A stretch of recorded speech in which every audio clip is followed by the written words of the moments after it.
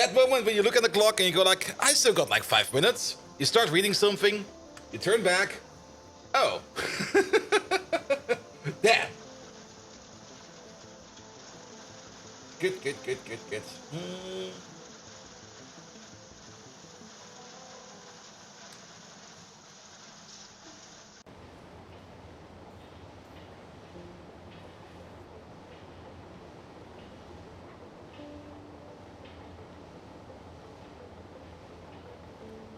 Hello, Teen. Hello there.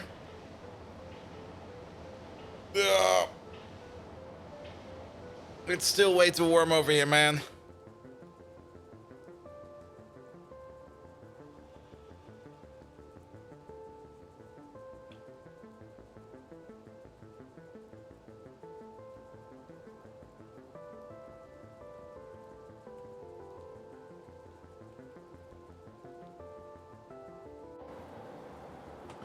Shapes 2 came out? Well, that's fine for Shapes 2. We still got pie to do.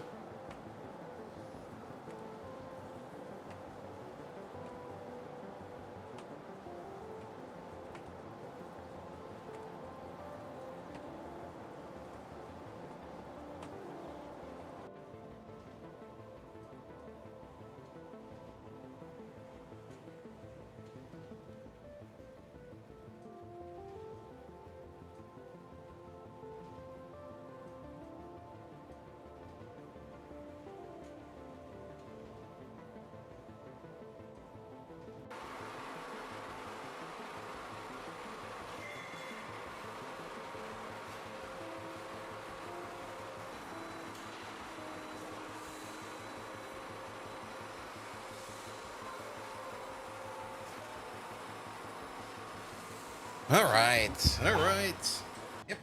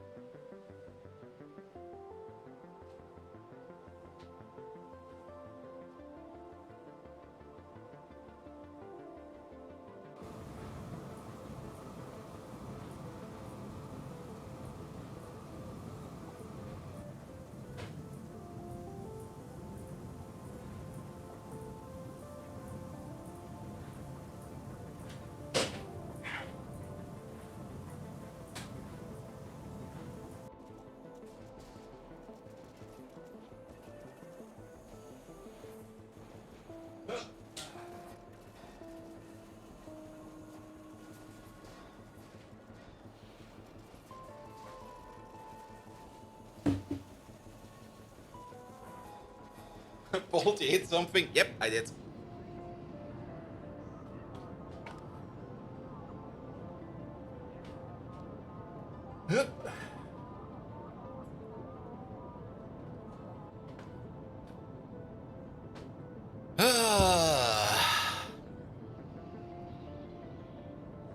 Did Bolt get away from Path of Exile? Yes! I'm definitely not playing it in the background. Let me just click some buttons or click. Ah! Click, click, click, click, click, click, click, click, click, click.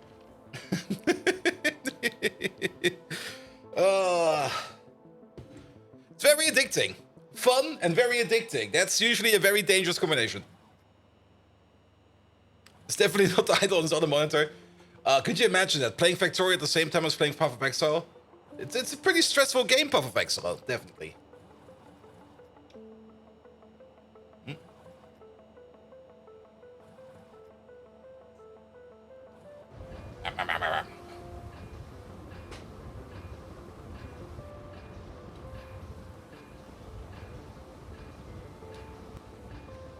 Where am I now? You mean in Path of Exile? I'm more or less at the end game. Basinjo! Hello there! Well, I think it's the end game. There's probably still more. Which maps though? Midfield. Pretty much midfield.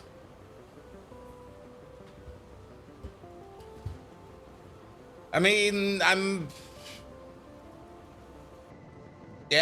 pretty much in the midfield, I think. Like, I'm reaching the end of the yellow maps. Yeah. Though there's still a couple for me to do over there, but I always get greedy and put too many modifiers on them, and then I get my ass kicked to me, and I go like, oh, well, that's kind of sucky.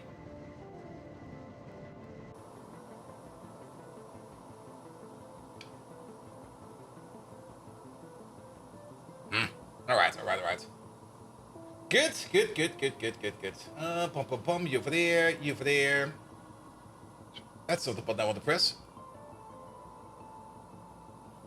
I'm both getting greedy, it never happened before.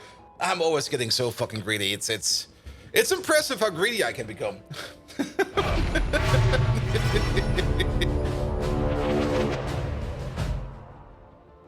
Good evening, Twitch, and welcome back to Path of... wait, that's not Path of Exile, this is Factorio. At least there's not a second separated skill for the tree for the maps, right? Yes. There's tree. So I guess it's if you want to develop your tree into 3 different ways, because there's quite a bit to go in there. All right. Everything's good over there. Let's go. Good. How do we play this game again? I just immediately go into this Path of Exile mode of like clicking and stabbing everything. Here we go. Wait, that's not how you move. That's how you move.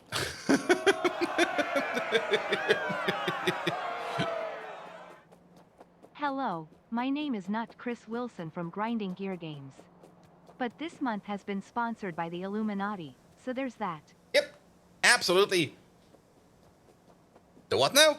Are we allowed to talk about the Illuminati? I thought the Illuminati was more or less a fight club of stupid people. Or actually the fight club of rich people. And stupid people. It was the Freemasons. Oh, okay, I see.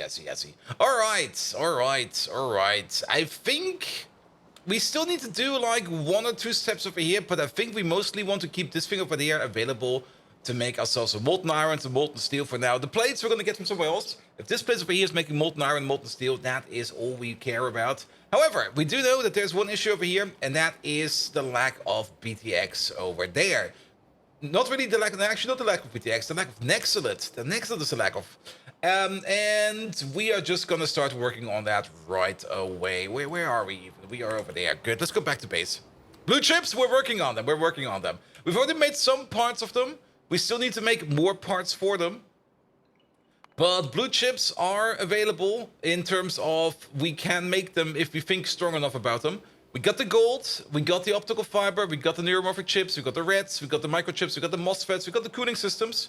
But still missing are things like the low power resistors, the processors, the mounted circuit substrate, the high frequency SMD inductors, the SMD diodes, and the multi-layer SMD capacitors.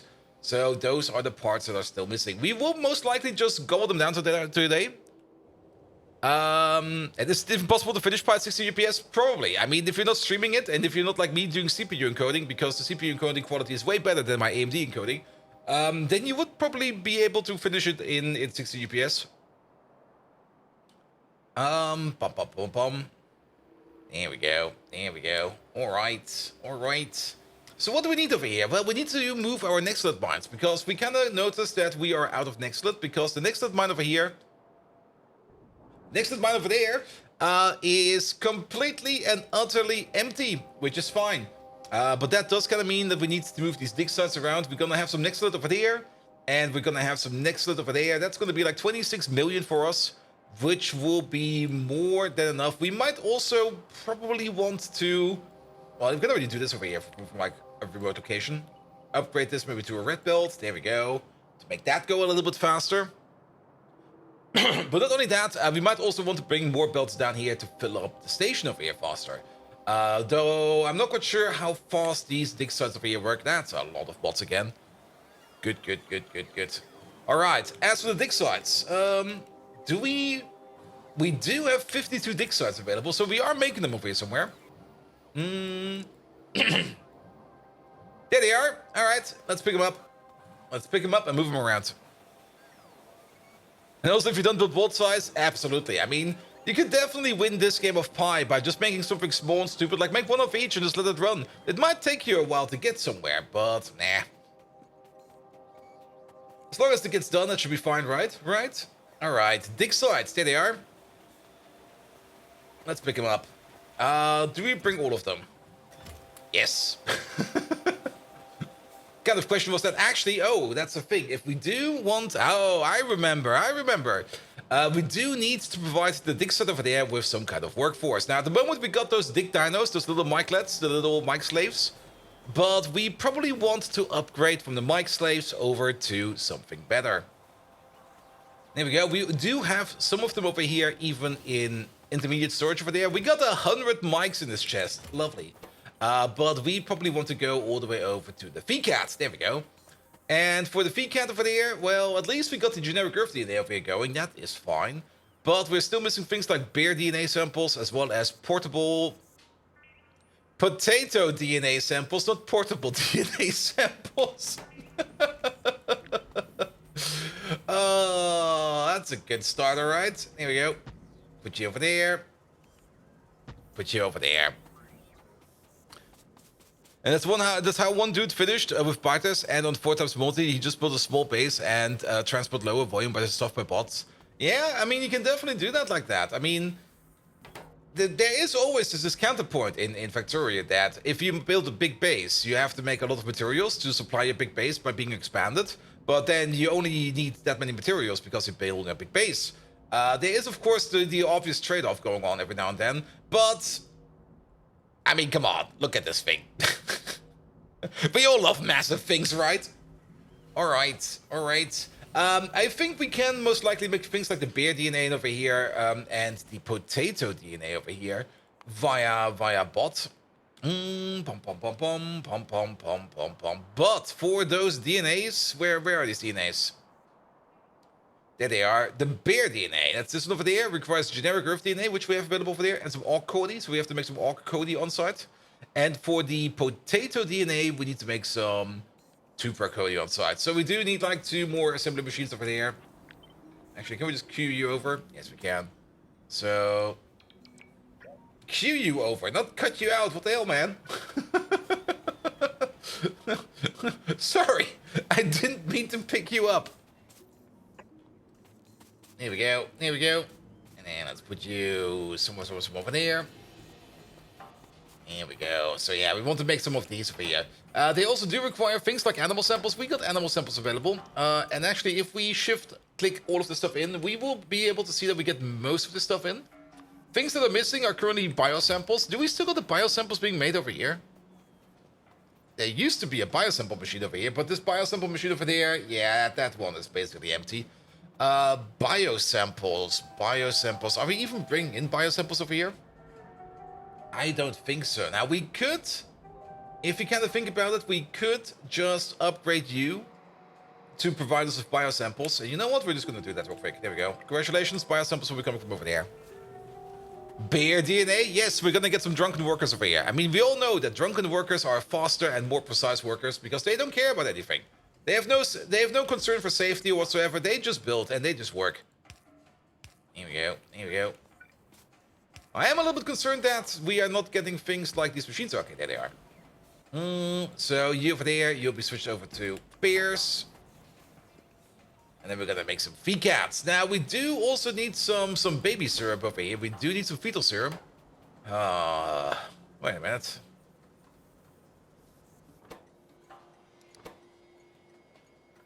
Ha! We still have one. Switch it over, please. This used to be for stainless steel, molten stainless steel. It's now being used for baby serum. And also this machine over there goes away. There you go. And then let's clean this up a little bit. Here we go. Here we go.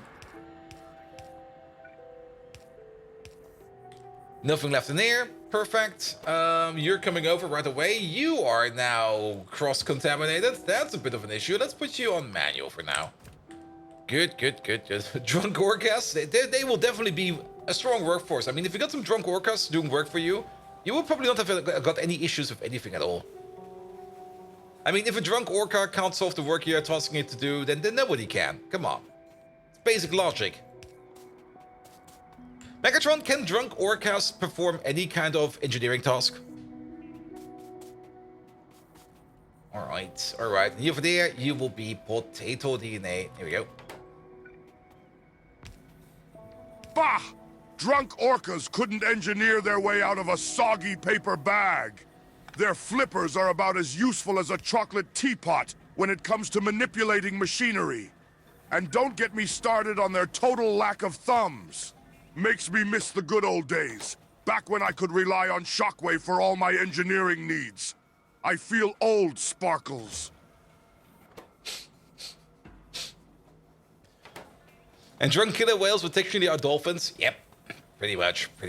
Alright. Can we maybe order up a little bit more than this? Maybe order up 500. There you go. And you over there, you order up 500 as well. Are we providing science over here from this place? No, we're not. Let's upgrade you as well. We're not even doing that, are we? Let's just make this a simple build. There we go. Pom. You over there. Out, in, over, limit. Something like this, that'll be fine. Good. And then... there's another issue over here. We will have no access over there because it's too far away. So let's maybe put you, say... That's a good spot. Alright, the baby serum has arrived. Then the cDNA has arrived. The good alien samples should be coming over any second now as well. Let's order up a little bit more of these as well. Let's order up 50 over there. As for the cDNA, let's also order up 50. There we go. And for the biosamples, let's order up something like 200. That'll be fine as well. And then these over there, that will also be upgraded to 50, please. Perfect. And then we will not be able to order in generic Earth DNA because generic Earth DNA will be coming in from over here. Oh, never mind. It is coming in via airdrop. Never mind. Sure. Generic. I thought for sure we had like a direct connection over there, but I guess we are just using the bots to get from over there to over there. I guess that's fine. Good. And then once you're ready, let's just move these down by one because they are more or less going to be rotated out. I'm not quite sure what we're going to do with these fecats over here. Not the fecats, the old mics over here, because technically we don't need them anymore. Can we do something with them? Can we turn them into compost or something like that? Where are they even? Here, a useless worker unit, usage. We can upgrade them into the shiny Digosaurus, or we can burn them into ash.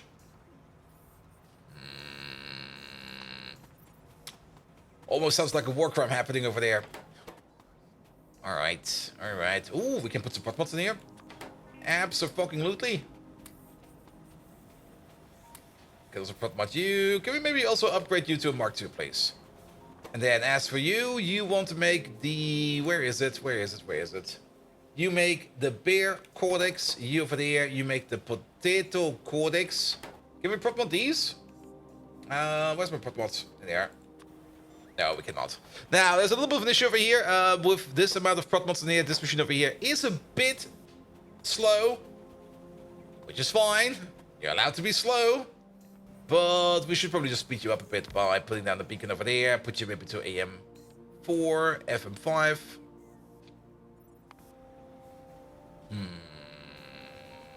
Probably a 4-4 will be correct. A 4-4 is correct, and then we will be affecting these machines over there. The Cody over there, we're going to be making like 1 codex every 5 seconds, and we're going to need over here a codex every... We need 1 every 60. So we don't need to speed up these machines, but these over here, they do want to get some speed in them. So let's give them some speed back. There we go, and now they got a crafting speed of 1.43. That is fine, but the productivity efficiency of 50%, and 50% is a lot. 50% is quite a lot. They will not be making this over here that very fast, but the most important part is the 5 prot mods over here, because 5 prot mods over here is amazing. And if you kind of think about it, if we would upgrade this to the Mark II, then this machine over here would already have like a 100% productivity bonus. And if we would upgrade it all the way to the Mark IIIs, we would get all the way up to 150. Yes, 150 productivity bonus. Nice, nice, nice. So slow, finish waking up, and then it's time to go to bed. My sleep cycle has been completely and utterly destroyed these last couple of days. Yeah. Yes. I don't think I can add anything else to that. It's just like, yeah, the sleep cycle has not been doing good at all. I definitely need to work on that again. Somehow. Maybe by becoming less greedy, but I think that will never happen. And that almost seems like an almost impossible task here. Just stop being greedy. And I'm like, no. I want to become even more greedy. Sleep cycle exiled? Pretty much. There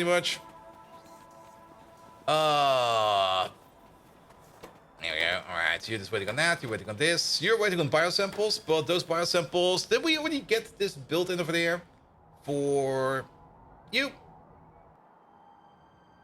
You're red now, and you are getting some pickups done. Perfect, which means there are some pickups on the way over here as well. I think we should probably order up a bit more than that. Yeah, let's order up like 1,000 almost seems excessive, but given how long they have to travel to get over here, I think 1,000 is fine. There we go. That does kind of bind a couple of logistic bots. We have bound about, oh boy, about half of our logistic bots with this task now. So that'll be fine. That'll be fine. Good, but you're starting to make the potato DNA samples. The only thing that you're missing is the not the cDNA, the biosamples, as well as these 2 other Cody. And then we're gonna get ourselves some cats. Can we speed you up? We can. Can we upgrade you? Do we got a creature chamber Mark II? I think we've never even looked at a creature chamber Mark II. We do have a creature chamber Mark II. Are we making it? Yeah, I can see it over there. Congratulations, get an upgrade. How long does this take? About 3 minutes. At crafting speed 2, that will be 90 seconds. At crafting speed, well, it will be a bit faster than that. Actually, it's already at the crafting speed 2. Yeah, let's wait for the upgrade over here as well. Now, that's not really... Actually, the upgrade over here is not really going to do us too much, because this machine over here is still, like, very slow. We make one of these Cody, or one of these samples, like, every 5 minutes. And we need a couple of them. We definitely need a couple of them. Might be even a better idea. You are running at crafting. Okay, you're also a bit super duper slow. You're being affected by 6 things. Where's the other beacon that's affecting you? There must be a beacon around here somewhere giving you that other bonus. It's 5 effects. Are you being affected by this guy? No, you're not. Oh, there it is. This beacon over there. And you are a fairly wide-range beacon, but you are mostly only there to speed up the production of shafts over here. So I think we can just, like, shrink you down a bit. There we go. That will still affect you, but I kind of want to shrink you down a bit more. That's too much. Okay, let's keep you at level 3 then. So that you give your effect mostly to this guy over here, who's now running at a crafting speed of basically 1. And that would mean we make like 1 of these every 25 seconds, and we do need a total of these. Yeah, that should be fine, I guess. Is it fine? That's not fine, right? Especially once we speed you up. You're now sitting at a crafting speed of 7. Yeah, it technically really doesn't matter how fast we make this thing, because he will be underperformed by these machines over there. We could make more of these, very, very true. But to be perfectly honest, I think it's fine. I think it's fine. But you over there, you definitely need to go a little bit faster, because we also do need the generic Earth DNA over here for the bear samples, as well as potato samples, as well as this creature itself. So now that we have kind of shrunk you down a bit, let's put down another beacon over there. And let's put you... let's put you over here somewhere. Yes, fine. And can we turn you into a 5-5? No, that will not fly with you. We can turn you into a 5-4. Good, good, good. And then make you even faster. So now you got the crafting speed of 2.5. Which will give us an output crafting speed of something 3.75. Basically just under 4. If we would estimate that this is a crafting speed of 4, that would mean we will be making one of these every 6.5 seconds. I hope that's going to be fast enough. So those 1,000 biosamples over here, yeah, we will most likely need them. Let's maybe also order up some more chests, as well as some more science packs. We need science packs for you as well. We do need the science packs for you as well. And also, okay, it's not that many insertions. It is going to be, what is that? 26 insertions every 6.25 seconds. So that's about 4 insertions per second. We definitely need the stack inserter over here, because else you are too slow. And let's also order up triple the amount of science packs over here. There we go. Perfect. All right. Then maybe also give you a little bit more of a buffer, because we do need these for the other upgrades later on as well. Now, I'm kind of hoping that we can see this thing over here popping out sooner or later. I mean, we could give you even more speed modules to make you go even faster. Now got a graphic speed of 8.5. It really makes no sense to put some speed modules in here. This is more just for us, for the lulz. All right. All right. Ah, I see what's missing. There we go. An output, that's what's missing. No wonder nothing is going in over here. Then again, that would mean we only need like one more of these, which is hopefully going to be done soon. Actually, these 2 bars will be finishing off at the same time. But here comes our potato DNA we're looking for. So, could we make this go down here still a bit faster? Like, you're now being affected by that lad over there. You got like 7 effects, 2, 5, 7, yes. So, we could turn you into like a tree. Tree will not fly. Tree 4? Tree 4 will also not fly. Tree 5? Tree 5 works for you, but not for you. Tree 2? Are you being affected? Oh, you're being affected by this tree over there. I see. And you're being affected by number 4 over there. The best thing we could do over here is put down the 5 beacon, but we will see. The factory must expand. Yes, it must, because this will always be hungry. I kind of want this over here to go a little bit faster. I mean, one way we could do that. How many resources on here? Not that many. We could split this thing apart over here, or at least move one of these over. Then we could put a 5-5 beacon, like, or a 5-something beacon in the middle over here. I guess we're just gonna have to live with it. It's fast enough. I'm just being like impatient. You get the 2-2 beacon, man. A 2-2 beacon should still work. I mean, it's still efficiency of 0.4. That is about like an additional speed module. There we go. Oh, you are way faster than this guy, though. How's that? Oh, because you got this guy over there. Of course, you got like this 3-5 beacon over here doing some work for you. All right. Can we maybe, if we can't move this thing over here,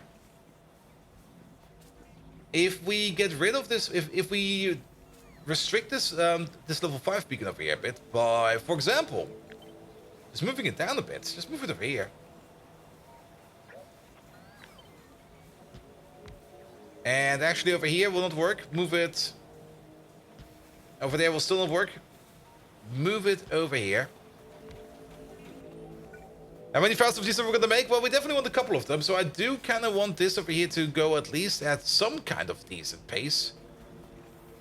All right, now they're going at even speed again. And we can click you up to number 5. Here we go.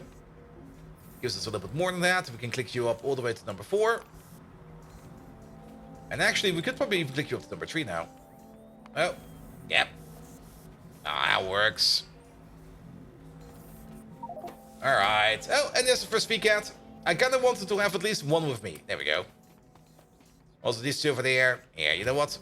Yeah, be free, my boys. Alright, alright, alright. Perfect. We got some of the dig sites on us, so let's just do some maintenance first. It's always good to start off with something easy, and we are gonna make a bit of an excellent outpost. Also, I'm kind of curious to see about the feedcat over here. I mean, it does kind of say that it's gonna be working more efficiently and more faster than the Digosaurus. So it's kind of hard to... They are able to mine twice as much ore with the same amount of food. So I think we're not really getting a speed increase. We are getting more or less a food consumption reduction, which is fine because these miners over here, they do require food. These will not work for free, and they will not work because of conscription. They actually do have some proper labor rights, and those labor rights are give us food and we will work. That's actually not a good labor right. Also, the food they eat is made up out of guts, lard, native flora, skin, seaweed, starch, water, and blood. So basically, they're having canned soup every day. Isn't there? I think there is deluxe worker food, isn't there? Is that a thing? Oh yes, there is. Wait a minute. There's quality worker food and deluxe worker food. All right, all right. To make the deluxe food, we do need to make the quality. A whole rock? Tier 4 samples? What the hell? All right, maybe not. How about the middle tier food? Okay, the middle tier food does not look too bad. Some growth factor in there. All right. I guess that's a thing. Some skin, some sugar, some finely powered biomass, some brains. Okay, some bone meal. And then we need to re-tin it, which is kind of fun actually, because we only need to put some tin in over here for this tin can, but then we need to put in some more tin for the other one. So it's probably a can in a can or something like that. I just imagine it's going to be a can in a can. All right, all right. Did you build it already? I did build the normal one over here. This one over there already exists, because the food over here is coming in via a train. We flew past it over here. There you go. And the only thing we might end up doing, but not today, definitely not today, is to compress this down into like a more up-to-date building. And we have easily enough space over here to compress it down. So we could just do that over here if we want to. All right, but let's pick up the old place first. And the old place is over here.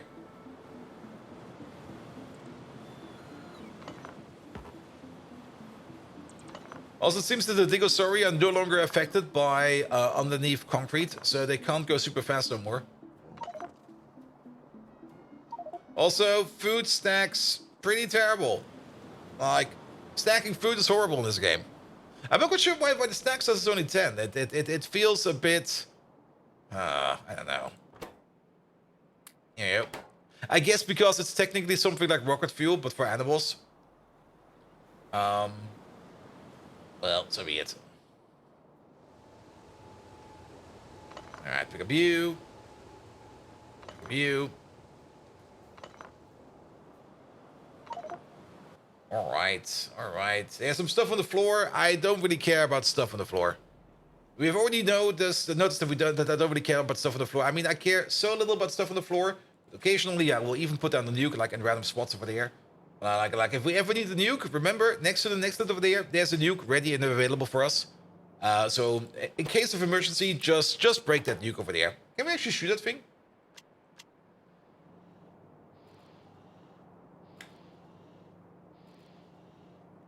Really? Nah, it doesn't target. Boo!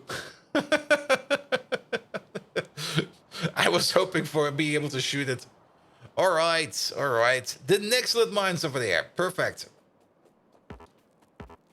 Oh, I thought we could queue these. I guess not. So, we're gonna need some dig sites over here. And we're gonna build a couple of dig sites over here. I'm actually not quite sure how we can do this most optimally. It seems, apparently, they can dig underneath other dig sites. At least it's been a while. Where was the old dig site? The old dig site was over here. I'm pretty sure there used to be, I mean, these over there, these were out of range. We could technically move this thing around like this and start digging that up, but I was like, nah. It'll be fine. So, if we overdo it, well, what will happen if we overdo it? Each one of these does make like a good, decent amount of ores.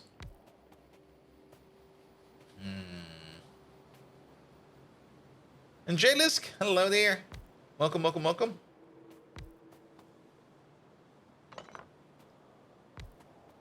Yeah, you know what? Let's do something like this. It'll be fine. And let's move you, say, over there.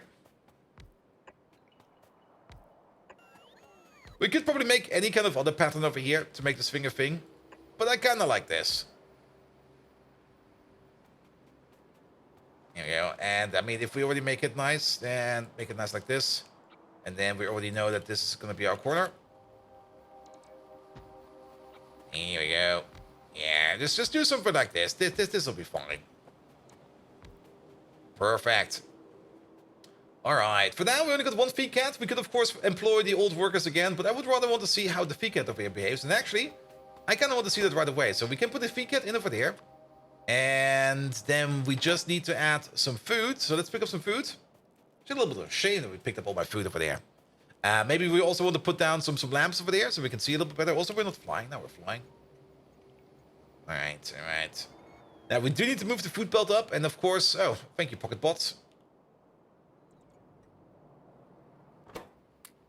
Yeah, give some food. It's also a little bit annoying to see that we don't really see necessarily how much they consume in terms of food. I think the wiki page over here tells us something about them. Let's have a quick look at that. So, in the Pi Codex, not under the third system, but under the Digosori. Yeah, 1 worker food gives them 8 ores. And since we got like the feed cats, it's a larger, genetically enhanced version of the Digosaurus. Feed cat has 100% mining productivity. Oh. Oh. Oh, that's how they do it. So that's why it's twice as fast. I thought they would just be more efficient with the fuel, but no, we're getting more stuff out. The top miner is off by 1, triggered. Which one is off by 1? Oh, this one.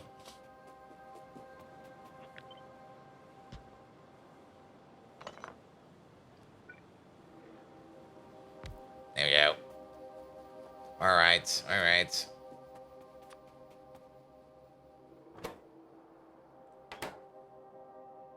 And you still need power? Oh, crazy building, man.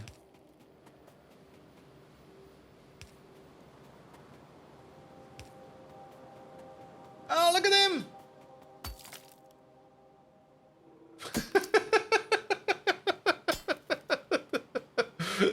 That animation quality, man.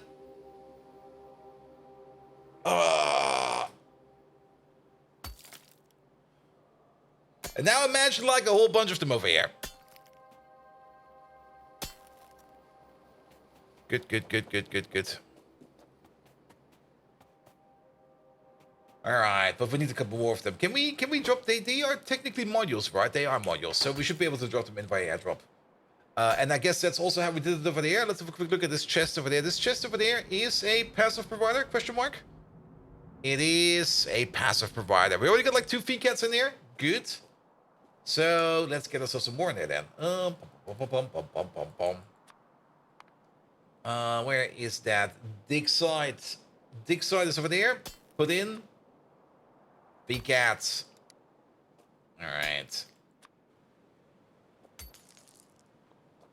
Well, I guess it works. Let's see if they get picked up.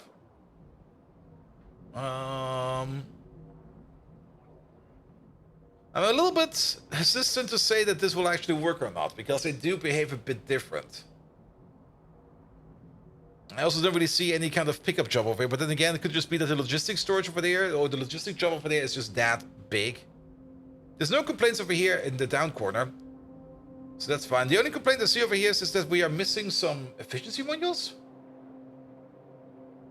Oh yes, we are out of efficiency modules. It's the mine in the bot network. Oh. Yeah.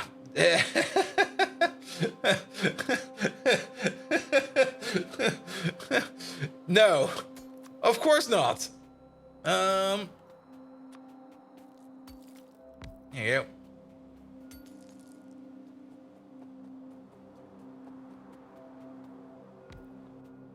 Put you over there somewhere. Here we go. Actually, you get the power pole over there. Power pole over there. Small problem. Ah, tiny problem. Alright, alright. And now they should be picked up. Yep, they're off. Perfect. So then this over here will be populated sooner or later. Great. And then imagine like a whole herd of these over here. Just going completely ballistic over here. Perfect. Last time I think we used loaders over here to fill these up with worker food. I don't think we need to do that because they only stack up to 10, so a loader makes no sense. But what we definitely do want to do over here is to make sure that we can unload these buildings to the best of our ability. It's also not really quite clear how much we're going to be making over here in terms of raw ores. So what is this? It's 4 over there. It's 5 over there. It's 4 over there. We're just going to turn this into... I guess we can compress it down into 2 builds somehow and hope that will be how it goes. Also, we were kind of missing some parts over here. Here we go. Here we go.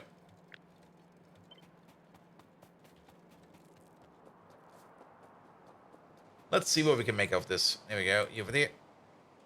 That actually kind of worked. Oh, my pocket. Why are my pocket pots on? Do I not? Ah. Oh, my suit is out of power. That's why. That's why. Alright, and then you over there. Yeah, suit power. That might be an issue. There we go. Here, have some rocket fuel. That does kind of probably mean that we will have to take the train back home. But that'll be fine. That'll be fine. Well, then let's turn the pocket pots off for now, because we will need all the power over here to put power into the generators. Good. All right. So that will be coming down over there. We could maybe just use tree belts. How about just go for tree belts? I think tree belts will be fine. Then we don't need to worry about mixing max in this. We're just going to put it on tree belts, and we'll just set it off. And actually, if you kind of think about it, we're going to get even more belts, because we also kind of want to hook up this area over there. Good. So what do we still have available over here? This entire thing over there does no longer exist. It definitely does no longer work.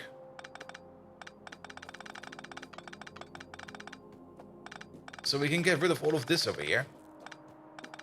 We are going to build temporarily over these zinc mines over there. We'll probably be populating these zinc mines over there. That's 114 million zinc, man. That's a lot. Then again, let's just build past them. We can just go down over here. These trains over here, I think they also do no longer do anything. Actually, that might not be true. But then again, there is nothing over here. Like, the stuff they're getting over here. Okay, that's this place over here. Oh, is this place? Do we? That's definitely off. That is definitely off. So what we could do over here? Let's first of all start off with one thing first. Just turn all of these off. There we go. Even if they don't have any kind of counter station, we're just going to turn them off so that nobody ever comes back over here. These might still go somewhere at some point in time, but they should never, ever, ever come back over here. These stations are off forever. And then we can at least pick up the train tracks over there. That coke connection might be important. There we go. And then we can pull and push our belts through the middle over here. Pick up these over there as well, please. You can keep that. There you go. Alright, that gives us a bit more space. That cleans this entire thing up a bit. We do need you to exit. There we go. And let's move you back a bit. Good. Good. Perfect, because now we got this pathway over here to go downwards with. You are definitely out of it. The signal over there can go. fish oil is definitely also no longer being made or consumed over here. I mean, that thing is that's over. That is definitely absolutely over.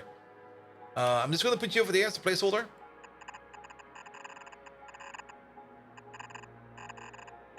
There we go. There's also 2 tanks over here for something. I think that used to be lubricant. Alright. Ah, really?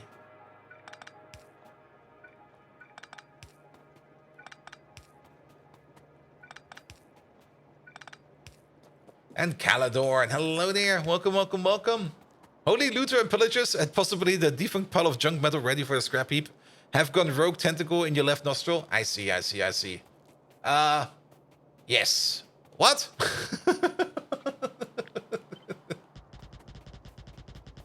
Calador, welcome, welcome, welcome. How you doing? Sorry, my brain is still in full Path of Exile mode, so... Yes. Look. I'm still in full of Path of Exile mode. My reactions are top notch. You're exhausted, but other than that, you're happy? Perfect. I'm also exhausted, mostly because I play way too much Path of Exile. I'm not quite sure if it was a good idea or a bad idea to start that game, but I'm having fun.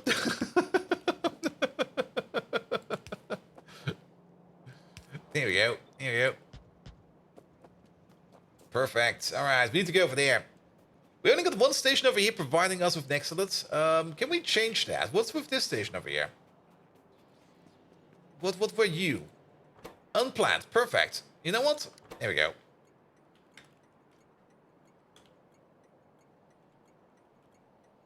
Next elite. Make this also an excellent provider. Here we go. I want to have 2 of these. And then we can just split our belts into these 2 over there.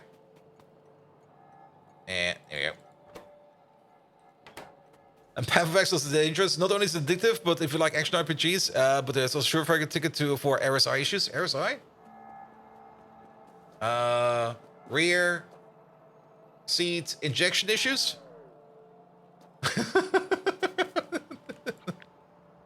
Sorry, abbreviations could mean anything.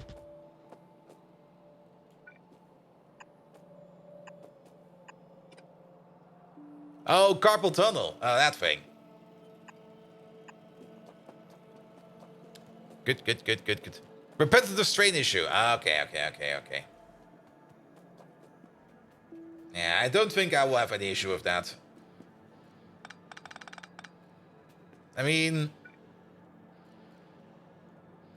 how to put it? I usually play with like a very, very high mouse sensitivity, so my mouse hand is already, you know, like not moving at all. Though I'm still kind of unhappy with the sensitivity of this mouse. I kind of want it to be even more sensitive. But there seems to be a physical limitation with this one. I might need to get myself like another one of those gamer mice. I kind of didn't want to get one. Because I usually kind of go like, they're always so expensive. But the accuracy and the speed you get out of them does... you can see that. You can definitely see that. Stuff on the floor. There we go. Put it in your deep pocket. There we go. If you're pressing more than 1 button, you're doing something wrong anyway. Yes. I mean, the only time I'm pressing more than 1 button in Path of Exile is when I want to heal. I drink all my potions at the same time. I'm always like, I need to heal. Drink all the potions. Quick. Dying over here. Here we go. All right. Then 1, 2, 3, 4. There we go. Then what's this belt over there? That is also an ancient belt. There we go. Just pick it up real quick. We're not going to be fully picking it up. We're only going to be partially picking it up. Now, there is one thing we do need to do over there. And that is... can we do it like this? Will this work for us? You over there, you over there, and you over there. And that will work for us. You over there, and you over there. Because we do want to split this evenly amongst our inputs. Here we go. Here we go. Do it like this. Do it like that. Here we go. Also, Simrock, speaking about Path of Exile, I noticed a thing. Do movement skills get triggered automatically? Because I had to equip a movement skill for that one dungeon where you just have to teleport everywhere. And I kind of noticed that my character started teleporting everywhere in combat, and I was like, oh, don't they need to do that? No, they don't? Really? Then why the fuck is my character zooming around all the time?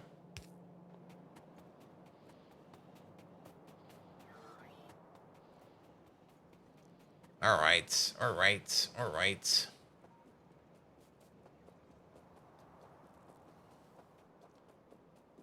Perfect. Alright, do we got coverage over here? Ah, there's no coverage whatsoever over here. We're out in the boonies over here, man.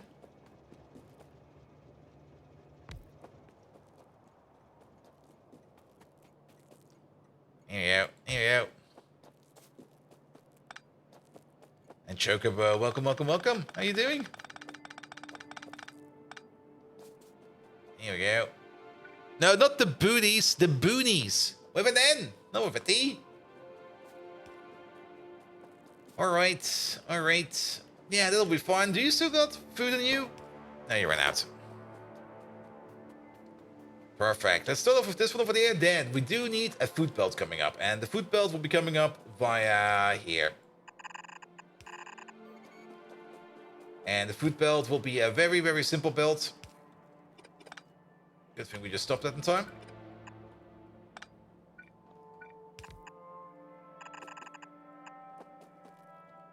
Here we go. We're just going to split it up over here. It'll be fine. One over there. One over there.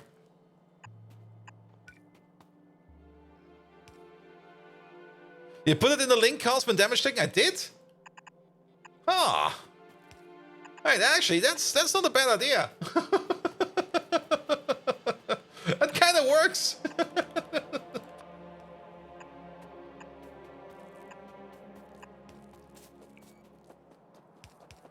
I mean, the way I currently play my Path of Exile character is like he just jumps in, does one attack, everything dies, and if it's not dying, it's attacking me. So I want to get out again.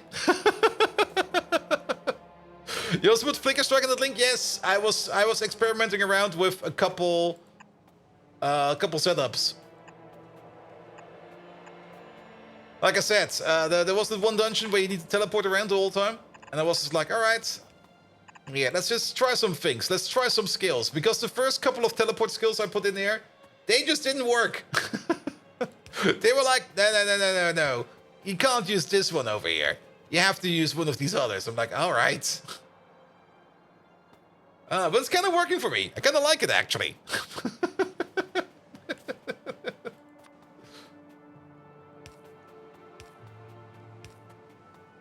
Also, DPS-wise, I think I'm now at, what is it, like 36,000 or something like that?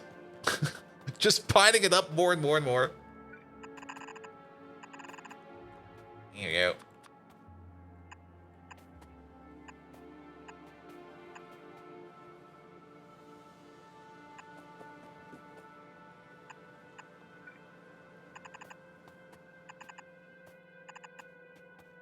Alright, and then some more food over there. Perfect. And let's place these by hand real quick. You over there, you over there, and you over there. Good. Now, it's kind of hard to tell. Wait a minute. Okay, you got, no, actually not hard to tell. You got one. There's two over there. Alright, you got a little bit more treated equally than others. That's fine as well. Let's get the belt of food up over here so that at least these machines over here can start working over here. Perfect. And this thing got made. Well, you can sit over there for a while. I don't really care about that. Do we need to move these again? Well, there we go. We might as well move them. The only reason why we are putting them down again is because there's still... Well, actually, there's not that much stuff left on the belt. You know what? Fuck it. Get the fuck out of here. We don't need this. There's an ash belt over there. This ash over here is coming from... Where exactly? This ash is coming from... Good. We don't care about that either. The coke belt over there is only for fuel. You know what? Yeah, get the fuck out of there. Not required.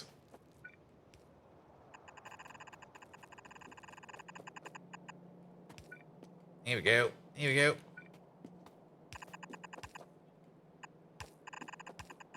Alright, alright. And then gonna be built over there. And then the food we're looking for is right over there.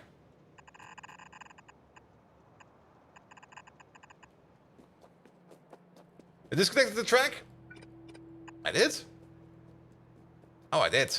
Yeah, but then again, there's nothing over here. It's a very, very old place where we don't really care about it too much anymore.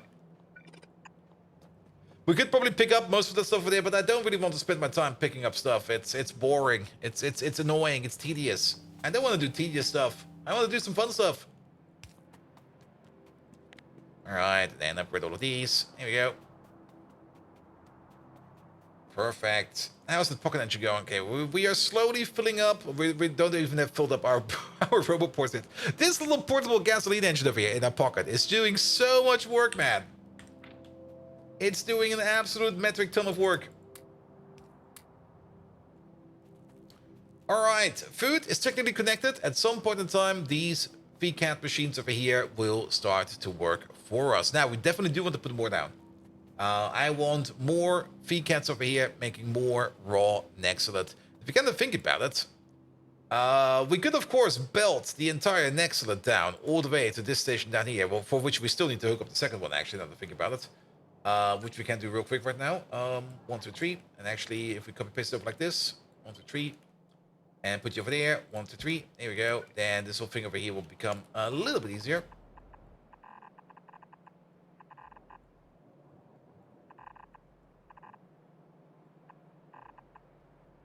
There we go, here we go, and there we go. Then let's maybe move you out by 1, and let's move you out like this. Move you over, please, and then move you, not over there, please. Thank you very much. Good, let's get rid of these. Here we go, I will make this a little bit easier. Perfect, now we can fill up 2 train stations over there with your output over there, but if we want to mine this place over there as well, we might as well put it into a train station over here somewhere. Now, there is... What the hell is going on over here? There's a bit of a very chaotic mess going on over here. This is... That's... Input track? Output track? Okay, okay. Huh? That's a proper mess over there. I love it. We could, of course, try to reclaim a station over there, but there's quite a bit of glass in there, and actually quite a bit. We could try to repurpose this glass station over there, because this thing over there also is no longer there. Past-built absolute cluster. Yep. Well, it does work. We do know that it works. Yeah, we could just empty out the glass over there. It'll be fine.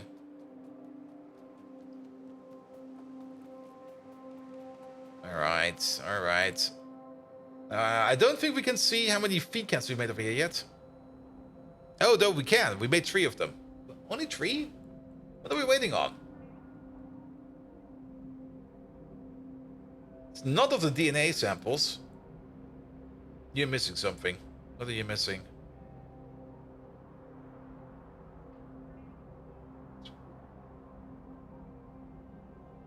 Is it the good DNA samples? No.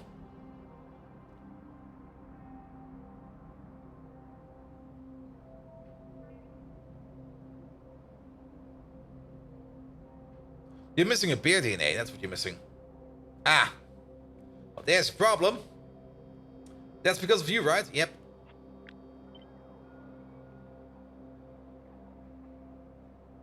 Put you over there. Alright, alright, alright. Yeah, we can wait forever for that. It will never come. Now, we don't necessarily want to make it on the food station, and I don't really mind buffering food on a belt over here. So the food will be going up over there to where the other mine will be. We're just gonna cut this. There you go.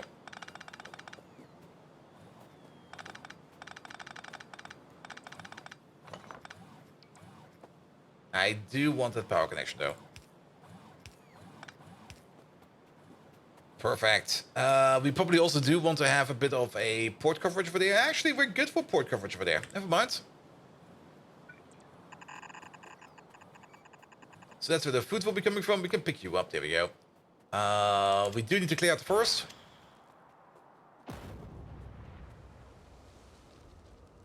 Ooh. And James Bowen, you're 100 hours in. You just got drones unlocked. Is it important to build out a construction wall that early, or wait for later? I mean, the more early you make like a construction wall, the more early you will have access to things you always need. I see no reason to not start off with a construction wall. I mean, I can see that maybe at the beginning, if you just unlock bots, you're probably just not going to have that many bots. That is very true. But give it some time. You will make them for more than enough. I mean, if you just put like a machine down that makes bots for you constantly, at some point in time, you're going to have like a big cloud of bots. But I mean, if you want, I mean, you could, of course, pocket craft every pipe part out there. If you really, really want to pocket craft it, that is definitely a thing you can do. But a robot mole is definitely very, very useful in Pi, in my opinion. Here we go. Here we go. Can you tear down the former slaughtering facility? We could. Like I said, not on stream. We will probably do that off stream if I don't waste my time in Path of Exile again. Which will most likely never happen. Absolutely not. Definitely also have not already started up my second character because I kind of wanted to pick up another character. Please send help.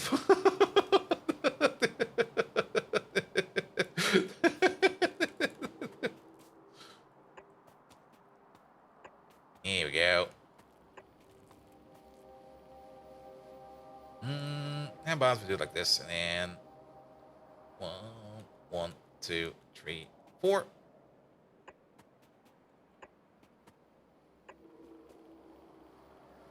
Something like this. And actually, if we keep it a 4-4, oh.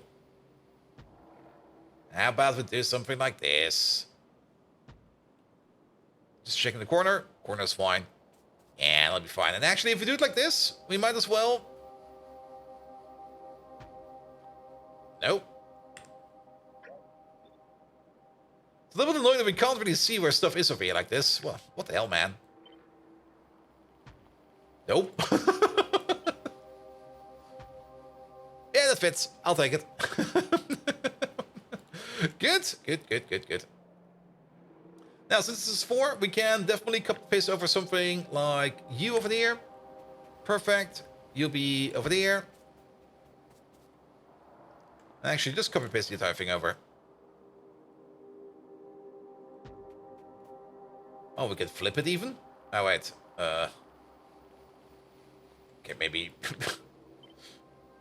maybe flip it like this. That'll be better. You're still going the correct way? Yes, you are. Put you over there. And then you go this way. Perfect. Alright. Alright. Let's start with the food belt. Food belt's going like this. We do need a little bit more landfill over there.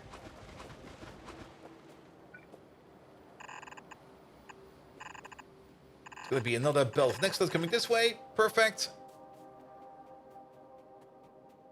And then we're going to have you over there. This belt over there does need to be flipped. And I think if we flip that belt... Yeah, shit. If we flip this belt over there, then there's a good chance that we will have to put down some new belts. Oh, no. I thought for sure that this belt over here will be picked up, but I guess I was wrong. There we go. And we go the other way around. And we might as well make it a loop. Because we can. And then input priority over there from the top. Perfect. That will definitely be the terminal loop over here for the food. Just food going around in circles. Basically one ginormous sushi circle. And put you over there. And then you over there. And you over there. That'll be fine as well. And bum. Would you look at that?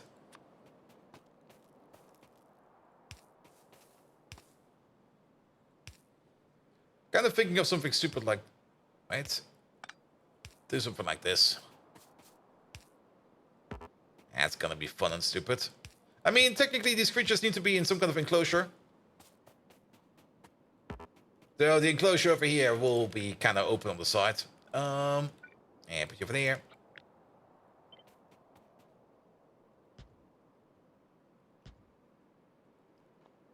Perfect.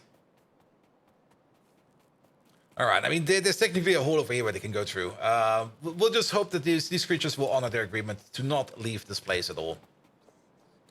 That'll be fine. All right. We do need a little bit more over here in terms of construction zone radius. So how about you over there? How about you over here on the other side? That should cover everything. You are still missing power, though. Because... Really?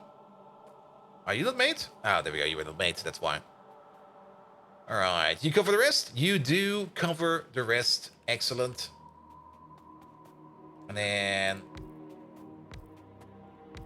We don't really want the bots to bring this over because we have them in a pocket. So let's build them ourselves.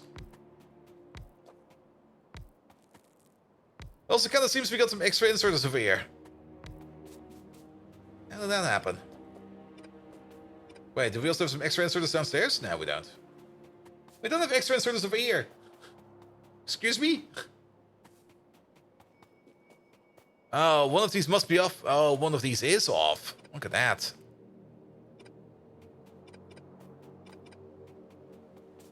Got the same issue over there. Alright, alright, alright. Yeah, that'll be fine. And then we still need to place down you, and then these two. With them placed, we can now order in the feed cats over here via airdrop. Thank you very much. Alright, speaking of the feed cats, is the feed cat production working again? Feed cat production is working again. We made 4 of them already. Perfect. Now, if we're going to see more of them over here very soon. Is the production over here already starting? Not yet. We are still waiting on... this belt over here going the correct way. My bad. And then I guess we can just drop everything over here into this glass station over there. We do have to get rid of the glass though, and we do kind of want to upgrade the belt.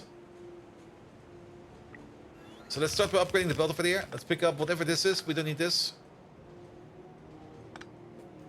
And then we also need to get rid of the glass in here. So there's only 100 stacks in here. That's not a lot of stacks. That's only a little bit.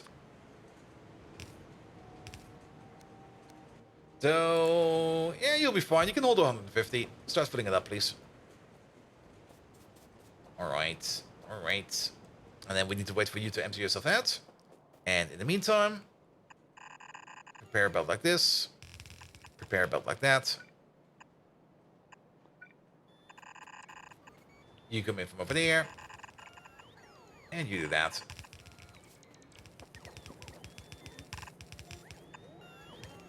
Excellent. And then next, that should hopefully be done for a while.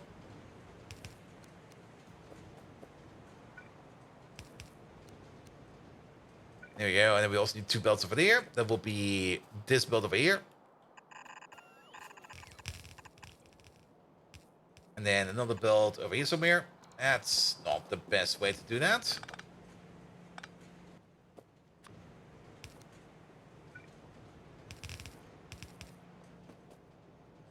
Here you go. There's also still the underground missing over there. And you're going the wrong way as well. There's more issues. I see them. Wait a minute. Oh! I see what's going on over here. Well, I guess we made it like this now. Just don't tell anyone. It'll be fine.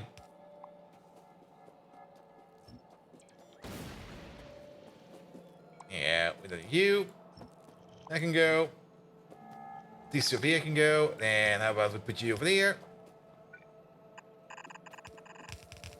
Excellent. Alright, alright, alright. Then.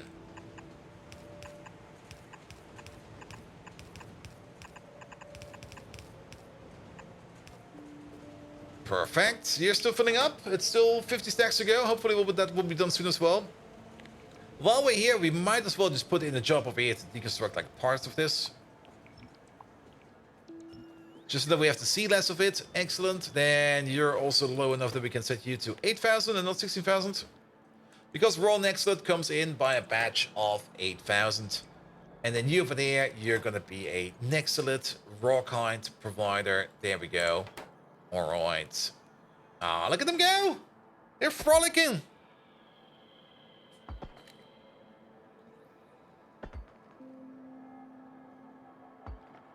Ah. We need more of them. And more are on the way. You know, we definitely do need to raid over here because we do want to look at these whenever we can because they're amazing. Yeah, that should do it for us. Pump. Big boy radar, and we're fine. Oh, the food is also already all the way over here. Even better than that. Good. Not you. You made 5. Yeah, this process over here, it's gonna take some time for this process over here to finish himself up. So be it. Just let it sit, let it spin. It'll be fine. Alright. Alright. And also, now that we get like 100% productivity bonus over here, I don't really think that these over here are affected by the research productivity bonus. So we don't get anything extra on top for that. But basically, doubling our ores over here, that's going to be 14 million over there. And just under 14 million over there. So a total of about 55 million, give or take a bit. And seeing live beings mine feels so wrong. It definitely feels a bit weird. I mean, there's also that other mod out there with like the robots that will just run around as a human and start mining for you. I just noticed how big these crystals are. Like, what the hell? How? Wow. This is messing with any kind of perspective I have for this gamepad. I mean, the game already has a bit of a perspective issue, but this is just somehow making it worse. These crystals, you know what it is? These crystals here are bigger than your average cube. That's why it looks so off. Because usually when you look at an ore field, any kind of ore field, like your ores are usually like within the square. And they don't really go out the square much after that. But these crystals, man. And this nuke over there, which is just somehow hovering on top. As well as the trees. Oof. Alright. Doesn't matter. This thing over here will be built. Once it's done, we will get our stuff in from over here. We did rename you. We did. The glass over there is also out. The only thing we need to do over here is to make sure that there's no glass left over here on these belts. There we go. Pick up all of this. Hey, there is a bit missing over here. Guess we broke that by accident. Here we go. Pick up this. Pick up all of that. There we go.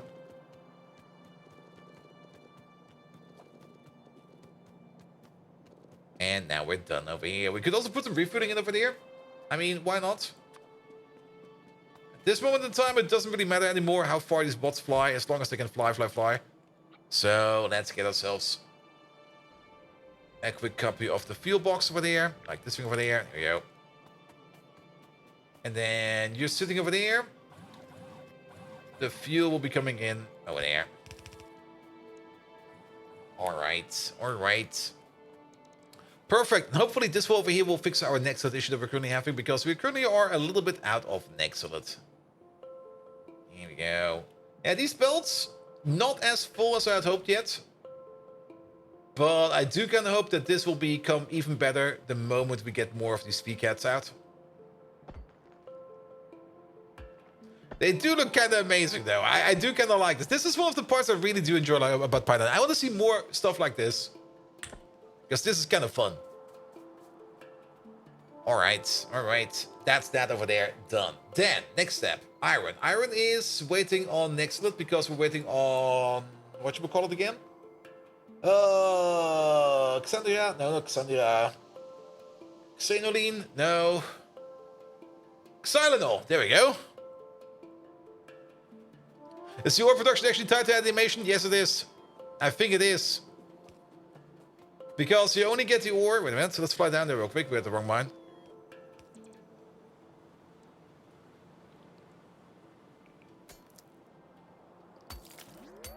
Yeah, we got 4 now. 5 now. There you go. Okay, he's coming back. He's got some ore in him. And then bloop. This might also be an absolute UPS killer, if you kind of think about it. I'm pretty sure this is not good for UPS. But this is the only way to mine next to it, because they took the big next to it mines away from us. So, yeah. But that seems to be working now. Perfect. Alright, we're done over here. We're gonna fly away. Let's maybe go back to the mall real quick. We also need to... We need to drop these dinos off somewhere. I know exactly where.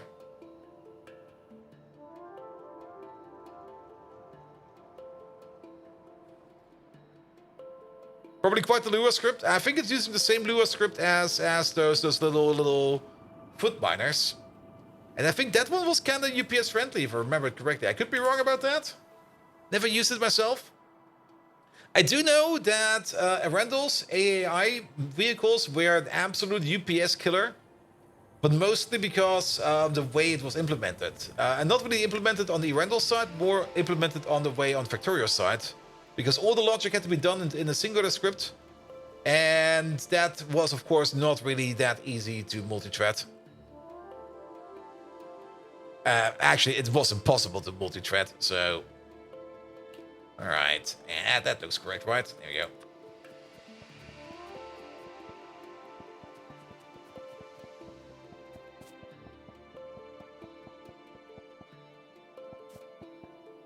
There we go.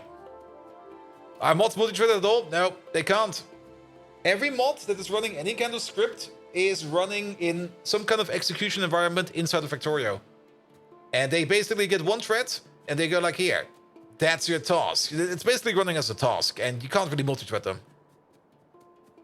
At least that's how I imagine it will be, but Rayguard can probably tell us a little bit more about it.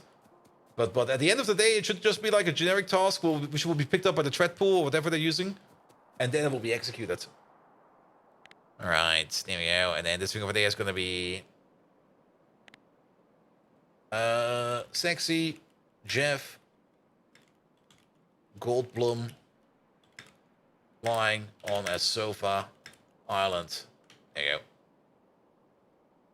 go. Also known as Jurassic Park. That's pretty accurate. All mods run in the game and the update loop, and most mods run sequential on the load. And we disabled all of the Lua's async stuff. Yeah. I mean, that's usually how I see those things implemented. If you would do it any way differently, I think it would, well, maybe there's a better solution for it. We do need some radar coverage over there. But that's usually how you see it implemented. Like just some kind of task engine or something like that. Picking up jobs, running them down, and then going to the next one. Alright, alright. That got rid of all of... Actually, we do need the dig site over there. Wait a minute. Can we even place these in the wild? They do need a house over there, right? Right. Why does Rayguard does not have a game developer badge? Because he's playing Pyanodons. Come on. There you go. Yeah, get the dig site over there. Now it's more Jurassic Park. It comes even with an error. Perfect. I mean, I could give him the tag in the Discord. I mean, Maniac did that at some point in time. Oh. I turned to the Michael Jackson. Maniac did it at some point in time to give like some people some tags because he wanted to give people some tags. There you go. I can definitely give him one as well. Oh, you met here on Twitch? On Twitch? Ah. Never really looked into that, how that comes together.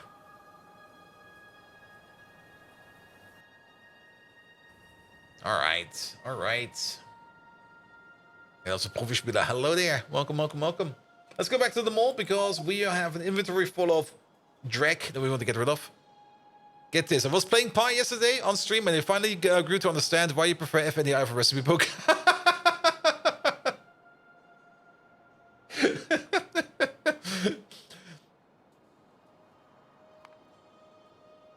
Wasn't like how I usually say. I mean, recipe book is great. I do enjoy recipe book. Sometimes we do want to look up some things more in depth. Then recipe book is amazing. But most of the times, the things you kind of want to look up are next to each other. And FNAI just does that super duper fast. Like, for example, And that's a very good example. And maybe I'm just using it wrong. Maybe you can enlighten me. But if we just want to go like process iron, the next step would be like, how do we make it? Over here. What do we do it? Over there.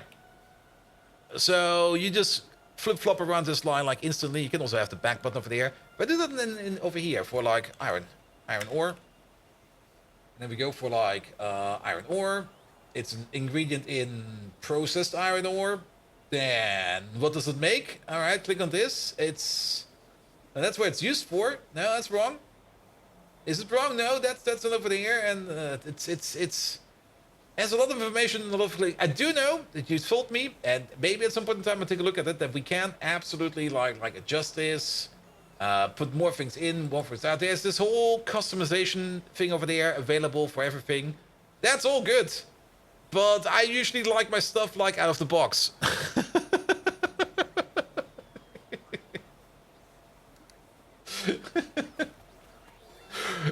But that's just a me thing, man. That's just a me thing.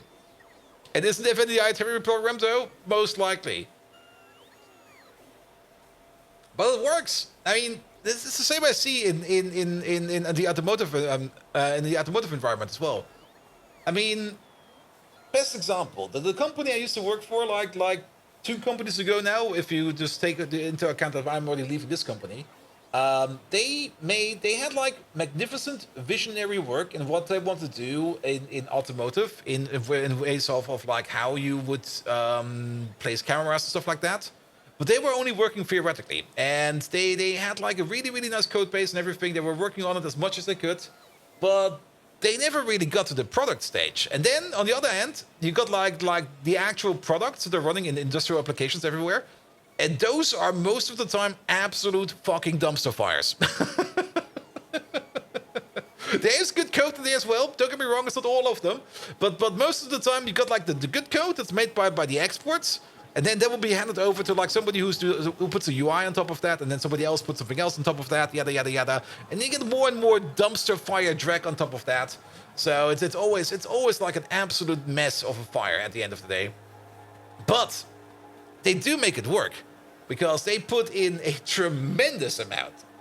And tremendous amount has to probably be underlined at least twice.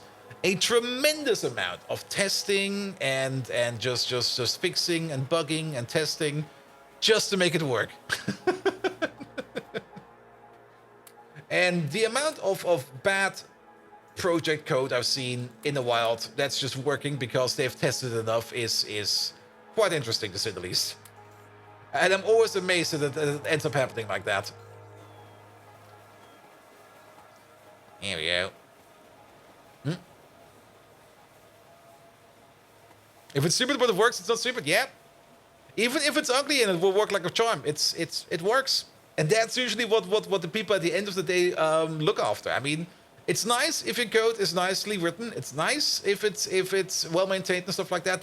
Those are still good factors. Don't get me wrong. Like the moment you need to like work on a bug because you need to like, fix something, then you're gonna be super duper fucking happy that you put all that effort in to make the code clean, to make the code readable, to make the code editable. It's mostly the time when you did not do that, you have to fix something, that you're gonna be like sitting there going like fuck, shit, fuck, shit, fuck, shit. Fuck.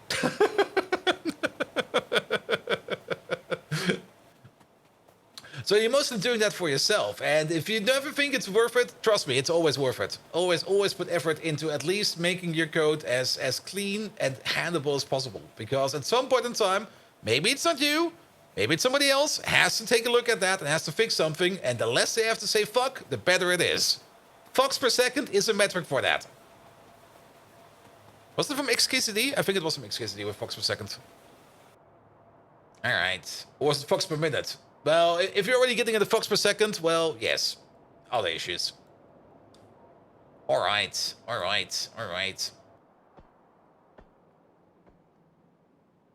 And Recipe Book is a few years old now, and I already hate looking at its code base. I get that, man. I get that. I get that very much. I mean, the project I was working on in my now almost ex-company, had I known what I have known now, when I started the project like 3 years ago, it would have looked completely different. It would be a completely different setup. It would be an entirely different project. It would be more like it looks now for the next generation that we're working on. Oh, that's already some over there. Look at them. Look at them go.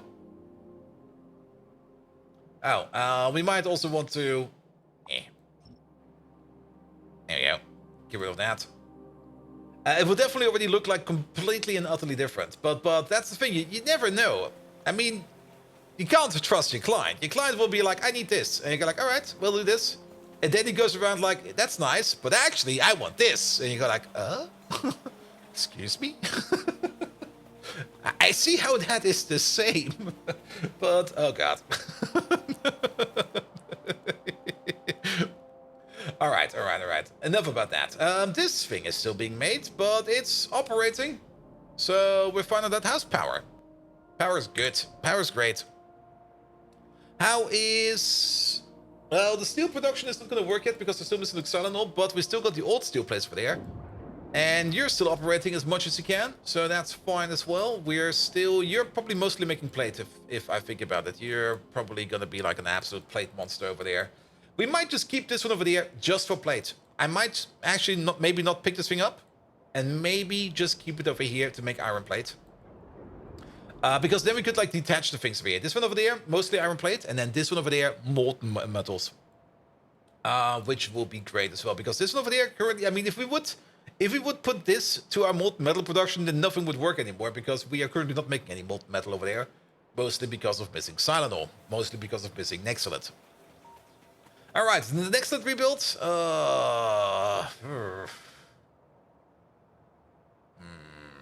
Do we want to do the Nexolite rebuild? I mean... That's the Nexolite machine over here.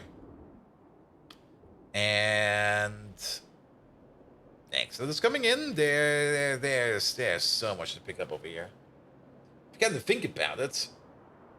Nexolite. Let's have a quick look at you. Nexolite. Raw Nexolite stacks up to 50. Nexolite dust over there stacks up to 100. It would be most efficient to, of course, move stuff around in Nexolite dust form. The clean Nexolite over here is already a significant upgrade. Clean Nexolite over there is already like a stack improvement of like 100 in compared to a 50. So that's already great. Nexolite grade 1 over there is... That's for the rejects. Wait a minute. It goes over here. We take the clean stuff. We take the raw stuff. We clean it. We then take the clean stuff and we turn it into grade 1.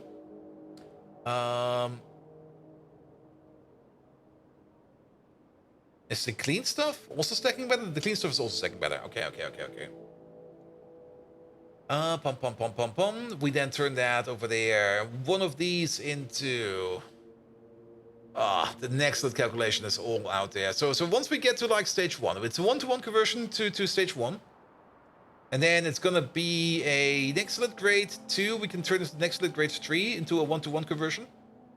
Which means that one Nexolite grade 1 is gonna be turned into 1.6 Nexolite grade 3, plus a reject on top.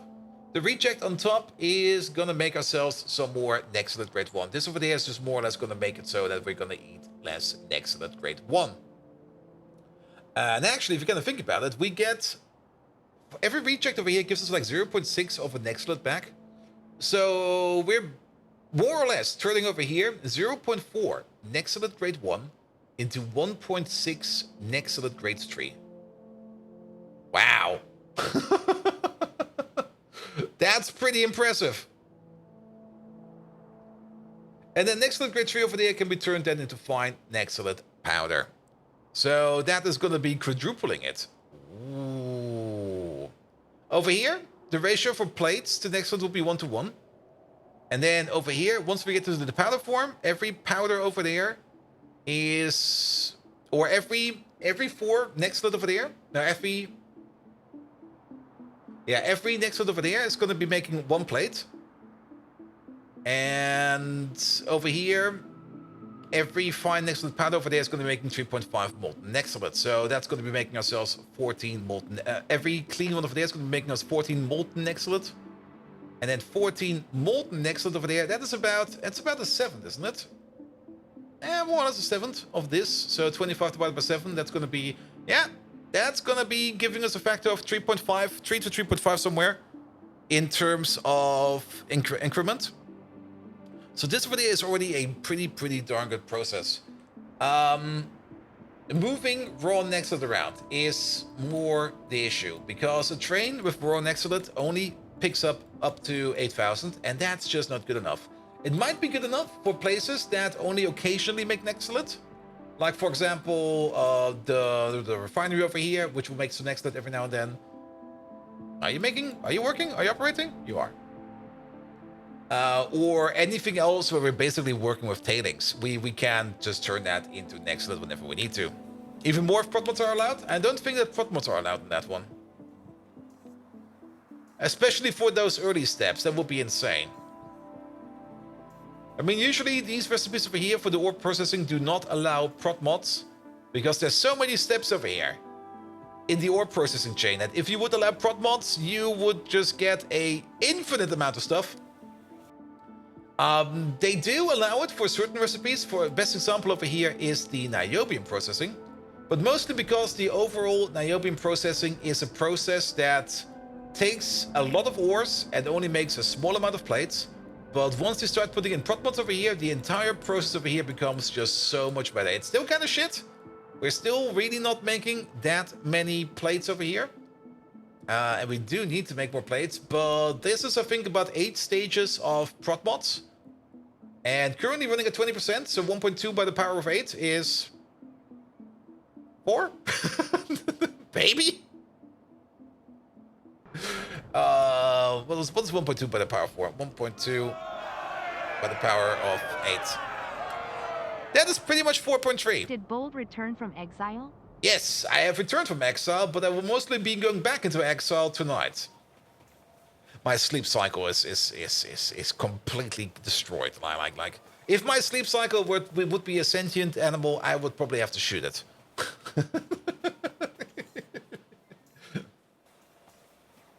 All right.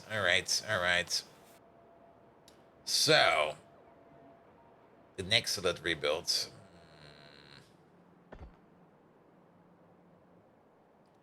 We could do it over here. We could start working on that. There isn't much more nextlet available over here, and nextlet big mines is not really a thing that exists. If your sleep cycle would be sentient, it would shoot you, most likely. Absolutely. All right. Ooh, 47 million over there, and then 33 million over there. Yeah, it could work. All right. I did kind of say that I didn't really want to work on that, but I think we're going to work on that because it only makes sense. We're going to need that nextlet thing sooner or later, especially blue chips. Blue chips is, once you get into the blue chips and once you get into production science, nextlet is going to become a very important part. So let's start and make ourselves a beaconized version of this thing over here. And this thing over there definitely has some fun things to work around. Okay, I already did this part over there, so that's great as well. So let's find ourselves a spot where we can blueprint. And straight to the south. Alright. Now, we already got the ratios over there, but we're just going to recalculate the ratios one more time just to make sure that the ratios are correct. I mean, we could just copy and paste the build over that we have over on to our right side somewhere. And put that down, but I do kind of at least want to make sure that that ratio is correct, because it could just be that we maybe made some assumptions, which you could maybe iron out or make easier in some other way. But let's go down here real quick. Let's also prep the nukes. Also, did we got fuel? We got fuel. Perfect. It's still very far away. I thought it was not that far away. It is still very far away. There we go.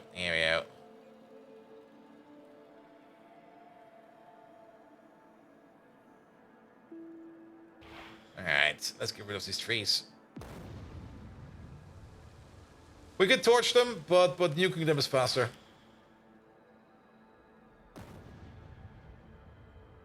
And we don't need to nuke all of them, we only need to nuke like a couple of them. Yeah, it should be enough.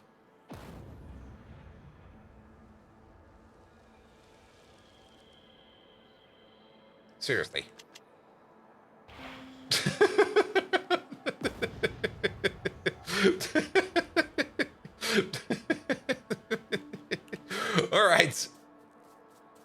plenty of space to work around with. Where are the things we're looking for? There they are. So we're gonna need these machines. Then what else are we gonna need? We're gonna need this machine. We're most likely gonna need to make a sand maker over there because we do need a decent amount of sand over there. There we go. Then if we need sand, we must most likely also need sticks. Anything else we're missing over here? We also do need this jaw crusher. I do know that we came up with a really, really nice ratio over here for these buildings over here because this is how it should look. But if we put this thing 1-to-1 and turn that into like a beaconized machine, then we're gonna have some issues over here. Let's bring over these two real quick. There we go. And that's fine. However, can we just divide this thing over here by 3? How many machines is this? It's 24 wet scrubbers. It's 10 screeners, but that's these 10 screeners over there. 10 impact crushers, but that's these impact crushers over there. All right, and then let's go to the ratio one more time, just to make sure that we know what's going on over here. So not iron this time around. We're gonna go for Nextlet. And since we are doing Nextlet, we should start all the way at the beginning with Nextlet, and that's the one thing we're missing, which is going to be this lovely machine. There we go. Do you have the pulp stage open yet? No, that's going to be the next tech right after production science. Next to the pulp is right over there. Oh, it's not even right after. It's a little bit further down. The pulp recipe over here is going to be doing quite a bit. It's going to make it way more impressive. I do remember the last time we did it in the previous version of Pyanodons, it was not really worth it because it was just like too many steps and too many materials over here to make not enough Nextlet. I think they fixed that. So, yes. All right. So, we're gonna need you. We definitely want to set this up as a nice ratio. So every 3 seconds we make one clean. And then one clean Nextlet goes into, well, every 3 seconds you eat 2. Right, so every 3 seconds you make 1, and every 3 seconds you eat 2. So that's a 2-to-1 ratio. For the jaw crusher over here, that is for this recipe over there. Here we go. So then we turn that into 1. Then the number 1 over there, and this is where the magic starts. Let's maybe start building this thing first, because we got a bit of a feedback loop over here. So we're going to be doing the sorting over there. And we got the feedback crushing over there. So every second over here. Every 2 seconds over here, you're going to need 1. So you're going to need 1 every, or 0.5 per second, that way around. All right, that'll be fine. Is the bigger bacon even useful? Yes, it has more of a base power. The bigger bacon over there, where's the thing?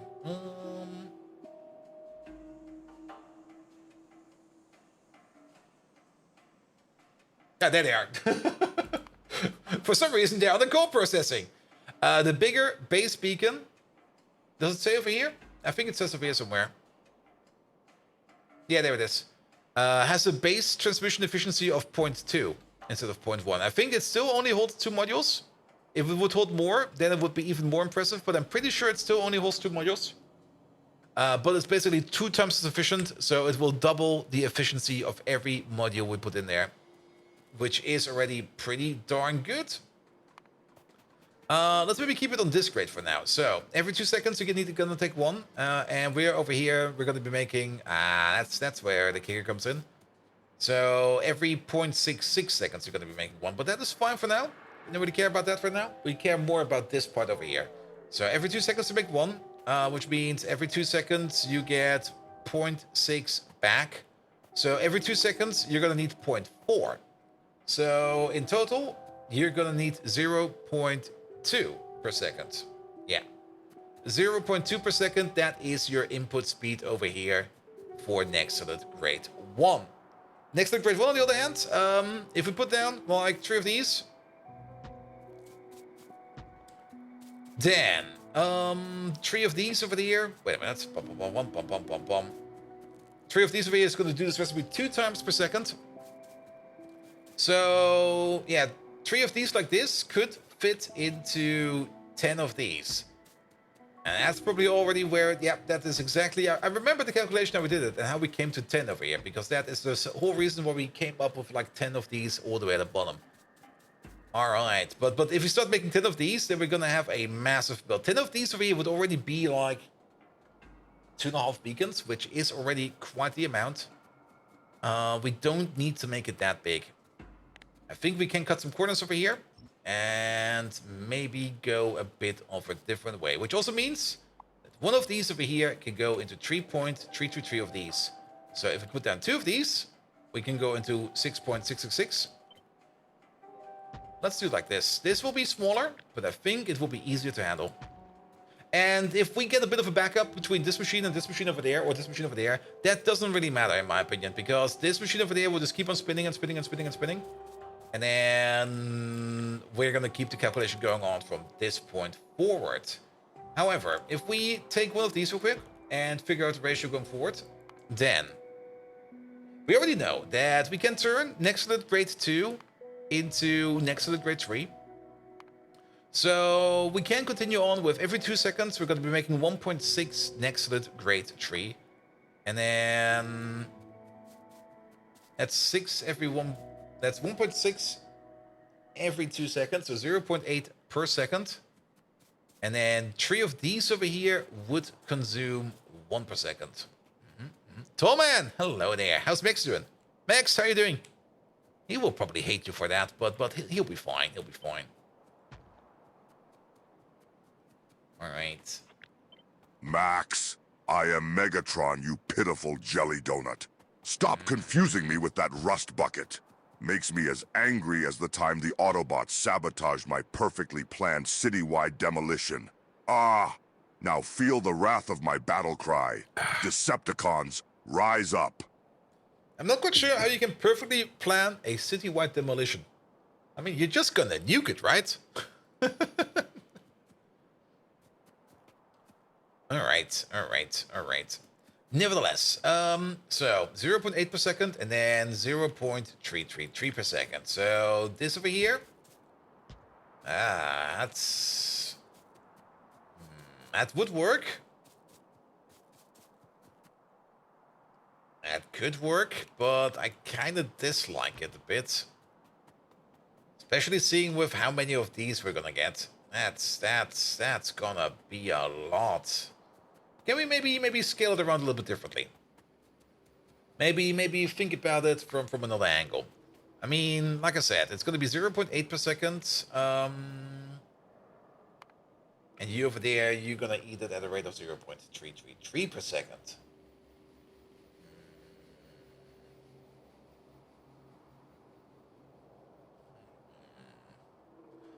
Two of these we would need to put into 6 machines. Yeah, it's gonna be like that. Oh, alright. Which really tells us that this over there is definitely gonna be a very impressive and big building, especially with all the sand that we need over here as well. It does mean that the last machine over here is gonna be working a little bit suboptimal, but I think that's just something we have to bite the bullet for. I'd rather have something that just works than something that backs up and then stops working. So sure, but that's gonna be a lot, like a lot. I'm just gonna put this down so that we can see. I press shift, but that's the correct amount of machines. How many machines is it gonna be? This is gonna be about 32 machines. It's gonna be 8 beacons. 8 beacons is fine. 8 beacons is not too much. Could be worse. It's definitely going to be a big build. But at least after this, we are at the stage of fine Nextlet powder. So sure, let's make this one. Let's make this a thing. Let's sketch this thing together somehow. Let's put you over there for a second. And let's move these up a little bit. There we go. And see what we end up with. Alright. We need a beacon. Beacon.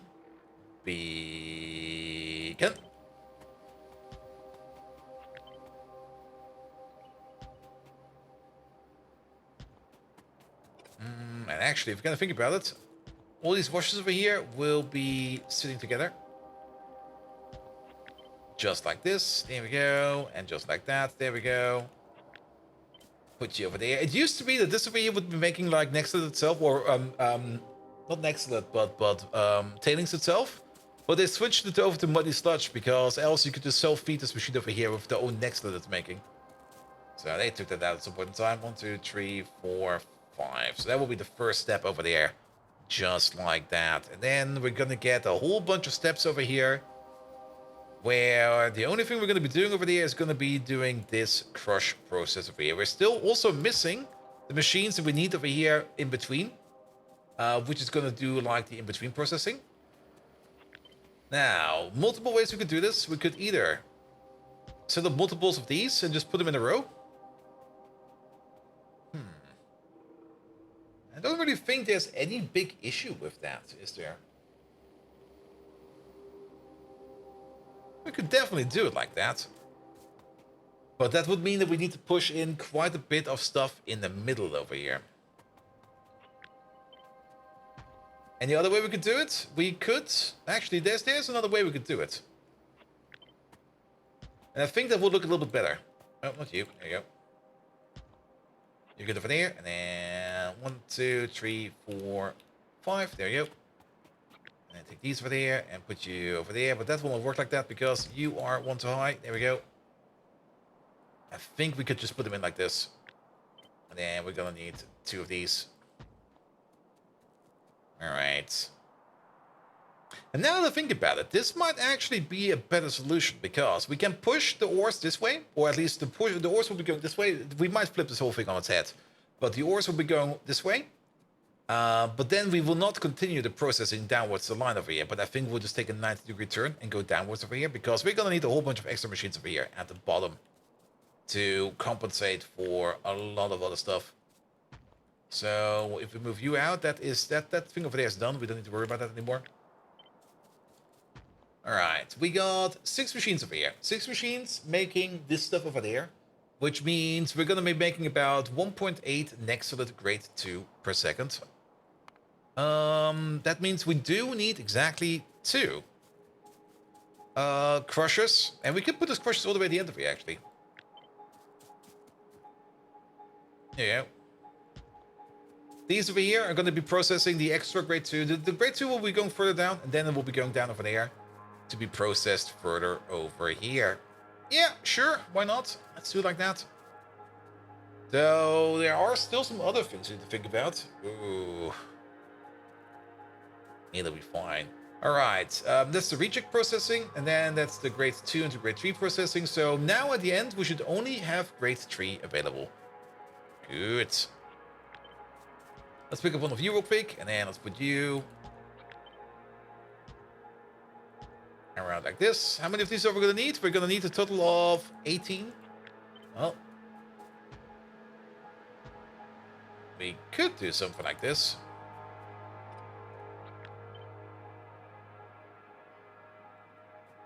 Okay, there's a tree in the way. Let's go this way then. This is 16. But it does kind of say we need 18.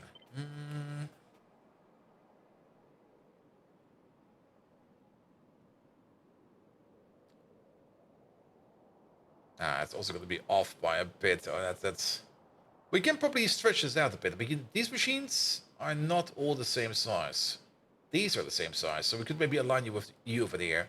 1, 2, 3, 4, 5. There we go. But some of these over here do need to be nudged a bit then. You over there.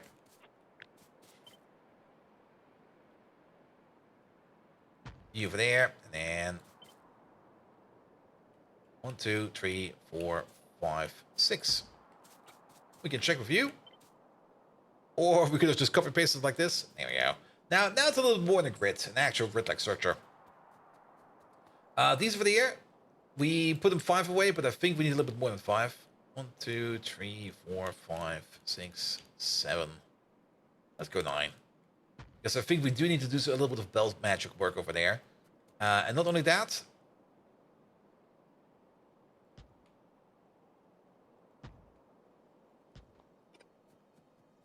We did kind of say we need 18 of these. Now it's 18 of these, and these 18 over there. So that will be this part over there. Now, we get a whole bunch of outputs over there, which we then need to split and distribute over these. Actually, oh, I think we can put it into a line. Maybe putting it into a line will be better. Do you know that I'm kind of flip-flopping around here a little bit, but maybe putting it into a line will actually be better. I mean, you do lose like an entire dimension of issues if you just put it all on the same line.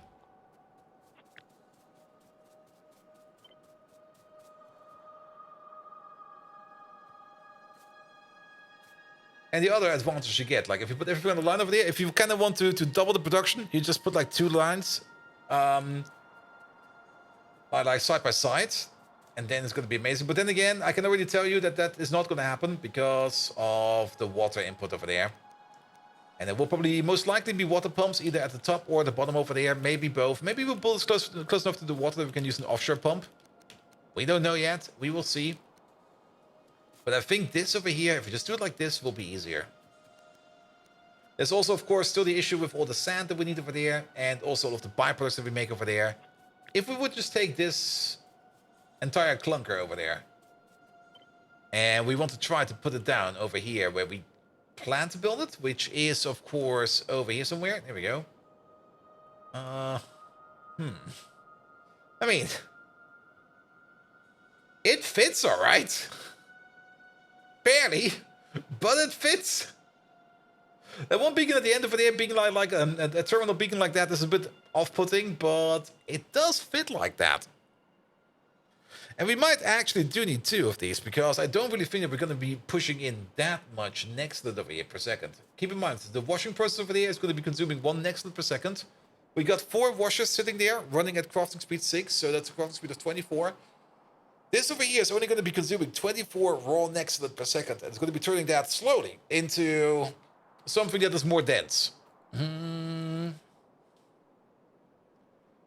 our mine over there is not running at full speed yet, but we can already tell that we are definitely not going over here at that speed yet. So I think we will as soon as we get more of these VCATs in, especially with these lads over there. Yeah, I'm pretty sure that we can get up to that speed. Then we can turn these over there maybe away from like providers and turn them into requesters. And use that to top up our ore processing. Now, then again, I don't really necessarily want to have our nextlet production all the way over there. Then you put flooring in them to make them run faster. I don't think that works no more. Because when I was observing the... When I was observing like the little mics over there, on the concrete over there, that didn't work for them anymore. It works on your machine? Really? It does?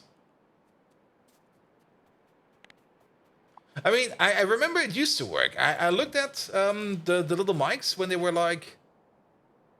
It could maybe also just be like UPS lag, if you kind of think about it. They turned it off for the caravan, yes.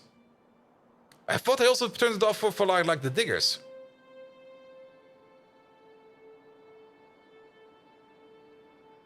Because I remember them zooming around like super duper fast, but then again, that was also before we went down to like, well, sub 60 UPS land. And then they weren't zooming around no more.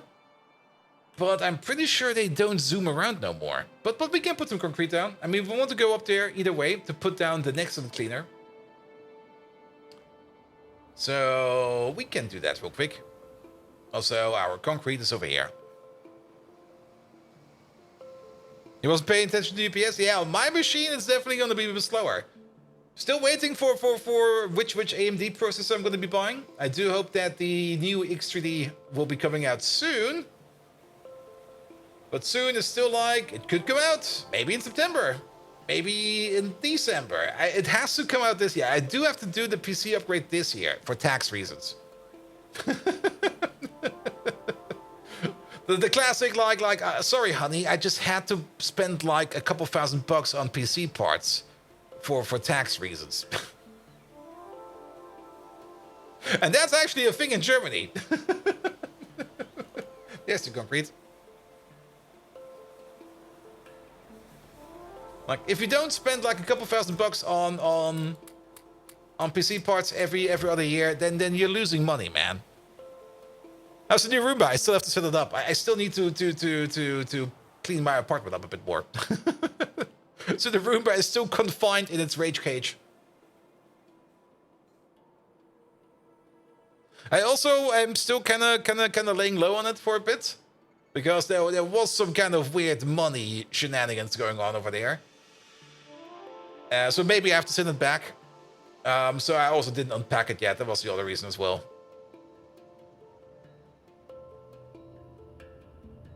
I don't think that I have to send it back, but you never know how things go. And again, at the end of the day, I'll just pay for it. Fine. Alright, alright. You just hope they fix the current problems with the new AMD CPUs. Although, for me, looking at it, it's more due to Windows being extremely poor as usual. Yeah, I still need to look into that. I was kind of surprised to see that you had to do some kind of special setup in Windows to make those AMD processors even run, and I'm just like, what the fuck is going on over there? Like, huh? Why? It's a processor. That's exactly not what you want to do over there. And also, if Windows is having some issues with that, do I need to do the same steps or similar steps on my Linux box for that? I have not looked into that at all yet, because you really need to make the plunge and get off Windows.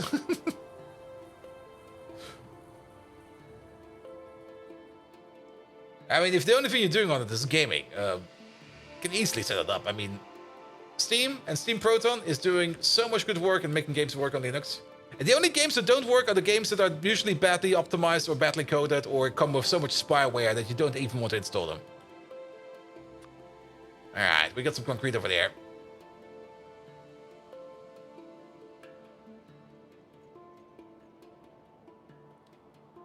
Alright. Yeah, you're gonna get concrete either way. Oh! Okay, never mind. They do zoom.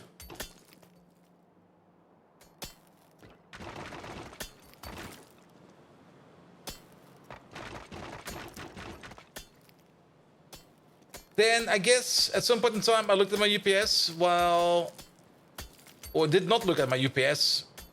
Or I looked at my little mics over there digging with low UPS, and I thought it was just not working anymore. There we go.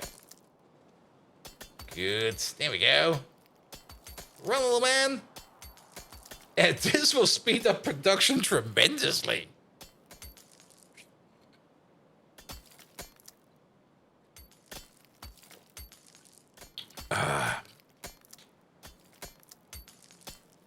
Or maybe they changed something else. Maybe something else bugged out. Who knows?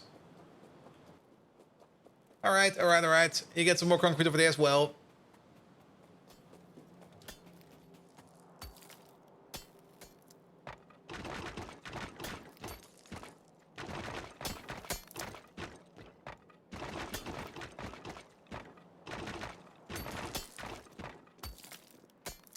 There we go. Are there any faster ground tiles? I think refined concrete is already where you get it at it. This is already like 3.5 times. There might be something that's a little bit faster than that, but 3.5 is loads already. Tile. There we go. It used to be that things like next to the tiles over here were the fastest, but I think everything is capped at 3.5 times.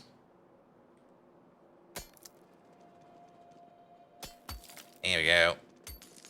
You would like to take the plunge of the Linux, but you have a few software that you're not sure would run. And that's usually the case.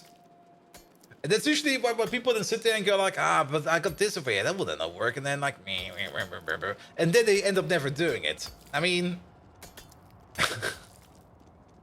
you're already going to have to learn like a whole bunch of new things if you're going to do the switch. So you might as well try to do that as well. But then again, you can always ask for support. Maybe somebody knows a way to do it better. I mean, even I every now and then go around like, hey dude, how did you manage to get that thing over there running on your Linux thing? Because I know it runs on the Windows because everything over here works on Windows, but what did I need to do? And then usually it's like, did you try that? And I'm like, all right. Perfect. Enough about that. Let's put you down. Now, we still need to hook up quite a bit over there, especially in terms of parts. Where are we? We're over there. Do we want to put 2 of these down? That's a good question. I mean, we do have the space over here for 2.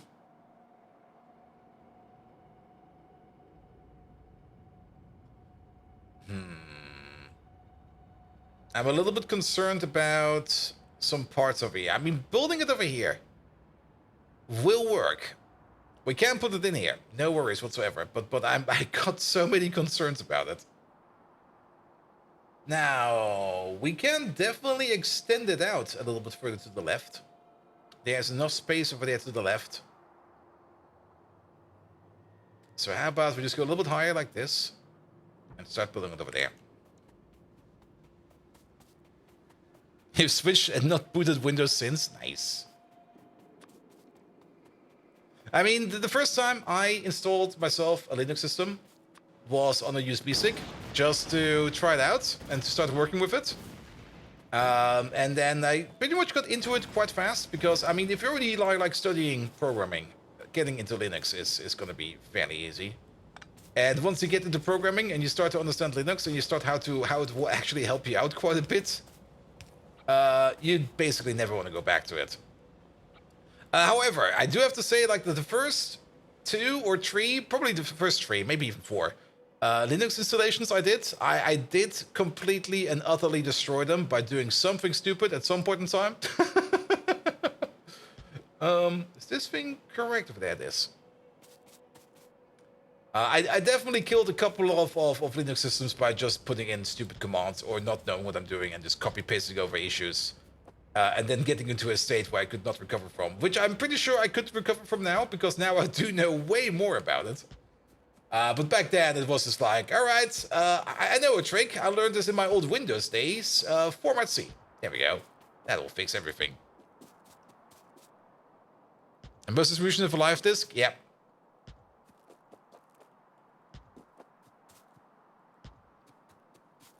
Yeah. And Factorio's Windows dev setup is full of download this installer, check these options, and set the environment variables manually. Ugh. Then again, is that still a thing? I mean, these days, and I do that quite a bit actually, I just use Docker containers for like any kind of dependencies I have. Like if I got like anything I want to develop and it has dependencies, I'll just use a Docker container. And then if anybody wants to like either help me developing something or they want to get into developing for something like that, I just go like, here, just download this Docker container and you're good to go. Everything you need is in there. And if they then go like, but then I need to integrate Docker somewhere, I go like, no worries. Visual Studio Code has you covered. Because the remote Docker or the remote container plugin for Visual Studio Code is amazing. You basically just boot up a Docker container and set it as your development environment, and you're done. Everything is good to go. And if you're going to be really, really fancy about it, you could even put in some test devices in there if you want to be really, really, really fancy about it. But most of the time, you're not going to need that. Like what we did for our environment, where we were like working in it, we put in like some fake video footage 2 cameras in there, which we then could use directly for testing, which we also based all our unit tests on and everything. So that development environment was also automatically a testing environment, or at least one of the testing environments, like the virtual environment. And that even often works on the Windows? Yes, because you just use the Linux subsystem in Windows. And then you're happy. And then you just go like, yep, that's fine, we're done, perfect. Off you go. All right. Yeah, we might need the second one over there. Let's just start connecting some stuff over there. Yeah. Usually we blueprint this out a little bit more before we put it down like this, but today I was like, you know what, let's just go for it. All right. This over there is going to be straightforward. There's... Actually... You're going to get 2. I almost forgot. There you go. Yeah, take you out. Flip you around.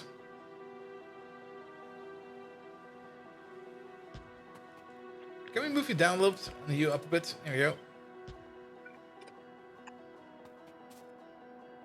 It's surprising how many developers are afraid of the command line. I find it surprising as well. Like every time I notice that the developer or something like that is like not easy on the command line, I always go like, dude, what the fuck, man? That's your foundation level over there. You have to know how to use it, man. Come on. Or the amount of people that I know that are C++ programmers, they boast about how good they are in C++. And then if they have to set up a compiler by hand, or if they have to like change the tool chain, or even have to do some cross compiling, they just start to crumble and fold because they don't really know how their compiler works. And you just go like, dude, come on, man, it's not that hard. Well, luckily Git Bash is still out, and they have Python. Yep, Git Bash is pretty good. Git Bash does quite a bit. All right, all right. Yeah, very superficial compiler knowledge, but yeah, I hate to think about the build system. Yeah, but that's... I mean, that's the thing. I mean, once you set up the build system, you technically don't ever have to touch it again. I mean, once it's set up, that's how it's going to be. But every now and then you do have to tweak it a bit here and there. And that's usually also where weird stuff comes in. Because there's usually like one guy, every team has like one guy that knows the build system in and out. And usually he works on that, but then somebody else comes along and just puts in like a small change and goes like, here, this wasn't working for me, or we needed this, so I put that in. And then it's always like, all right, that's fine, thank you. And then the next guy comes over and does the same, and then he goes like, all right, thank you. And then the next guy comes over, and at some point in time, that entire thing turns into this absolutely bloody mess. It's just like, how do we end up with this? All right, we do have to think about this a little bit because we got the feedback loop over there. With an input priority at the bottom. But that will not be fine. Let's put you over there.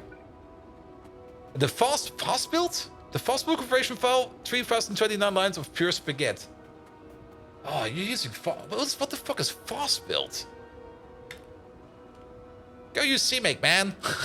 A high-performance build system. All right. Made in 2012. Last update was this year.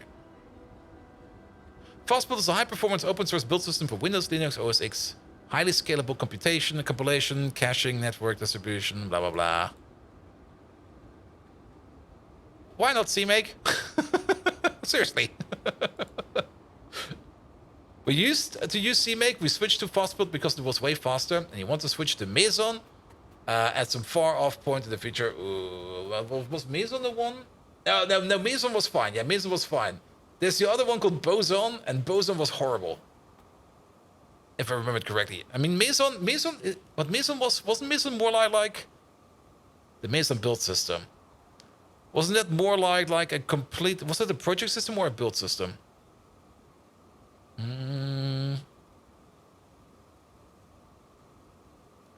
No, that was a build system. That was like an open build system for like multiple things. It really depends on what you want to do. I mean, if you've got like any kind of project that has like a whole bunch of different, I should also focus on this a little bit more. A whole bunch of different languages under the hood, then Meson is probably a very good idea. If you're only doing C++, go with CMake in my opinion, because then you already have like a build system language or a build system that's specialized for C++, and you can do all the fun special C++ things in it. Because when you do things like Meson that can basically do everything, that's fine. That's great actually. But maybe this is just me talking about it actually, now that I think about it. But sometimes you do kind of want to set some very specific C++ things, and the more general your build system is, the more terrible it will be handling those very special cases.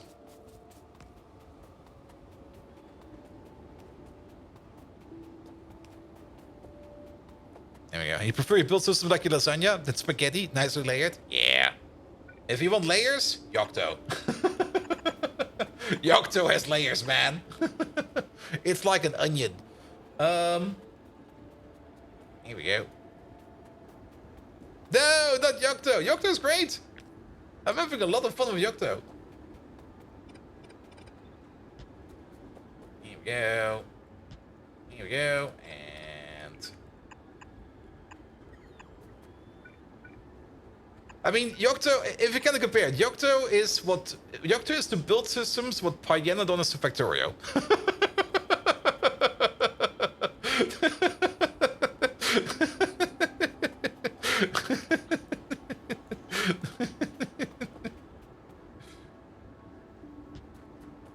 It's a pain in the arse if the board support layer is not done right. Yeah, but usually you don't really want to do the board support layer yourself. That is something your hardware supplier should do. But I can fully understand that your hardware supplier is probably like, nope, here, we made something, this works for us, have fun, goodbye. And then you sit there going like, ah, you fuckers.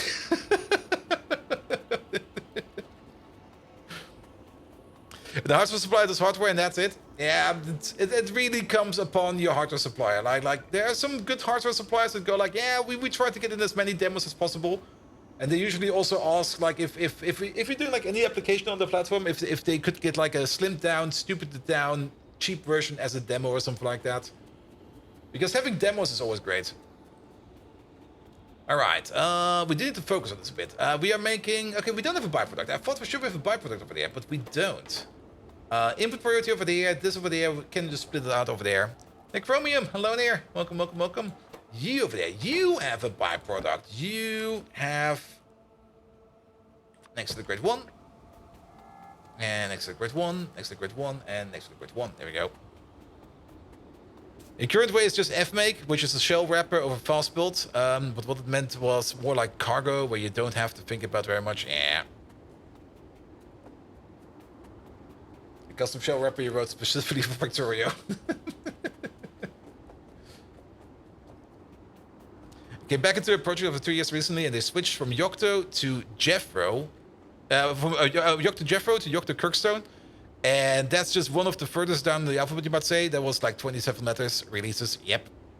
From Jeffro, yeah, Jeffro is like ancient, isn't it? Jeffro is like... I mean, Kirkstone is also the one we're currently working with.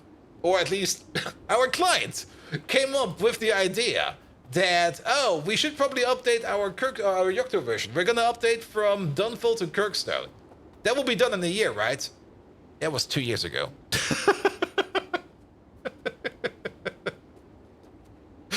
They're still working on it. Because everything broke. Absolutely everything.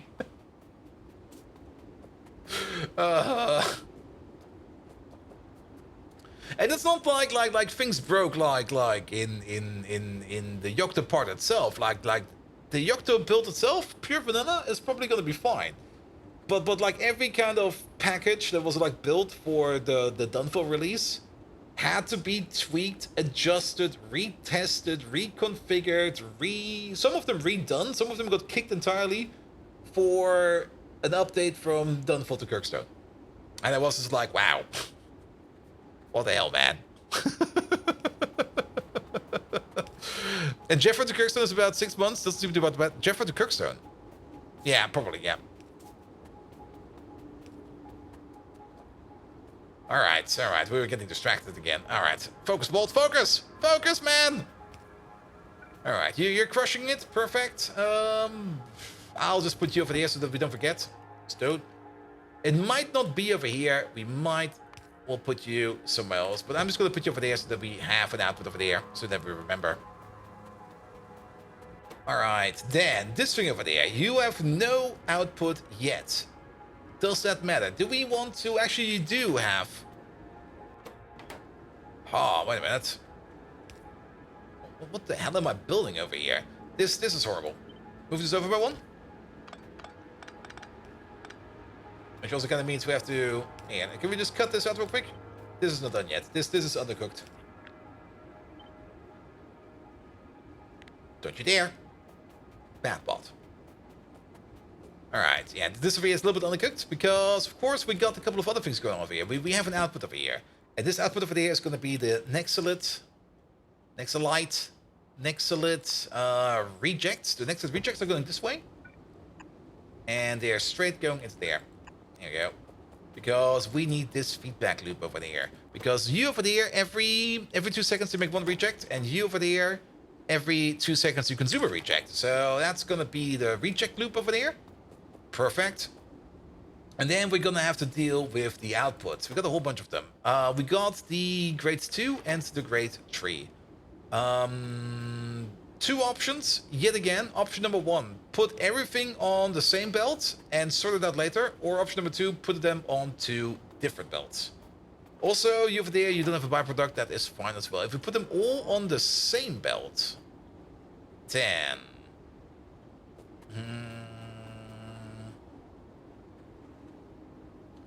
will that work? That will not work because of the power pool over there. If we put them all on... actually, all different belts. Same belt, different belt. Spaghetti tomato. Twitch uses scrolling mode? I think they do have a scrolling mode. There must be a scrolling mode in standard Twitch. Maybe Fermi knows. He has all the scrolling modes. I mean, since we're going to be copy pasting it over, we can definitely put a splitter over there to move in over there, but then we will be booming straight into the power pool over there.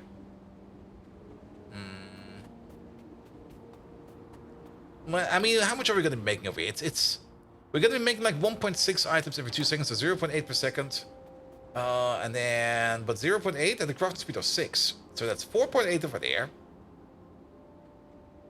Basically 5, 10, 15 over there in total.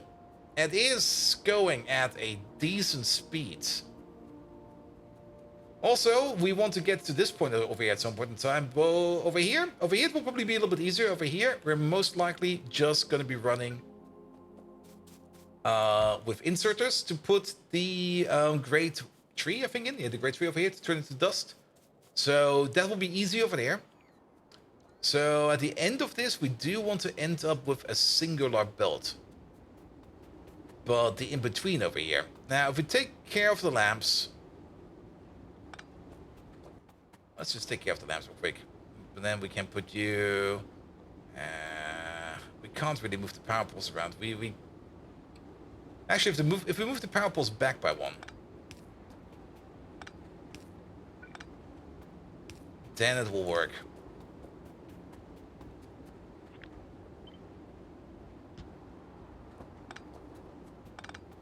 Okay.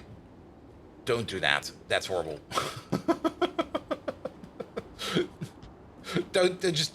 No, don't do that. Pocket bots, help me out real quick. There you go, and then... there you go. Good, so now it will be fine, because now we can do the following. There's gonna be an output over here, there's gonna be an output over there. You over there, you're gonna be the next to it, grade 3. And you over there, you're gonna be the next to it, grade 2. Not this. Next to it, grade 2. Here we go. Regarding the switcher modes, there we go.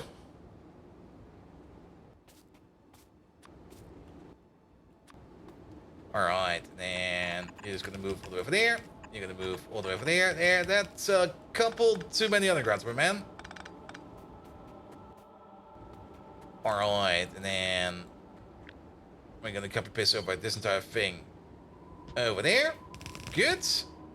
Now comes the magic part. You rarely see this, but this is always fun when this happens. Like 2 splitters kissing each other.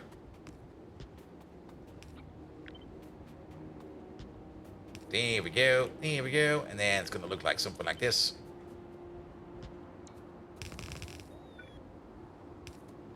I did kind of forget to copy paste over this part over there. Alright, but then at this end over there, we don't need this split anymore because this over there will then be turned into a normal belt. Then that will be an input over there. Good. You got your input over there. Good. You're missing your output over there, which needs to be marked. There we go. Now it's all sitting over there on its own contained system. Good. And backfeeding fistler systems are not are so much fun. Not they are pretty fine if you know what you're doing. I mean, if you're taking care about it and you set them up correctly, you're gonna have a lot of fun with these. I mean, the input priority over there is gonna do everything we need for it. And then it's basically like a power draw system. Like the top line over there is just gonna be like the main supply line, and then we're gonna be picking up whatever we need to top off whatever you're not making. All right. And then we're gonna get to you. Perfect. And you go straight into there. Excellent. Nothing much more to do over there than to just put it in over there. Then, what do we do over here with the next grid tree? All of the next grid tree, I think it will just continue on like this. Come out on this end over there. We're gonna give you an output next to the grid tree. And now we are entirely over here in next to the Great Tree Land. And now we got an issue. Actually, we're being stupid. Let's put you over there. There you go. Let's just shuffle you over. Perfect. And now let's go over here, because we need one next to the Great Tree every 3 seconds. At crafting speed 6, that's going to be 1 every 2 seconds. No, 2 every 1 second, or 2 per second. That's basically nothing. So we can just go with some inserters over here. And then we are going to be fine. Don't need to hurry this up too much. Just put some inserters here and there. It'll be fine. Nothing to worry at all.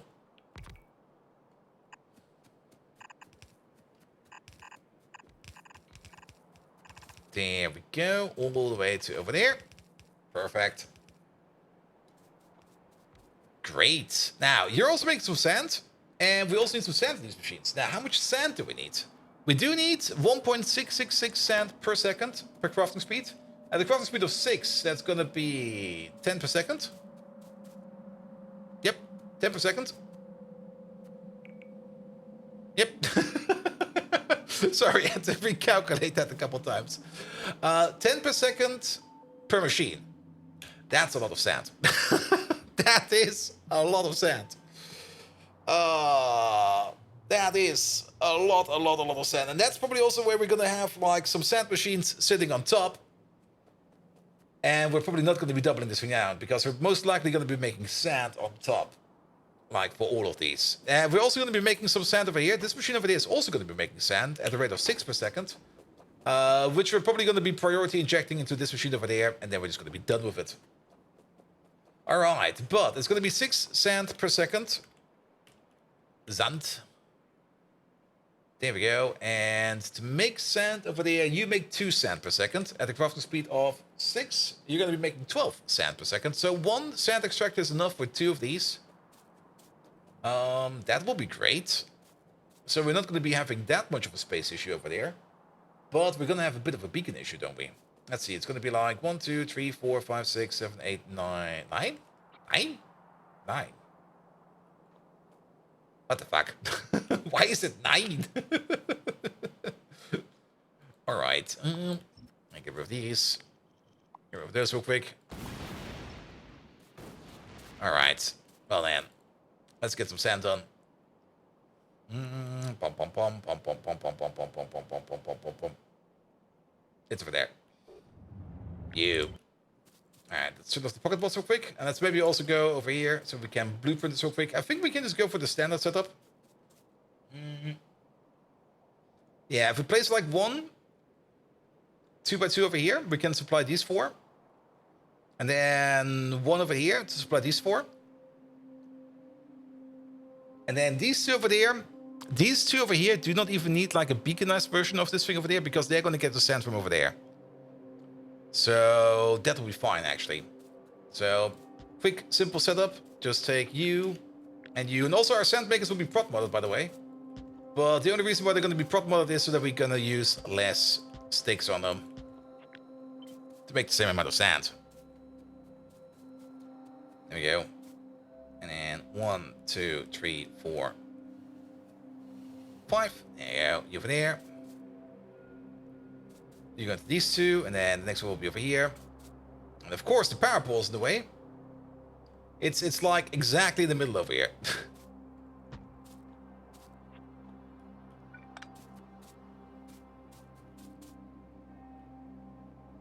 Can we place it over there? I think we can. Good. And then we need like one extra machine just over here. Now we could still beaconize this one over there as well, because we still need sticks. And we still need iron plate for that. So if we need those sticks, sorry. Something stuck behind my teeth. That's always annoying. Probably a lunch I had like minutes before the stream. Sticks. There they are. Yeah, let's put you over there. Is one of these going to be enough for all of these? Maybe. Two of these will definitely be... Okay, we have to do the calculation real quick. Zand. How many sticks do we need over here? At the crafting speed... Well, they're going to be running at the crafting speed of 5, because with the prot mods, we're going to be a bit slower. But that means 2 sticks per second. So 2, 4, 6, 8, 16 in total. You're going to be making 6 at the rate of 4 per second at crafting speed 1. At crafting speed 5, you're going to be making 20. So this one over there is enough to feed all of these. Absolutely nothing to worry about. Sure. Then maybe place you over there, because over here I think it will look a little bit nicer if we have you over there. Good. Perfect. And then the only thing that will be coming out over here is going to be like Nexalid dust. The Nexalid dust over here we're going to be exporting. And I guess for now, we're mostly going to be importing it over here somewhere. Where is it? Over here. We're most likely going to be importing it over here so that we can smelt it down over here in this Nexalid smelter. To turn that into Nexalid plate over there. And I think that these over there can most likely do a little bit more work. We do got ourselves over here a provider, but this provider over there will then be turned into a requester. And then at some point in time, when we're going to be switching over to the even better Nexalid processing, that's when we're then going to be like ordering it into like a completely different site or a completely different machine. Good. These over here running at crafting speed 2.8. We got a total of 24 of them, so we got a crafting speed over there of about 48, and then 48, and then 40% on top of that. Wait, what? 2.8, basically just under 3. And then a total crafting speed of 24. Yeah, it's about the crafting speed of 72. Whereas this thing over there is going to have a crafting speed of just under 120. Yeah, it's going to be an improvement, all right. It's definitely going to be an improvement. I mean, we do have the extensions over here planned out, which we just never hooked up. Because we were like, eh. And we have this entire thing over there, which we're never using. It's also still a yellow build over here. So it's definitely going to be a good improvement over here to get rid of all of this. Or most of this. We're most likely going to at least keep the top part of this for at least a bit. Because we still need to wash our Nexalid somewhere. Though we will probably just compromise that down and put that into a more compact form. Speaking of compromising something down, how are the feedcats doing? I was hoping there would be more over here now. Maybe we are lucky over there. Nah, they're going for it. We're still missing so much of these. Alright. We also still need to copy down the bottom part to the top part. Anything else we're missing over here? The sand solution over there. The sand solution over there, that's probably going to be a custom solution we're going to be putting in at the end, because it might just be different for top and bottom over there. I think we can copy-paste this whole thing over there now. And the only thing we need to copy-paste over there is going to be the inserters as well as the belt. So take a copy of this. Take out every machine that's in there. We don't care about machines. We don't even care about power poles. We care about belts, inserters, and everything else. Flip it around. And then it fits. It fits. Alright. We also still need an output over there, which we still need to put in. The output will probably be going down the road over there, and then into a train station over here. And the train station will most likely just be... Actually, we can already build that if we think about it. The train station for this is going to be sitting right over here. We do have to move this track around a bit, but that is for later. All right, the thing stuck behind my teeth is no longer in my teeth. It's now in my throat.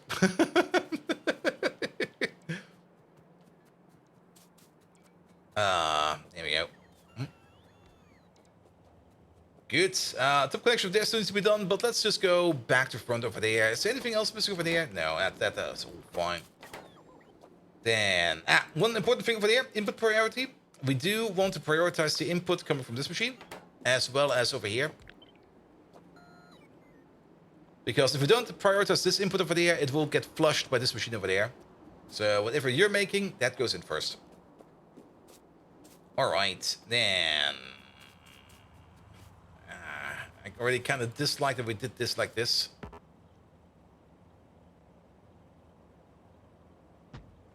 We're gonna move you over a bit. Because we need this place over here for some output.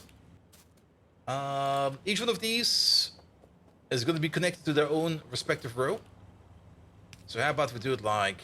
We could do it like this, and that, and that, and this. Where you then go straight down. We're going to split you into two. Or into twain. And then you connect over to the other side. There you go, and then you go like this, and then we do the same thing over there with your connection. Exact same connection, exact same setup. There we go. Copy it all over, take these out. There we go, put you over there. Good. And then we can take the entire thing over there again. Copy paste this over. We can't really flip it, sadly. We can flip it in two parts. So copy paste it for you, take out these machines. Here we go. Put you over there. And then the bottom part over there. We don't even need to flip this because we can just put it like this. Good. There's going to be sand coming from over there. But we can now copy paste this entire thing and put it over there. Just realized the existence of sand extractors. You're using clumpy soil extraction separately over base. Yeah, once you get to sand extraction, it does cost you some iron sticks to get it going. But it's so fucking good, because it's going to be making so much more. And you don't need to deal with water, you don't need to deal with soil, you can prot mod it and everything. There we go. And the iron cost is significant actually. We're kind of noticing it a bit, because most of the iron plates that we're making over here, that are being like loaded into trains over here, is mostly going into sand extractors. Alright, pump, pump, pump, pump, pump, pump. Then you get your sand. You still need water from somewhere. That water, we'll figure that out. Maybe some water pumps on the top. I'm not quite sure yet. How much water do you need? You need like 33 water per second or 200 water per second at cross speed 6. It's going to be 400 per double over there. That's already a significant amount of water. Do we have the space for... Oh. We exactly have the space for a water pump down here. So... yeah, if we put you over there, it might be a bit off. But this would allow us to do the following.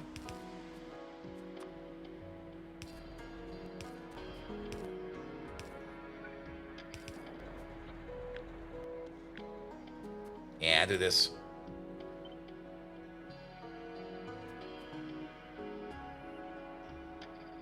Ah, I see. Copy it over, take the machines out, take the belt out this time around. And the loader. You over there. You over there. Alright,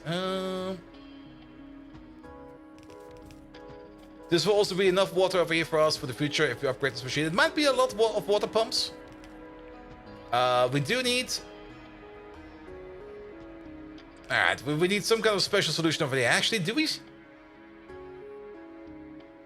even exit up north over here? Is that even the thing we want to do over here? No. The answer is no.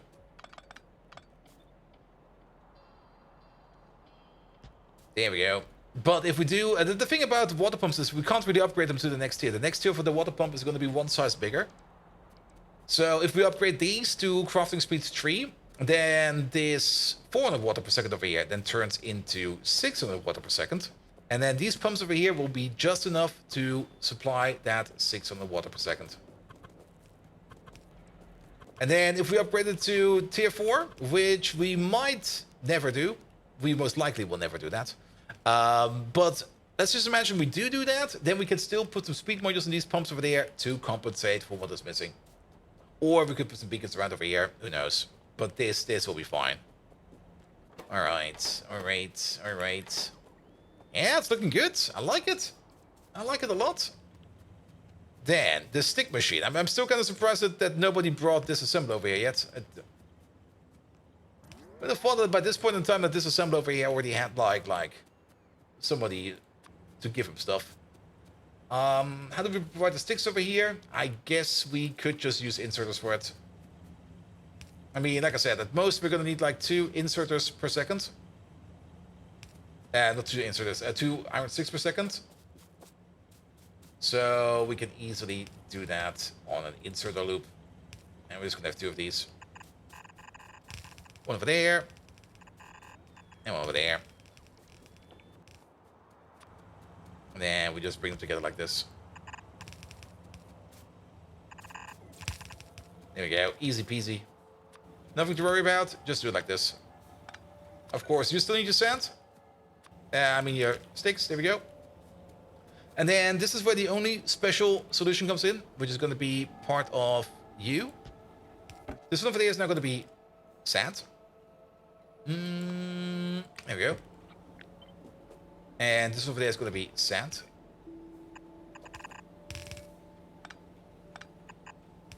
We sadly have to remove the lamp. We put it together like this. And then you over there, you're going to be making sand. We can... Yeah, let's put you over there as well.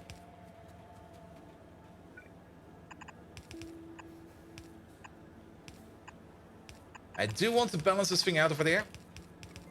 There you go. And Ode of Odin. Hello there. Welcome. How you doing? How's the stream? Stream's going great. We are kind of doing the things I wanted to do over the weekend, but over the weekend I kind of got infected with the Path to Exile bug. And then that weekend just kind of went. And every night ever since.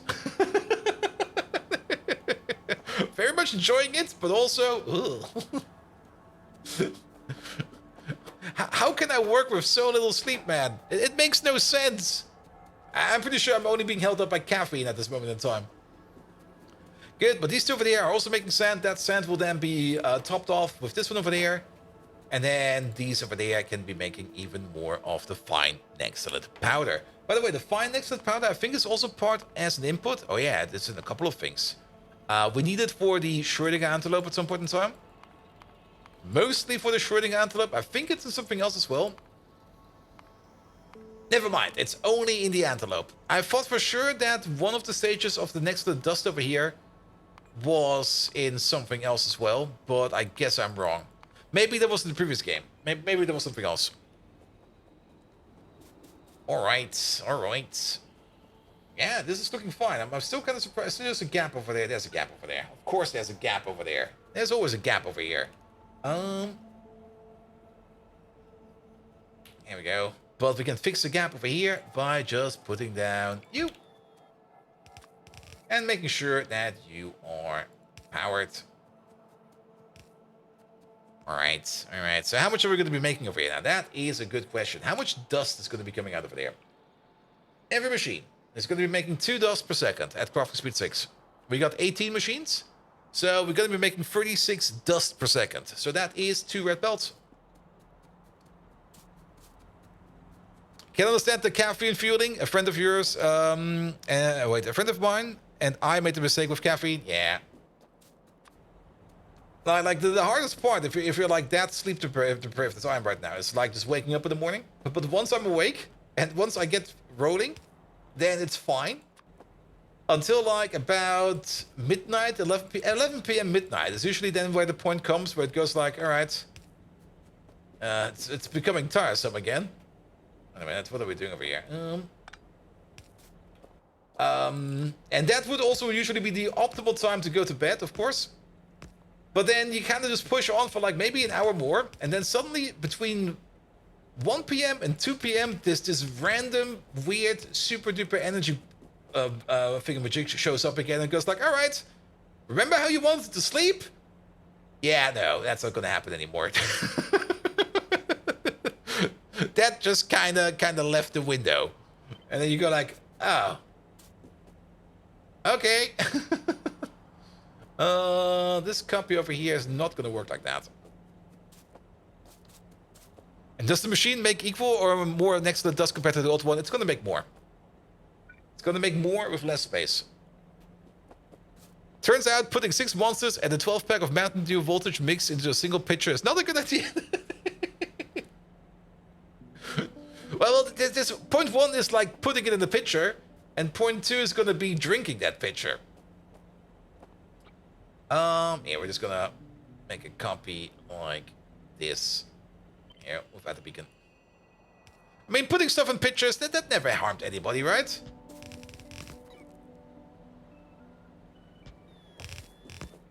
Point 3, that's a lot of bathroom time.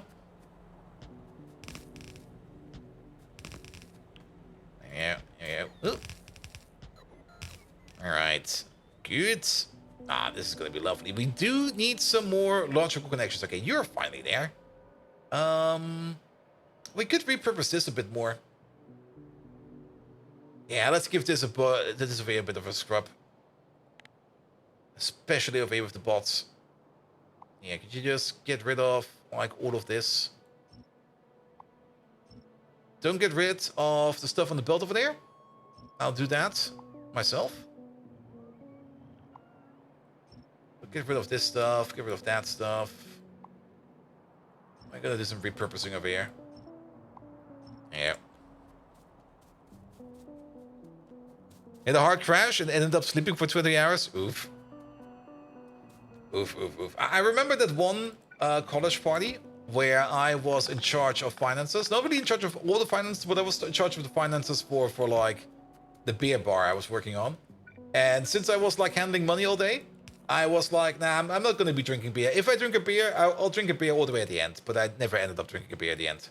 But I wanted to drink like something. And the only other thing the beer bar had was like this infinite supply of Krydex. Like they had like a fridge full of liquid Krydex. Like, I'm not quite sure how they managed to do it. But they just grabbed them and they put him into a fridge. And then they shoved the hose up his nose. And everybody could get like liquid Krydex that way.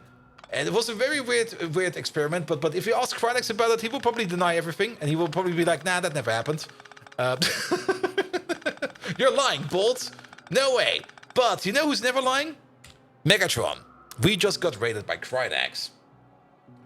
Do you remember that one time we turned Krydex into liquid Krydex and had that one very power-fueled party? Could you maybe reminiscence about that a little bit more?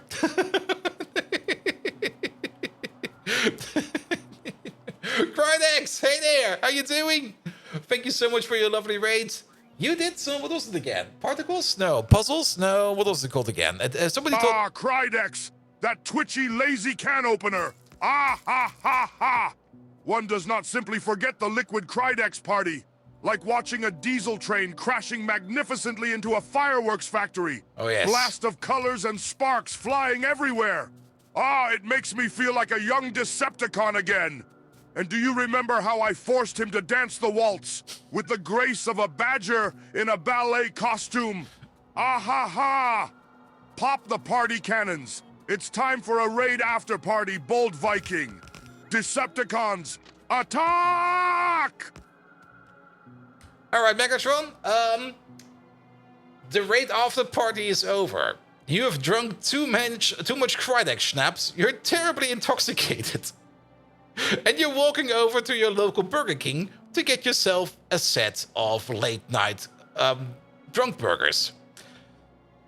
At the counter, you spot Krydex at the opposite side of the counter, ready to take your order. You're a big fan of Krydex. You really want to you're an absolute fan. Like you are the most dedicated fan out there. You can't believe he's standing in front of you, and you are just blushing like a little schoolgirl. Also, you're drunk. Remember that. You're absolutely blasted hammered drunk. You need to order some amount of burgers, and you need to say something nice about Krydex. You played some Shapes 2 today? Recently was in Timberborn and Riven before that? Yes.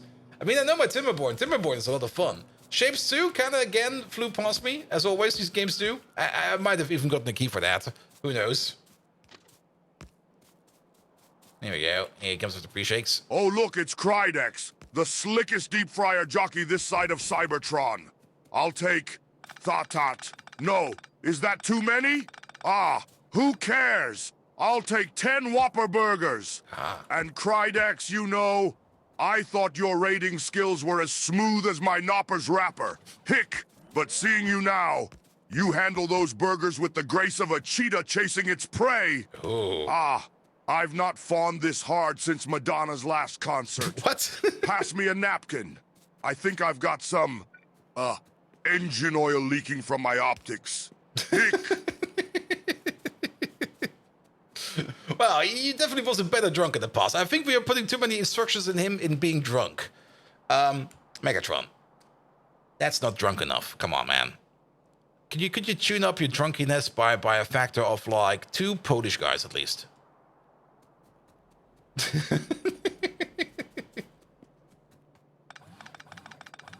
Shifts 2 is great. There's trains. Okay, if there's trains, every game automatically becomes better if there's trains in them. I mean, come on.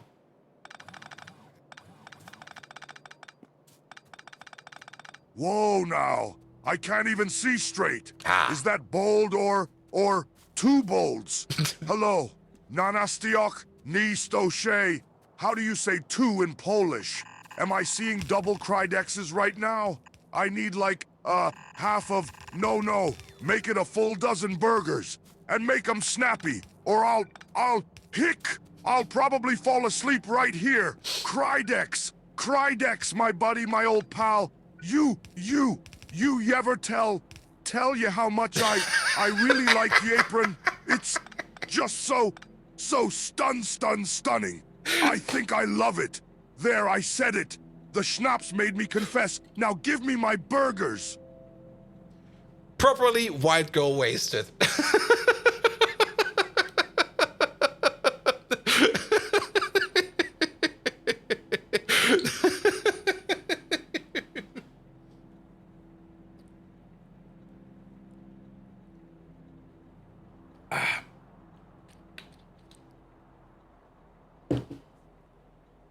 Now give me my burgers. All right. Wait a minute. What the hell am I doing over here? Oh, we can keep that belt over there. But this is a requester. The provider is at the bottom. This over here is going to be the requester for... I was so amazed by it that it like lined up perfectly over here. No. Well then, we go down over there. We go down over there. There we go.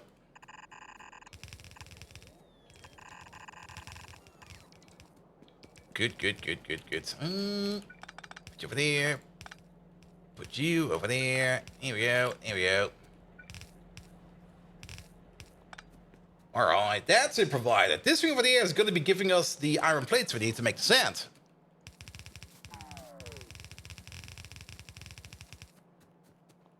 Alright, can we make Megatron even drunker than that? I mean, we now added like the drunkenness level of 2 Polish people to it. Let's see. Who would be next up in the hierarchy?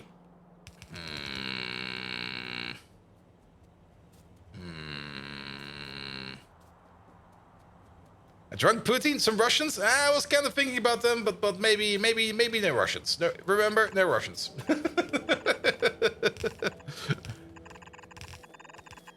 but it's definitely the correct region. What about some? Who else is like always constantly shit-faced? In a good, fun way, not in a terrible, bad way. Some Irish. Oh, some Irish man. The Irish. Yes. All right, Megatron. Your drunkenness levels are still not adequate. Add more alcohol. Like if we would add like 3 more Irishmen to the mix. So be as drunk as 2 Polish people and 3 Irish people together at once. And repeat that. I think I'm... I mean, it's hard to live in Belgium sober. Yeah, but the Belgians are more... Are they not more like home drunk? Not like the Irish. If they get at it, you can hear them from miles away. They're like, ah, it's the Irish. And then there's going to be a big party. Well, if it ain't me, old mate, cry. What's his face, burger bloke? Look at your sizzling grill, making my optics water. Hang on. Are there 4 of you? Or 7? I'm seeing little green leprechaun men dancing around you. Ha ha ha ha ha. And, give us, a round number of them burgers. Round like, 2 plus 3. That's a lot. Yeah, a lot. And cry diddly doodex. You know what? Hick. You know what? Wait, what was I saying? Ah, yeah, your apron. It's a bloody work of art. It is. Hick. Alright, the 2 Polish men were better.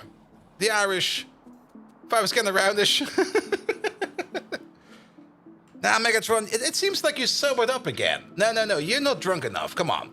Be as drunk as 2 Polish people, 3 Irish people, 5 Scottish people, half an American, because they can't really drink much, and then add 2 Germans as well as 5 Italians to it.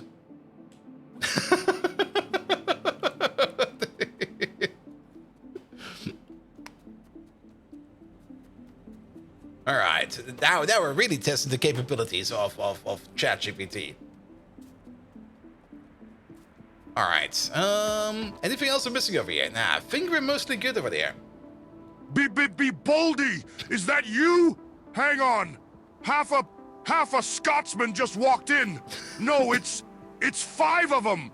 Wait, I mean, 2 Germans, 14 potatoes. What in the name of Primus's shiny metal caboose am I? What's the question again? Oh, burgers. Cry diddly. Confounded gears and sprockets. Are you wearing a bloody clown costume now? Gimme 10 dozen of your best deep-fried, hick, zucchini fritters. What? Crydex, you're the best filtered oil dispenser. Burger flipper, I know. Yapron, it twirls when you move, like a disco ball in a tornado. Whoa! Is anyone else seeing this, or am I as twisted as a corkscrew? Yeah, hick. All right, now it got better. Now it got better.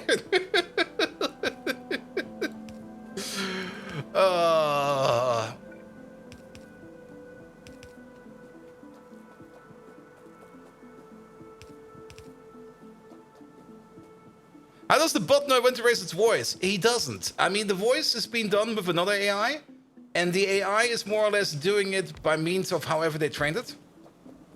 I mean, if you just read a text, if you would read any text, if you write it appropriately, you automatically know that, or you will automatically see what parts, or as a human, you will automatically see which parts are more going to be loud and which are going to be more or less. But standard text-to-speech does not know that. Standard text-to-speech just looks at the text and goes like, meh, and puts it out in a monotone voice. But 11 Labs has made some kind of AI system, and again, it's basically black magic, because that's what every AI system is out there.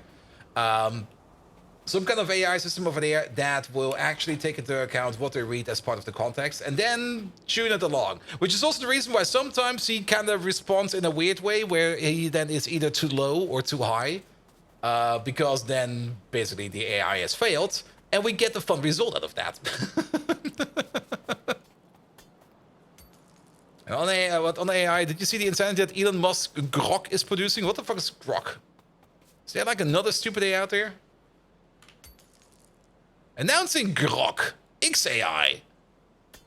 Grok is an AI modeled after the Hitchhiker's might. I already want to shoot him in the face. Come on, man. How can you defile that?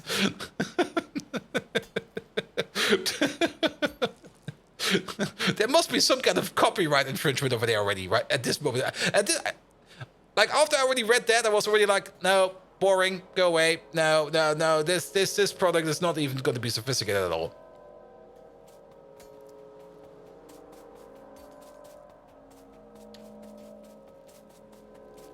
Good. Megatron is plastered. Oh, I'm gonna save that for later. Which one is that? Is that the one with the Polish people or the half the German walking in? I mean, There's half a German walking in. Like, what? Boldy, is that you? Hang on. Half a... Half a German, yes. That one was good. And the word grog is actually from stranger in a strange land. Alright. Oh, look at this. We got a couple more. Look at them go. Look at them wiggle. I do like these. These are amazing. It's still, like, in my opinion, the best part about Pioneer life. Here we go. And this now also looks a bit more like a cage if you put it in like this. Look at this. There we go. Alright. We're getting distracted by looking at animals. Good. So, how much do we need over here? Crafting speed is going to be 6. It's going to be 1%, 6 per second. 6, 12, 18. Alright. Distinct belts? We could maybe go with distinct belts. And then maybe give it the balancer. Then again, we got stuff coming in from the top, and we got stuff coming in from the bottom. So, then we already know. It's gonna not be technically distinct belts. It's gonna be 2 belts from the bottom and two belts from the top, and then we're just gonna feed them in side by side. But it has none of the restrictions most AI have, so you can ask it for how to put cameras and similar. Oh. It's one of those silly ones. So how long, I mean, how long will it then take him to become like how it ended with that Microsoft AI? You know, the one that turned into Hitler.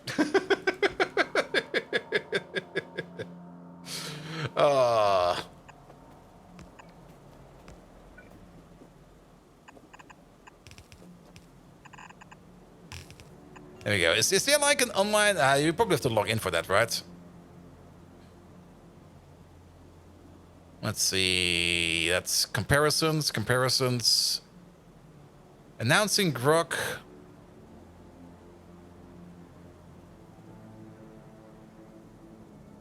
Is it already available, or is it still like...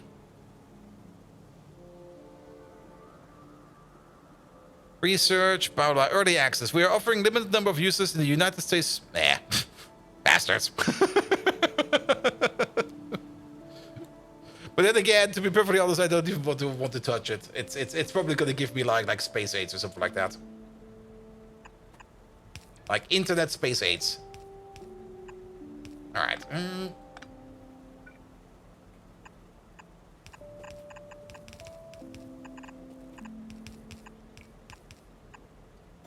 Here's the secret. The guardrails are the real invention that made AI usable.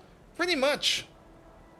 I mean, there is this entire field out there that has basically popped up in addition to like AI, which is like prompt engineering, where people try to like come up with, where the engineering part is more or less to write something down in such a way that it can be easily understood by either an AI, of course, or also, if you kind of think about it, by any kind of normal human. Because, I mean, you can see how I'd always do over here. Like, I just put some random input into Megatron, and who knows what comes out of that. It's going to be like, more or less, it's going to be something entirely super duper weird as always. But with some proper prompt engineering, at least, you could at least try to focus down like any kind of statement into like its most important parts. Now, you might think that an AI could do that as well, but I don't think that an AI will be capable of doing that. I mean that's basically a classic catch-22 again. I mean, if you use an AI to feed an AI, you're basically going to create a garbage feedback loop. Now, garbage feedback loops could be fun, but if I know anything about like audio equipment and stuff like that, the moment you get like a feedback loop, everybody starts screaming. Place my loaders.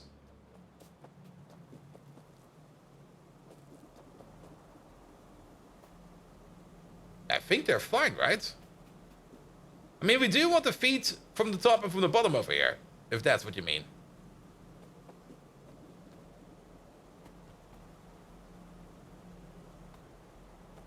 Well, looks fine to me. But maybe I'm also being again delirious again from lack of sleep. Alright, check the direction of the loader.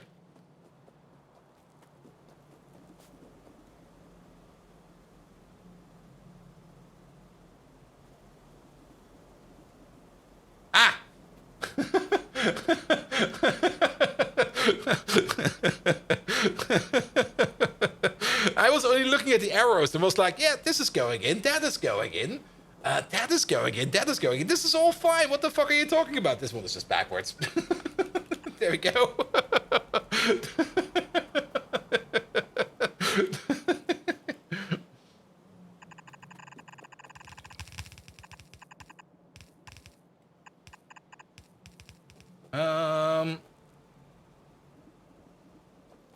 Why am I double splitting this? Because you want to go over to this side. That's why I'm double splitting this.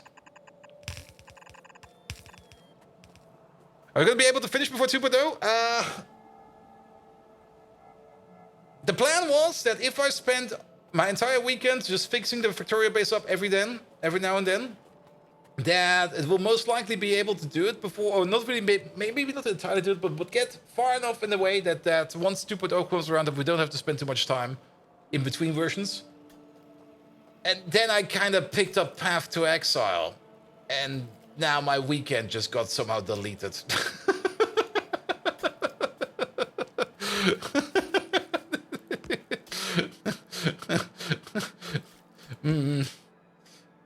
Some issues are available. Here you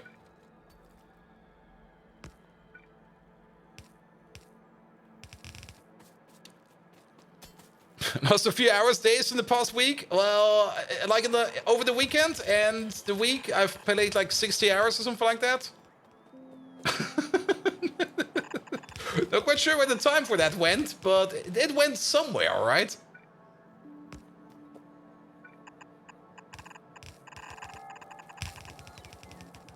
Here we go.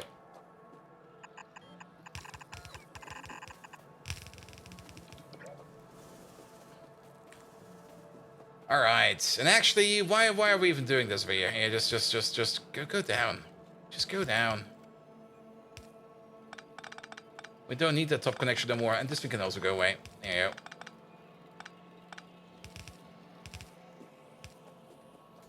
Here we go. Here we go. Because we don't need to export it no more. We can just immediately put it in there.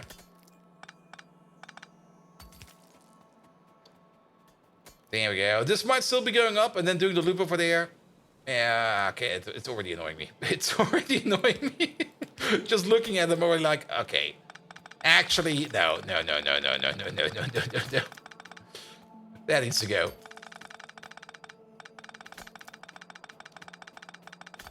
Good. All right. You did the legit 24-hour session yesterday. I slept in between. I mean, I played from what was it? From Tuesday to Wednesday. I played till 6 a.m. Then I went to bed for like 4 hours. Then I had to wake up because my daily call was going on. Then I went to the daily call, and after the daily call, I was like, all right. I'm more or less on call today, so let's put the tab over there and then just keep on playing. I mean, I already quit my job. I mean, there's nothing much going to happen anymore over there, so yeah, it'll be fine. Also, you are exporting the wrong thing over there because we also don't even need to put the filter over there. There we go. All right, stone is backing up. We need to do something with the stone over there, and then what about you over there? I'm a little bit.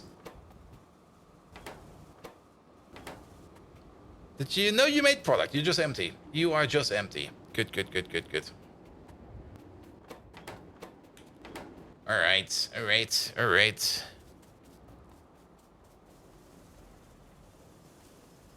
That's a bit of a mess over there, but it'll be fun. That export over there, we will be turning that around soon. Then connections from the bottom over here. That's going to be different over here as well. We're going to go this way right now. Which means to check how much you've been playing, I should just play and say on your Steam profile. Pretty much. I mean, you can also just go by the achievements. Like just look up when I did what achievement, and then you more or less get a good estimate of when what happened.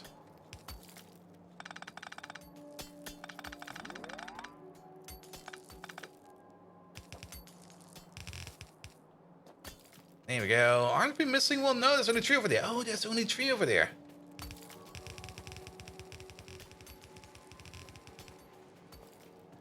Well, that's fine as well. Okay, you go this way.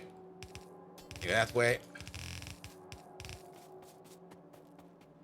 And as with silver production keeping up, you're also closing on the blue chips, but you make sure to bottleneck by producing more lead than the other one. Our silver production is kind of broken. That is definitely something we need to check up as well. You are correct about that. Silver is over here. At the moment, we are making silver mostly by processing over here the lead silver dust and cooking it directly into silver. We do got the other process over here as well, but this other process over here is currently not doing much because we're backed up by lead. And because we're backed up by lead, we can't do this process no more. So we're doing the fall through, bleed through line over here to turn all of our lead dust over there into silver. Now the silver production on its own over there, adds out. And molten silver, that's also out. And actually molten silver is a bit of an issue because molten silver is also what we need over here to make our solder.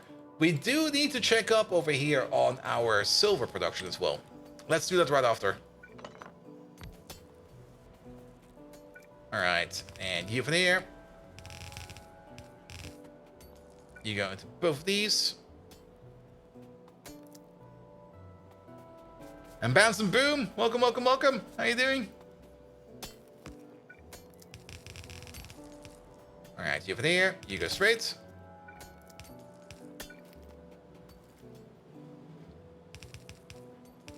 And isn't the purified silver made from the same concentrate as lead? Yeah, something like that. We just have to check up on it real quick. There we go. All right. And I think that you over there still need a splitter.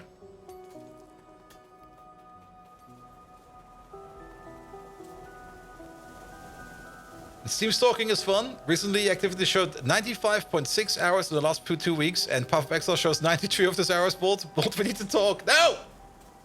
I don't have a Path to Exile problem. I'm level 84 now.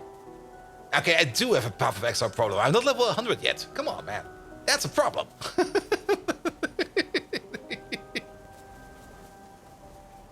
Here's the talk. How can I join you? Path of Exile is for free. Just join me, man. It'll be fine. Alright, alright. What build am I playing? Now that's the thing. I kind of went to the Path to Exile completely blind. I knew that it was like Diablo, and I still got some questions about that because the chest sound effect and like the item popping out, that's straight from Diablo 2. But maybe somebody can enlighten me over here. Did developers from Diablo 2 just, or did they take some liberties with Diablo 2 by just lifting some of the assets? There you go.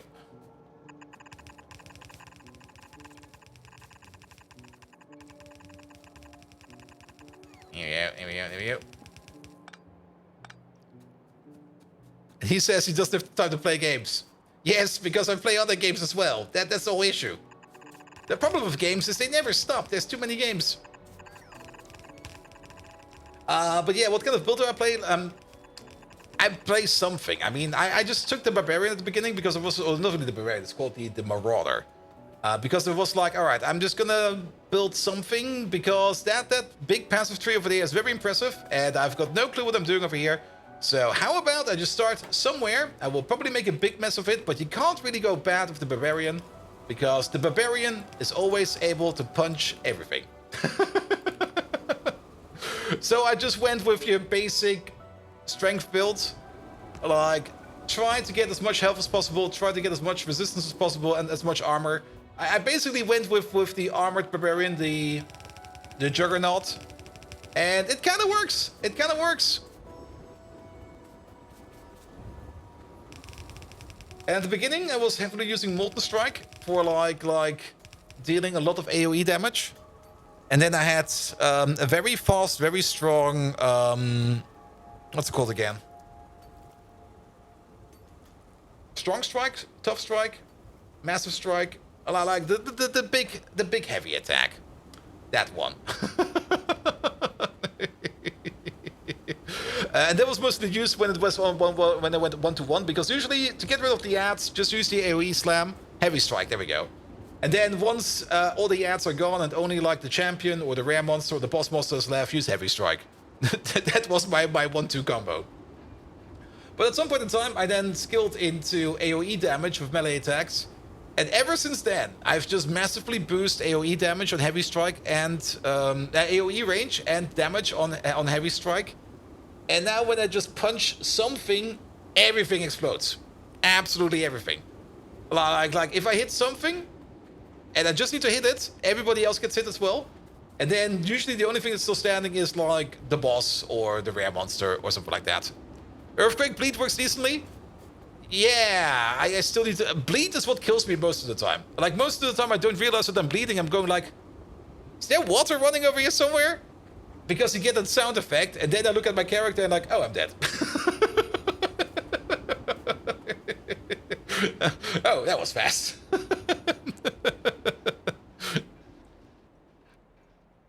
And bottles play nothing you'd recognize as the usual build? Yep, pretty much. Bleed can be massively up both against you. Yes, I've noticed that, and I was already thinking about doing like some kind of a bleed build at some point in time. But at the moment, that barbarian build I have, I mean, he's now level 84, something like that. Something like that. And I'm getting into issue land, because if I delve too deep or get too greedy on the maps, then I'll just keep on dying and I'll lose all that XP.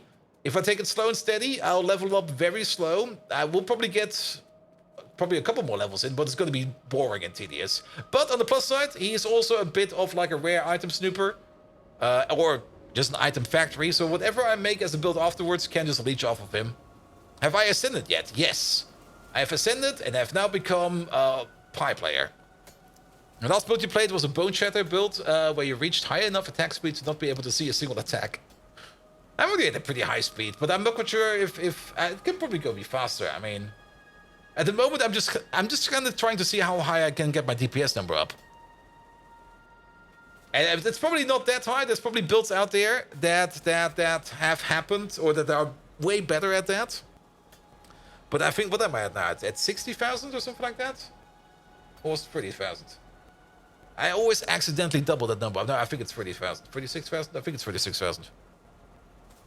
Just with heavy strike. At AoE. 120k, okay.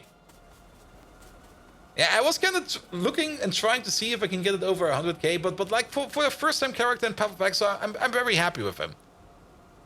I'm very, very happy with him. He does what he needs to be doing. He is a bit glass cannon-y again, but then again, I think most of the reason is because he is just a little bit low on health. He only got like 2.5k health. I kind of want to have at least 5k. But all the fun health nodes are all the way on the other end of the board. I'm just like, well, maybe I'll get something that will help me out of that. All right, you're good to go. What's with you? Oh, you're still missing over there. And PoE has too much trading for your taste? Trading? You mean like with other people? Who does that? Either that or the gear shit. And the gear's decent, I guess. Here we go. Here we go. Where are these other people you talk about? Yes. Iron plate. 2-8 requested, please. No path?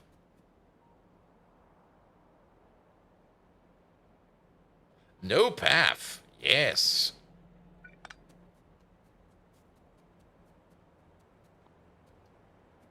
Here we go.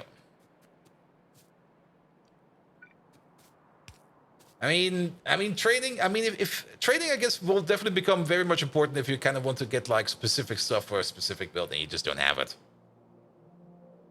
But to be perfectly honest, I don't even want to haggle around or do something like that with trades. I'll just find stuff and make something out of it. Trading is the path of the league with the current currency exchange. You mean like turning everything like in orbs of chaos or whatever it is? Yeah, I mean, like I said, I'm mostly just playing it for fun. And whatever I get in stuff, I'll just make a build out of it. It must be friends with the speedrun, and therefore trading is super important for them. Yeah, I kind of get that. I mean, if you only have like a limited amount of time, and you want to get the most out of it, you probably want to optimize by doing some trades and stuff like that. That's perfectly fine. But I'm just playing it as a hack and slay and looting game because I just want to find fun stuff, and I've still not really found everything. There probably is. I just recently found like one of those passive skill jewels, and I was like, oh, that's kind of neat. That's why they come in large, medium, and small. Cool. I put that thing in. I also found it completely by accident because it was like a non-magical one, and I usually don't even look at non-magical items, but it was like, hey, that's a new name. Click, and then I picked it up, and I already put it in and started putting skills in, and at some point in time I found another one, and that one was magic and rare, and it was like, wait a minute, you can enchant these? And I'm like, what? The NPC that lets you trade stuff for gold? What kind of gold are we talking about? Like in-game currency gold? Premium currency gold? There's so many currencies in here.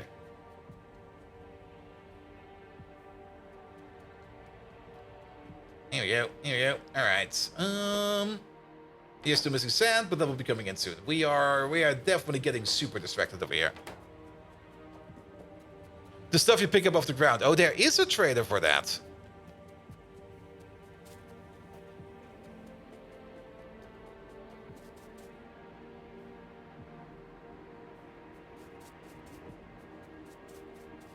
Which one is that? Because at some point in time I ran into some gold troubles because I'm always sitting there with stuff and going like, what do I do with this? I usually try to do the disenchanter and go like, here, make some other stuff out of it. Alright, but this thing over there is more or less done. Huh. I'm surprised that you came over to pick up some stuff over there. Here we go. Here we go.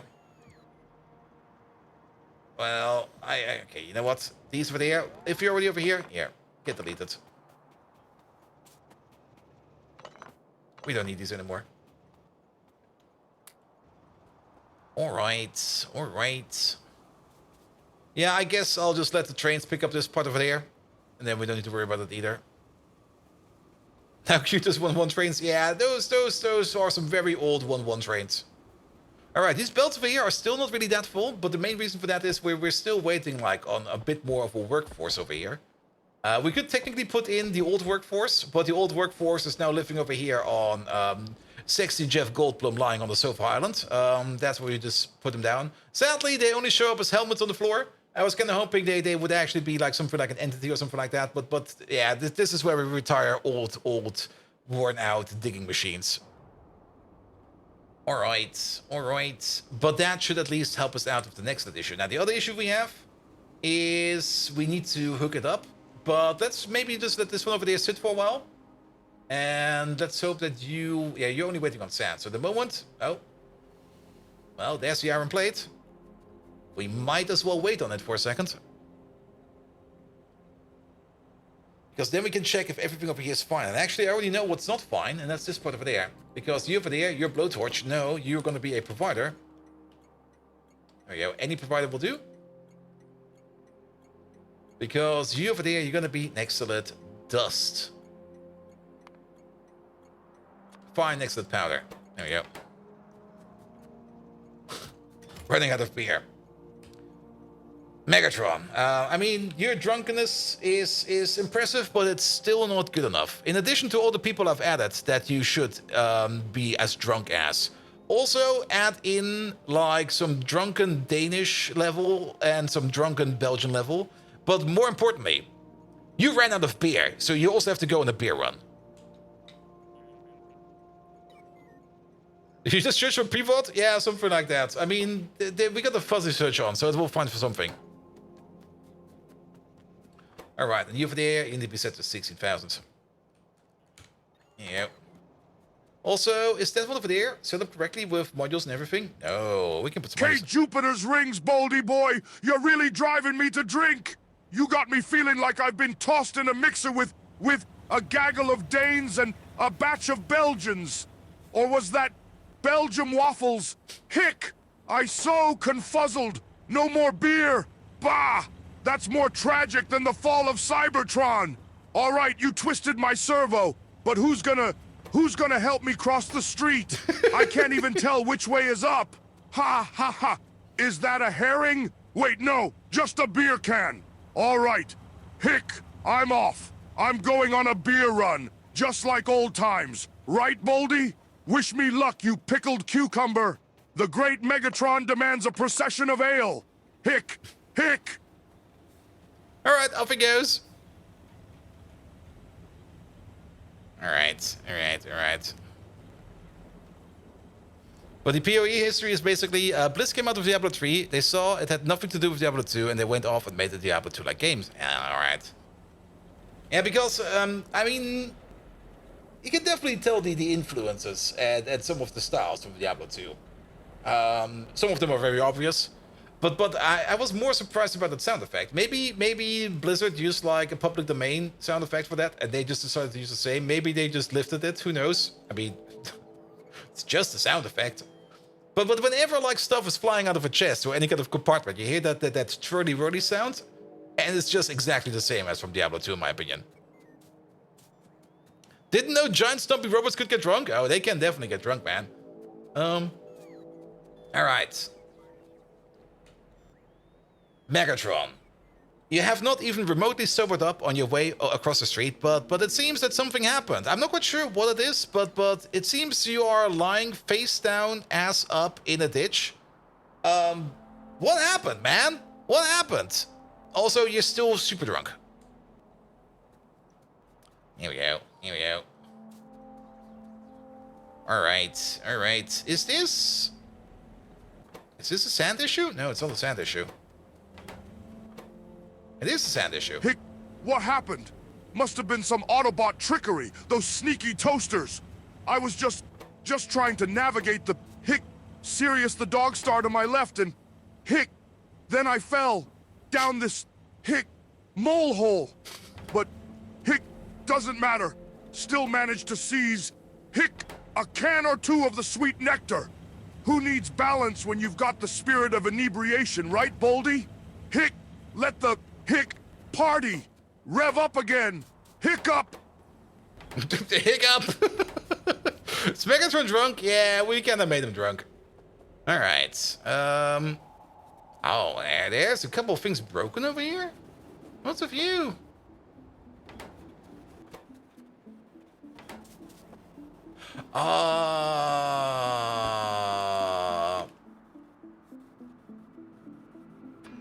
Wrong next to it.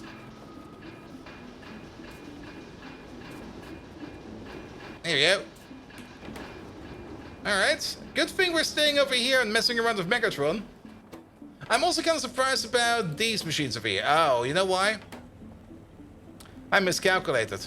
I thoroughly miscalculated. It's basically 2 per second over here per machine. And these are making 2 per second. But we're splitting it like 1 to 2 over here. That's no good. We need more. We need a couple more over here. Ah, shit. Alright.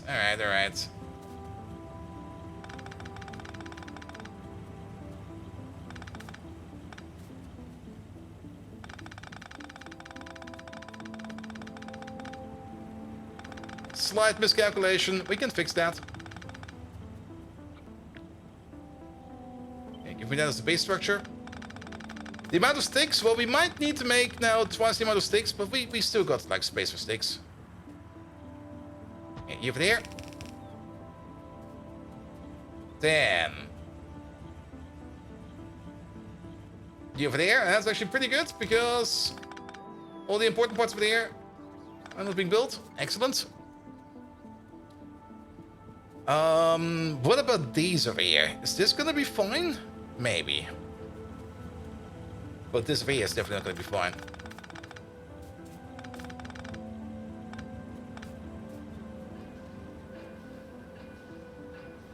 Well, then again, if we do it like this... Oh.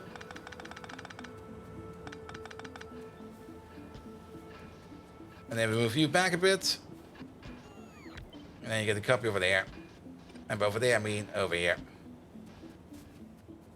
Is Megatron technically underage? Maybe? But Megatron went out drinking together with Paul. Nobody remembers that. It's the same as when drinking with the barkeeper once. Like nobody will remember what happened the next day. Here we go. Here we go. Alright, but it seems that Megatron got assaulted by some Autobots, so... Here we go, alright. Yeah, good thing we're not paying too much attention, and we're wasting some time over here, because then we can fix these issues over here. Alright, this thing over there, that thing over there. In my opinion, we do need to put down a second one of these. We already did that. Perfect. You over there. Shtick. Shtick. Let's put you over there. This is no longer required. We can copy paste over you as an input. Then the plate input is all the way over there.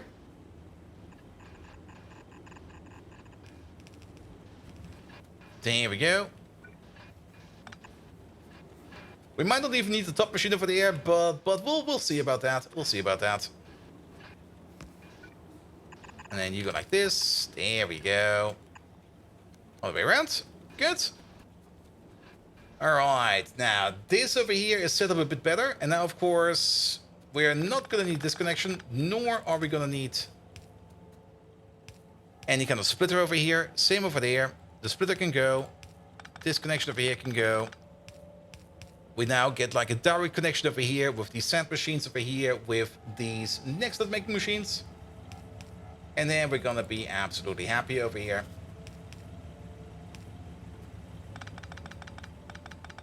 Here we go. And then pick up you. Good. And then which part are we gonna copy paste over? We're just gonna copy paste over any part over there. Yeah, take you, take these out. There we go.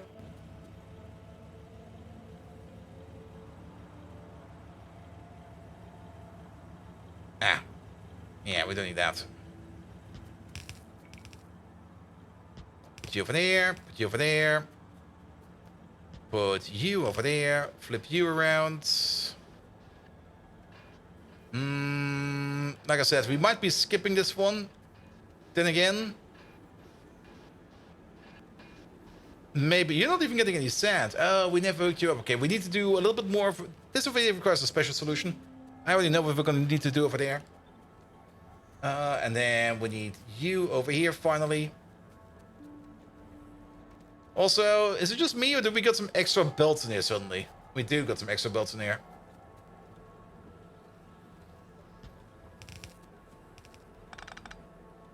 Not required. Not required. You're good. You're good. Not required. And not required. All of these are good as well. Then this setup over here.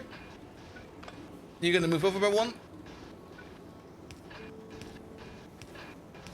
Input priority is still gonna be on this side. There we go. We're still gonna use you as a dedicated output. And then you go all the way to the bottom for the bottom one. You go into this one.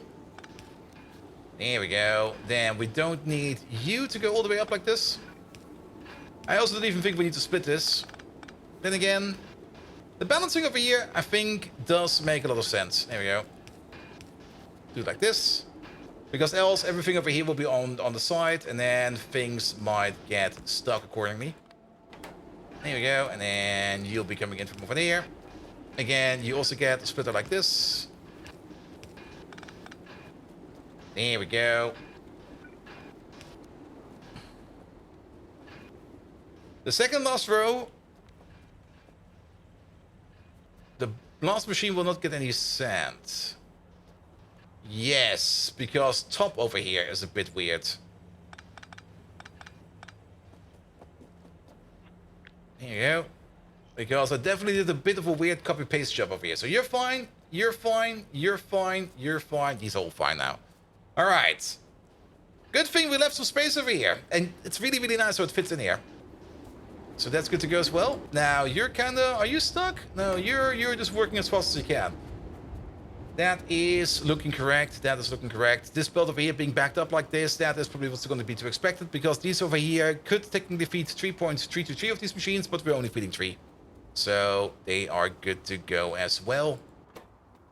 But you're kind of backed up on excellent grade 3, because is this good? That is good. Oh. Oh.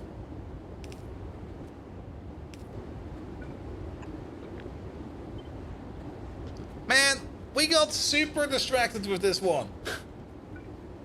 Now we're good. Alright, alright. Let's hope that this will now be a little bit better. Is it going the right way? This is going the right way. Alright, and then we're only waiting on the inputs over here for you to finish up, and it'll be fine. Alright, we're going to leave this machine. We're going back to the mall real quick because we're completely full with random items that probably want to be ejected from my inventory. Here we go. And by the way, if anybody wants to check out my Path of Exile profile, it's public, so if you want to check out what kind of stupid mess I made over there, just go find it. Maybe I'll put it into Discord later on, actually. Let me put it in after we've arrived at the mall, so you guys can see what kind of stupid thing I've built.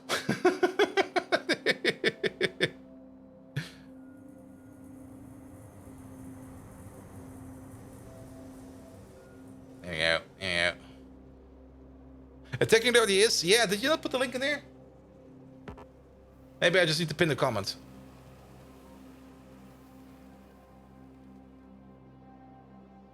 There you go. That will make things a little bit easier. Alright, alright. After this, we're going to have a quick peek at lead and silver, because solder is going to be very important, because we do need that to make ourselves more of the electronic parts. And then after that, iron is fine. Nextlet is now going to be fine as well. We still need to set up the train for the raw Nextlet movement, or not the raw Nextlet, but the Nextlet dust movement. And I guess then we're just going to start making some machines for blue circuits, because we're going to need some blue circuits machines. Now, there's still some parts we need to do, and by far the most complicated part is definitely going to be the high flux cores over there. Mostly because of the magnetic core. The magnetic core is the one part in here that is going to be an absolute pain in the butt. I do remember how they were a pain in the past, and they're probably going to still be a pain. Mostly because of the superconducting coil, and I'm already thinking about it and already talked about it, and that's probably going to be the next thing we're going to be making.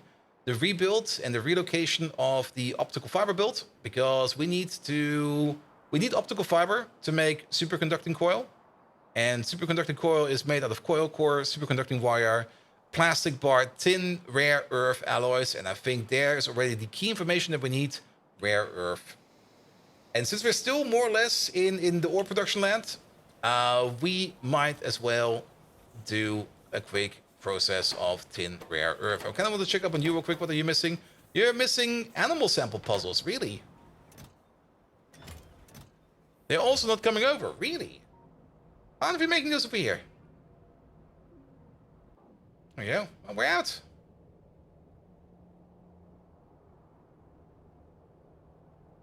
How are we out? It's not blood, it's not parts. You got all the parts. You do have all the parts, right? Yeah, you got all the parts. Something else missing in here? No. Oh. Oh. Oh.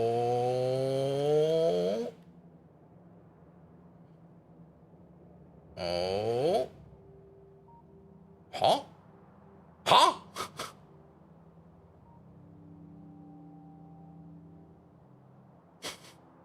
All right.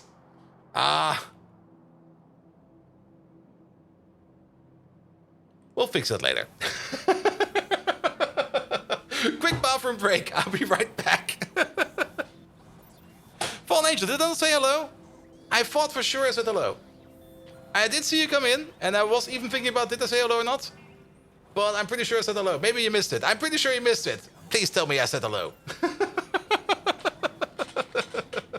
I'll be right back.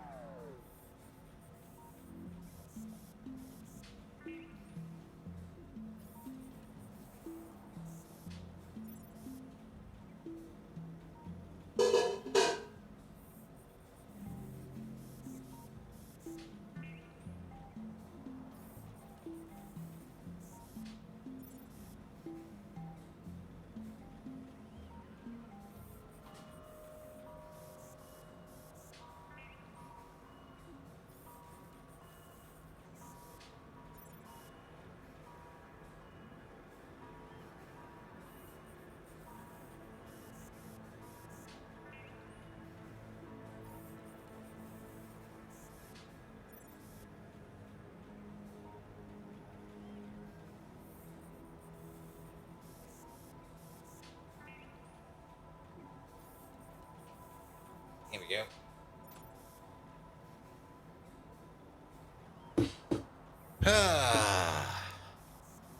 Forgotten Angel. Did I really forget him? Damn. Archcraft! Hey there! 1 year already. How's it going in PY? Been a while since I last checked in. Archcraft, how you doing? Thank you so much for the resub. A full year. Thank you so much for that. How's it going in Pi? It's going great in Pi. We got some issues we need to work through. And we're gonna do that right away while we're flying over there. Yeah. My AC over there, I kind of connected the hose to like, or the water outlet to a hose. So that all the water does not go through the evaporator, which usually gets vented inside of the apartment, which usually also makes my AC make the place more humid. So instead it's going like into like this big 5 liter, actually it's more than that, I think it's a 10 liter one. 10 liter, what's it called again, a pan? Pretty much a pan I have over there, where it just goes into. And it fills that pan up like in a day, but since it's already starting with some water in it at the beginning of the day, I always forget to check it after like the end of the day. And since I kind of let my AC run for like 2 hours more than planned, I got a bit of a water leak over there now, but it's fixed now.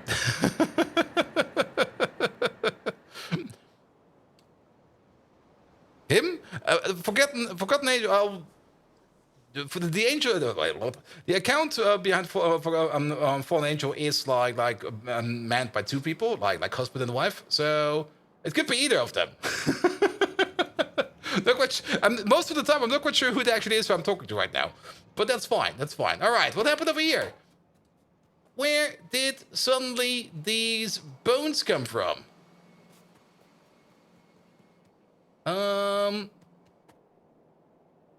There's bones over there. And I guess the bones... Now what? Why's the bones over here? Wait, what? Sorry, I don't understand.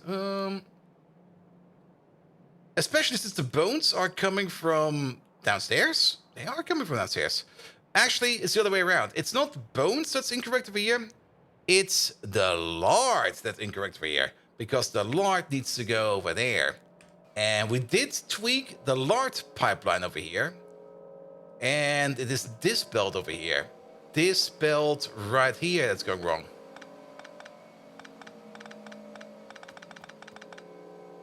There we go. And Pepper Cricket, hello there. Welcome, welcome, welcome. Just tell Megatron to wear a wig? Well, we could tell him that, but he will probably just lose it. Megatron, you're wearing a wig now. So, have a wig. Then again, wait a minute. There is bones and lard on this. Huh? Sorry, something else is completely wrong over here. Ha! A wig? It must be one of those funky phantoms of fermentation playing tricks on me. It's not as shocking as when I had to disguise myself as Starscream. Oh, the metallic afro. Those were the days. Hick! Let's ramp up the party. Wig and all. Ha! Don't I look just dashing and absurd all at once? Oh, yes, you do, man. Oh, yes, you do. All right. Sorry, we added these creatures at the end. And this is also exactly where the issue is. Because the lard pipe is that top one. There we go. Here's the issue. And that's also why we have this like that.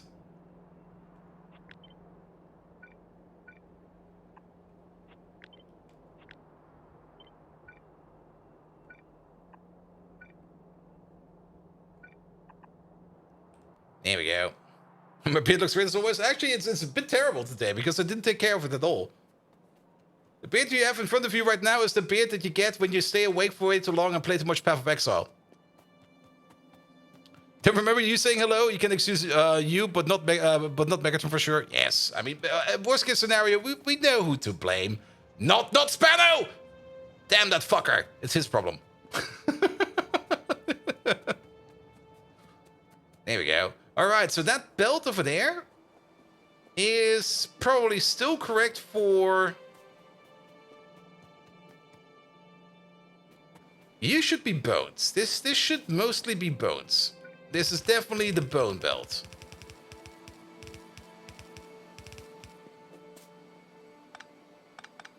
There we go. Alright, alright.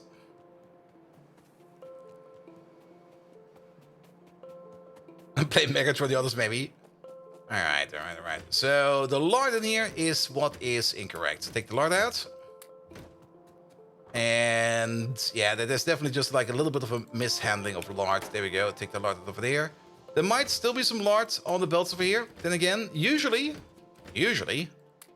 these loaders stick to like a certain output. But the only reason why they stick to like a certain output is because that output is currently being filled in their input. So I don't really think that there's any lard left over here. But just to make sure, let's just consume the belts. We can put the bones back in. We can always put the bones back in. You get some bones. You're not the large one. You're the large one. I almost put the lard over there. Lard over there.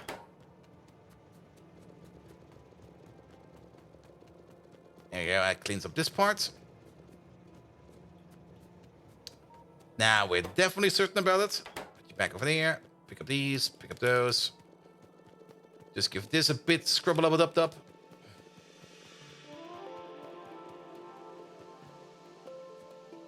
And the Path of Exile lore is also kind of nutty as well. Just at the start, you're not a hero, you're a shipwrecked convict, and totally not the butcher in the prison at people experiment on him.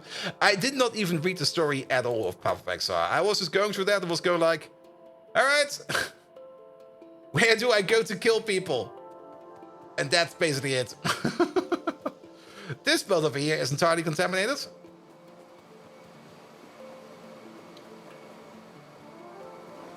Here we go. This is all the way at the end. All the way to the end. So we're just going to stand over here for a second.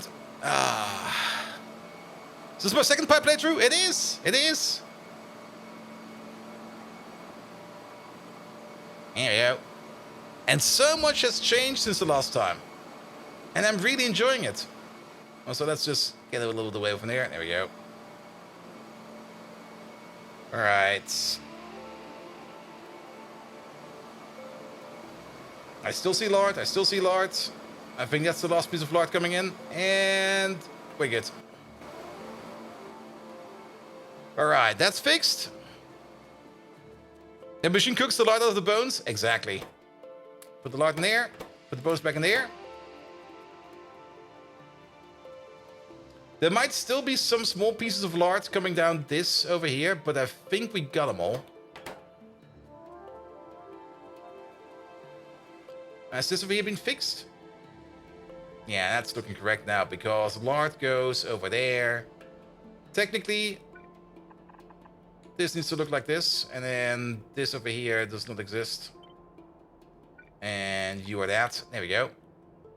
Because then you are correct with the other ones. The lard connection over here is still wrong. It's fine now. I mean, we're not going to be extending the machine over there anymore. So that'll be fine as well. And then the only other part that's missing over here is going to be for the animal parts, which means we're also going to have to consume this entire belt. Because this is the one that goes into the animal puzzle, which is the bottom belt over here. And that's this belt over there. There we go. Good thing we checked that. Good thing we spotted that.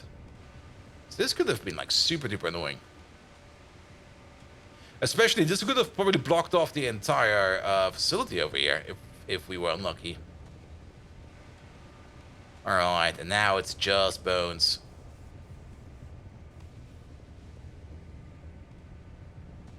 Here we go. That should be fine now. Good! And now we're making animal puzzles again. Also, I turned the AC off, and now I'm just instantly start to melt over here. I just immediately notice how warm it is in here, and I'm just going like, bleh. Why is it so warm in here? Don't put that in there. Oh shit, where did that go? Where the fuck did that go? No! It's not on here! Oh, wait, it is. Oh, it was really stuck in the output pipe over there. We put 10 in, we got 4.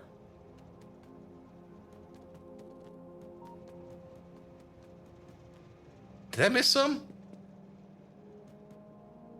Well, that's gone.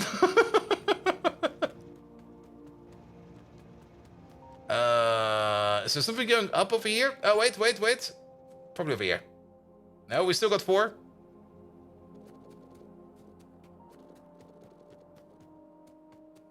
We still got 4. Oh, there they are. There you go.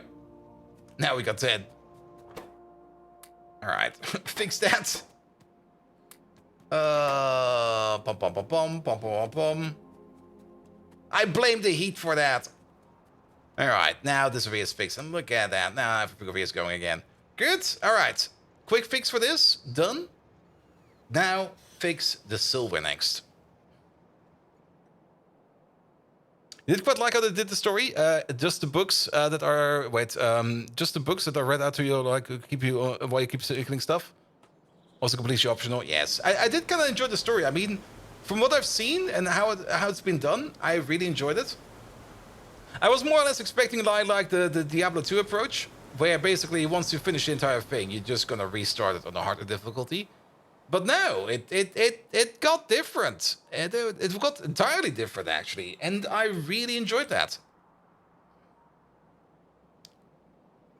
You're not quite sure where... well, you want to know where all the meat comes from? Bunnies. Mostly bunnies. And then cows, cats, horses, insects, bears. Well, technically they're partially a bear, partially something else.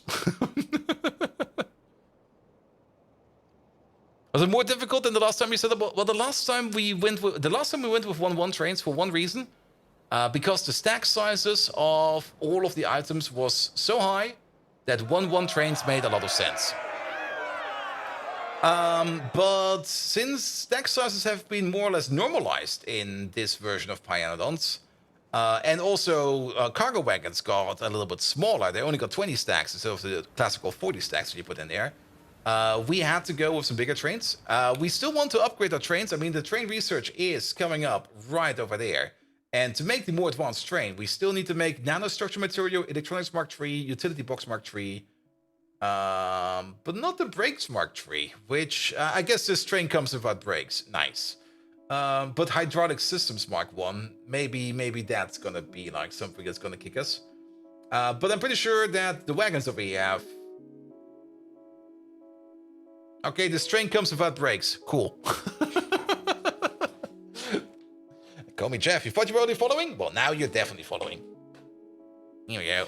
Brakes are for chickens. Alright.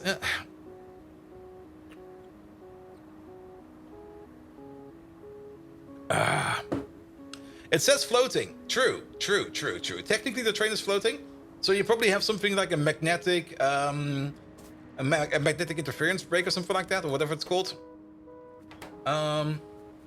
What's it called in German again? It's called a Magnetwirbel? No. What is it called again? I just said it in my head. Eine Wirbelstrombremse? Well, who knows? Yeah, I was also thinking about Wirbelstrombremse, which is a very, very weird German word. Alright, but we want to make more silver. To make more silver over there, we have to make the Refined Lead Dust Stage 3. Refined Lead Dust Stage 3 comes out of this part over there, out of Refined Lead Dust Stage 2, which is coming out of Refined Lead Dust Stage 1, which is coming out of this process over here, where we take the silver, or where we take the lead dust and turn that into silver, lead, zinc pulp. But I think we can't really do much with the silver, lead, zinc pulp yet. Silver, lead, zinc. That's silver, lead solution. Silver, lead, zinc pulp. So this one over there only has one recipe we can go with, and that is turn it into pulp stage 2, which gets turned into silver, lead 1. Silver, lead 1 over there. Oh. Ah, fuel rods. I think that's the reason why we kind of shrugged away from this. Because we were like, oh no, not fuel rods. That's gonna be fucking expensive. It's no longer expensive. Fuel rods are basically cheap. But this would be one out to get out of this stage over there. But this will make pure silver. I want to make molten silver. Because we need the molten silver for our solder. So that's not cool. Or we can move it along, go to silver lead stage 2, which can only be turned into stage 3, and stage 3 can only be turned into silver lead concentrate. And then silver lead concentrate can only, well, we can turn silver lead concentrate into high grade silver, but for that we need the tag. And we don't have that tag because that's still in production science. So silver lead concentrate into high grade lead, and then high grade lead goes down the path of the lead. So our molten silver production at this moment in time is broken because of our molten lead production. Nice. Nothing much we can do here. And I don't think, and that's sadly a thing we can't really do, I don't think we can just resmelt our silver ingots into molten silver. That's sadly not how this game works. Silver, that's salt, that's solder, that was not silver enough. Molten silver, there we go, crafted. We can get it from the reduced silver cubes, from the sintered silver cubes, from the high-grade silver cubes, and from refined lead dust stage 3, which is this path over there. And then we can also get it from molten silver in a barrel. There we go. Also, thank you for the follow, mate. Good, good, good, good, good. Just turn off the power, it will stop automatically. True, true, true. UPS already below 60? Yes, but mostly because it's technically below, just under 60. But since I'm using CPU encoding, I'm kind of paying a bit of a price for that. There's a CPU or PC upgrade planned that will fix all of that, but hardware encoding on my AMD device is no good. It's horrible. It's absolutely horrible. And hardware encoding on the Intel CPU or on the Intel GPU is also going to solve it, because it's still going to affect us, because it's still going to cost us memory, and costing us memory is what's costing us over here. All right, so we should probably switch this recipe right over here. Because we can't do this recipe, because we can't guarantee the molten silver. So we are just going to move down one over here. That's still molten tin. That's molten silver, and that is tar. So we need to switch out silver over here with silver over here with tar. And then at least we can get the production of our solder going again. So we need to switch to the green team for better encoding. To be perfectly honest, I was kind of surprised by that. I mean, every embedded system I've worked with, like fucking everything, has a somewhat absolutely amazing hardware encoder on it for like camera streams and everything. And it works great for those systems. So I thought to myself, come on, it can't be that bad on AMD, right? Boy, was I wrong. Like, oh, I was very much surprised how wrong I could be. All right, where's the molten lead? Let's see, that's not over there, that's not over there.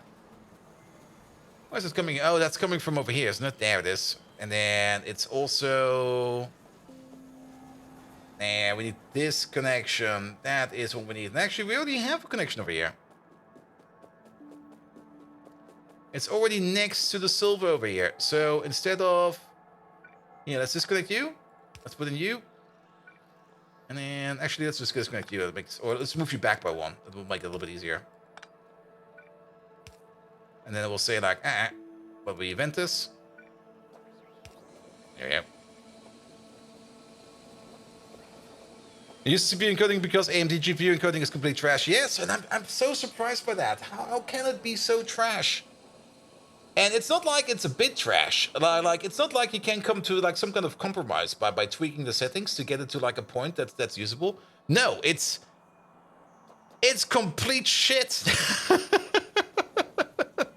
It's trash for H.264, it's great for H.265, probably. But since Switch does not accept 264.5 yet, we're stuck with CPU. Though they're working on it. It seems it will be coming, maybe, hopefully by the end of this year. But I can't say anything about that because I'm not on those lists that give me the information for that. The only information I have is from the open broadcast beta they're currently doing, where they are... also, why is the LED now stuck? Where they're updating like the NVIDIA things for that, for things like self-made transcoding and stuff like that, which is great, by the way. That was always something I wanted in the past, and I always wanted to do, and they were like, nah, it's not possible. I'm like, no, it is possible. You just have to put the effort into it, but they're finally doing that. And they have AV1 on the list for the last 2 years, so maybe 2027. Yeah. I mean, either AV1 or H.265, I don't care which one of them. Alright, so why are you now stuck? Maybe there's a different issue over here. Maybe we're looking at the wrong issue. Or are we just out of... Oh, now I see what the issue is. I can definitely see what the issue is. And the issue is... we don't have any LED over here. Which is fine. When will this train come over? You're standing over there. You are... Actually, you're already standing over there. That means there's a shipment available over here. That means you'll be over here soon.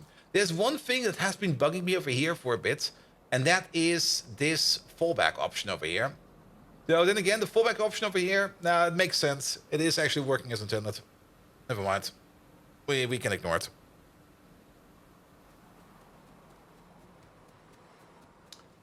There we go. All right, so this over here will fix our solder issue. The silver will be made into silver ingots, or silver ingots, I guess it is. Which will then be exported to whatever.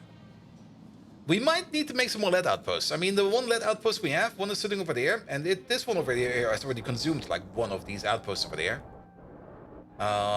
We're still doing strong over there in terms of LED ore production, and it's still being processed over here in, well, at least some kind of speed. I think we need some more LED. The amount of LED we need this time around is quite impressive. This is just going to be for me in the future, but lead-rich rock, the big boys. Okay, we got these over there. We also got these over there, which we're working on. Yeah, it's still working. Nice. Any other big boys? Ooh, yeah, 45 million. Yeah, we're going to grab those soon. Pom pom pom. Pom pom pom pom pom pom pom pom. 38 million, but that's still in barter country. Oh boy. There's a good amount over there. Is that in how many is that? In 3. Oof. Yeah, we can zoom out. Actually, maybe Raygard can tell us. Raygard, is there a limit to how far you can zoom out? Because it seems we can always zoom out to a particular level depending on how many chunks are generated. Could be wrong about that, because I've never really watched like a stream about a race to the edge. There must be some kind of limit, right? Or maybe it was limited back then by top-bottom connection over here. I'm pretty sure there is, but you don't know what it is. All right. But yeah, I mean, the amount we can zoom out over here, I can't... you can barely see the bots even. I mean, you can see like where most of the bots are, but you will not be able to see where individual bots are. I guess the limit is UPS. Yeah, well, then again, here. The biggest issue is this button over here, the recipe icons. Because this one over there costs us like 10 UPS in map mode. Because it still has to draw every icon that we can technically see over there. Which is a lot.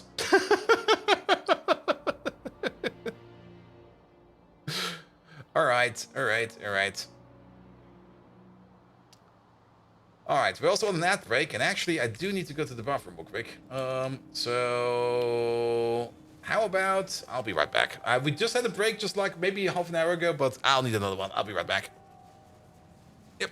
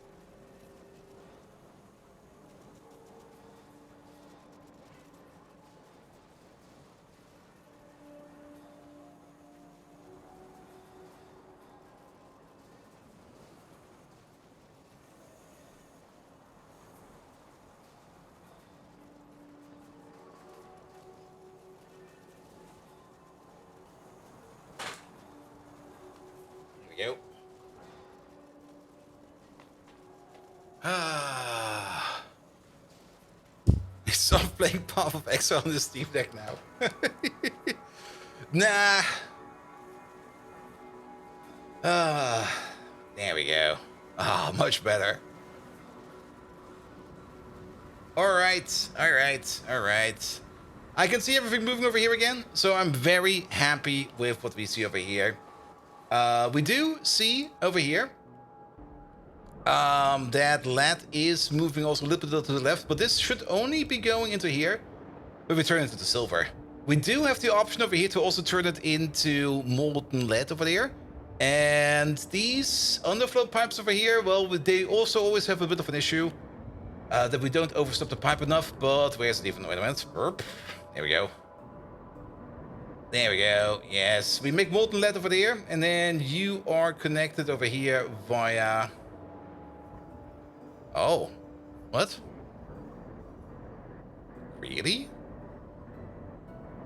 There should be an underflow in here. Because we do kind of want to prioritize this molten lead production over there. But should you be able to make the purified silver, just like the purified lead? The cubes? No, we can't. We just checked that. The next level for molten silver, there we go, is over here. That is not the silver we're looking for. That is a silver, but that is the wrong silver. I'm also kind of surprised that it shows up over there. It's over here. That's where we get the high-grade silver cubes. Production science. So, we're not there yet. We will be there, and we will most likely do this, like, maybe as one of the first ones. But sadly, we're not there yet. Alright. That's gonna be you, you, and you. One underflow, please. Only flow into here if this one over there is definitely not producing anything. If this one over there is not producing anything for whatever reason, then sure, switch over to the other recipe. Alright, alright. So, here we go. We're now definitely making less solder over here. So not all of these machines over here are working, but that's fine. As long as we're making solder, that's enough. Then, let's have a quick peek over here at our next machine.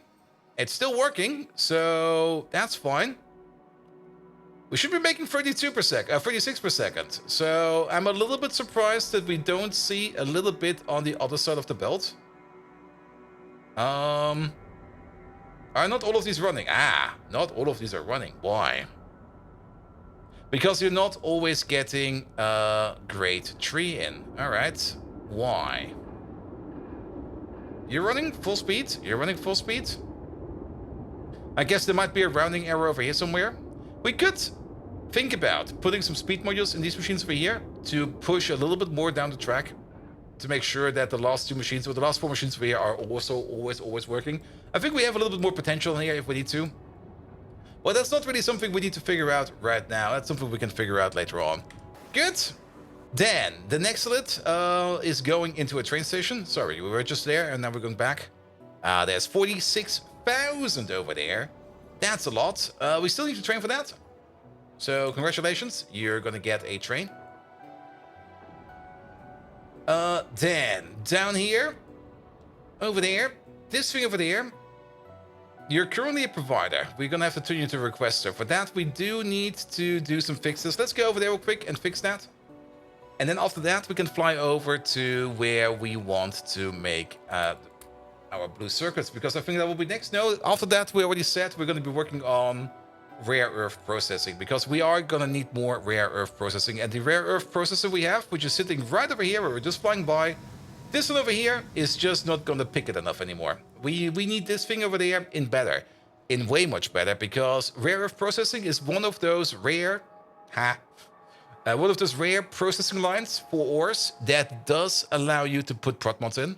So we're gonna have a lot of fun trying to build that thing together. Also, this can go away, that can go away, that can go away. Perfect. This can go away as well. As well as that. Good. Yeah, the same as with the niobium ore, the rare earth processing does allow you to add in production modules in every step of the way. And we're gonna build it with a production module target in mind. so that we don't need to worry about production modules in the future, so that we can more or less grow into the machine. And that is, we're going to be calculating with a production module modifier of plus 100%. So basically, we're going to just assume that every step is going to be doubling it down. We're not exactly there yet, but we're getting close. We're currently sitting at the productivity module bonus of 20%. We're already here, by the way. And production modules Mark II have already been researched, but none have been made. That will get us up to 40%.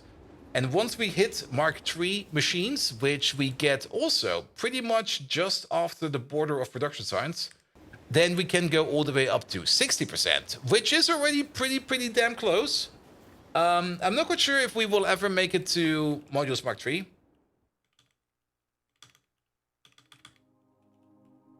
Yeah, where are they? Production modules Mark III. No, we can't find them like that.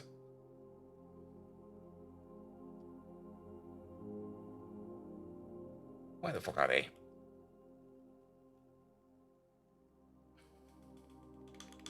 Speed! There they are. Oh, they are in production. Ooh. Alright, we will be getting these sooner than expected then. And we most likely do need to make whatever we're making in here for other things further down the road. So we are definitely going to be stumbling over these at some point in time. Which means with a Mark III building and Mark III production mods, we can get up to plus 90%. Now, if, and that's a big if, we get to Machines Mark IV, we could technically go all the way up to 120%, but we're probably going to be putting in like 2 Mark IIs and 2 Mark IIIs to give us that flat 100%. And actually, if you think about it, maybe 3 Mark IIIs and 1 Mark I. That might be cheaper. Actually, no, I think 2 Mark IIs and 2 Mark IIIs is cheaper. Alright. We also backed up again. Perfect. We got all of our pocket stuff. Excellent. Step number 1. Upgrade all of this. Oh.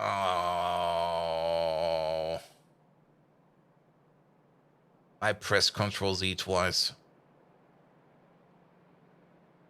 What was that? Something broke, exactly.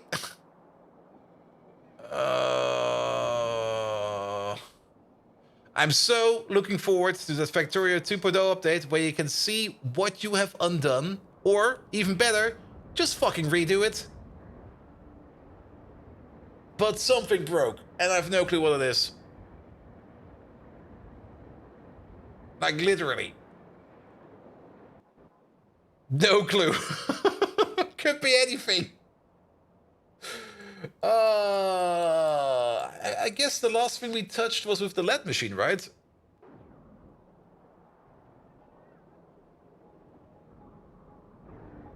I thought for sure it was this thing over there. But you're fine over there. And this looks fine over there as well. Did we do anything else?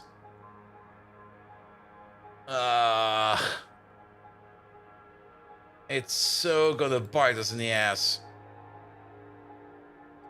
A train? A train! A train! There you go. Woo! Thank you.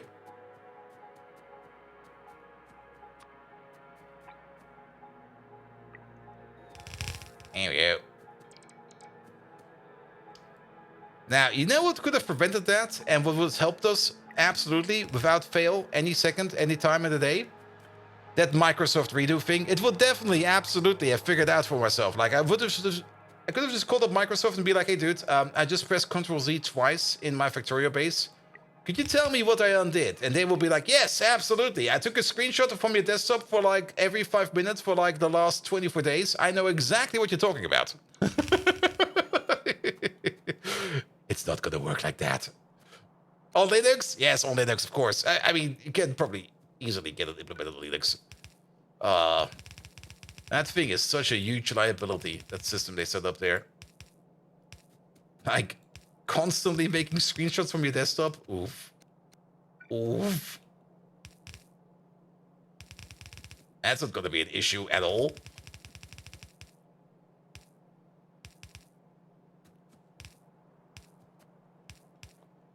Here we go. Here we go. Here we go. All right. And then... what about this over here? I mean, going through this over here is a bit of a UPS lag as well. We should do it like this. We gotta think about it. And then just put the input priority over here on the left side. It's always nice if we can like fill this thing up over here and call it a day. But since we're no longer exporting it over there, but we're only using this over here, we're gonna go this way. We are still gonna keep at least this space over there. We might condense this thing down over there, but I'll do that later. Because we still got raw next-lit ore being made in other places where we're not doing the pre-processing step. But this way around, we can now at least... okay, we're going to set you to... first of all, you're going to be a requester. Bump. And then you're going to request when we've got less than 16,000 to keep you topped up. And then you over there, you're going to be next-lit dust 28 requester. There we go. Good, good, good. And then... there you are. You're there. Excellent. 2-hit provider. 2-hit requester. Full. Empty. Off you go. Pick it up, please. Alright. Also a feature I'm very much looking forward to, like the train manager at Factorio 2.0, because that will make things so much easier. Especially in a heavily modded base. I mean, in the vanilla base... I can see that why they never really thought of putting it in, because you don't really need it. But fucker. But in the Pi base or anything that's modded, oh fuck yes. Well, then again, we already have, of course, train management mods out there. Very, very true. There we go. All right, all right, all right. So we will now be getting more next-lit dust in over here, which will then be moved up all the way over there. Let's maybe check this over there, if the balance over there is correct. I guess Raycott could also be the first person to stream 2.0. He might have already streamed 2.0, and he just never told anybody about it. He was just like, all right, we're going to stream some Factorio. This is the current build I have, blah, blah, blah, blah, blah, blah. But we're only going to be using 1.1 features. There we go. All right. What do we have over here? Crafting speed of 30 in total. Cool. That means we're making 105 molten next-lit over there. Because it's just playing Pi to test the compatibility. You never know. You never know. And then we got the total crafting speed over here of 15 as well, which means this thing over here can consume up to 400 molten next-lit per second. Yeah, I don't think we need to worry about this too much. The only thing we might need to worry about, I mean, if we do pump in 100 molten next-lit per second, then we are definitely going to get out 25 next-lit plate per second. It's currently going on 2 yellow belts. Yeah, so be it. Be on 2 yellow belts.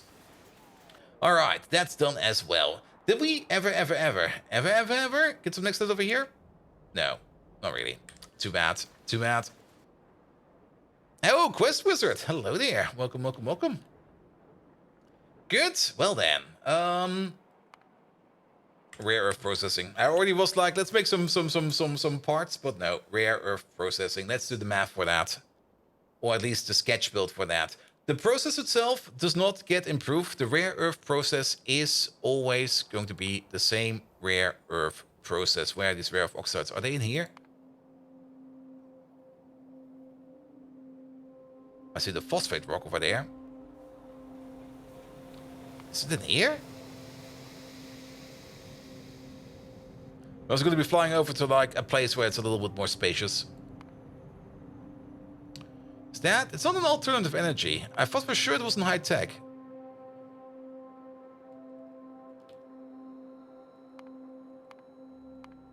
It is in here. There we go. Alright, there's only one recipe. We need to make some rare earth concentrate, and that we get out of rare earth solution, which we can process in 3 different ways. Which we get out of the slurry, which we get out of the mud, which we get out of the dust, which we get out of the powder, which we get out of the ore. The powder is already available. We're going to start with the dust stage. So that is where we are going to be starting our build from the dust stage on forward. The dust stage is already also heavily prot modded, so we don't need to worry about any kind of prot mod over there as well. Are we over where we think we are? We are. We finally upgraded our power generations and oil processing. Ooh, using some kerosene. Nice, nice, nice. In Pyro and GregTech.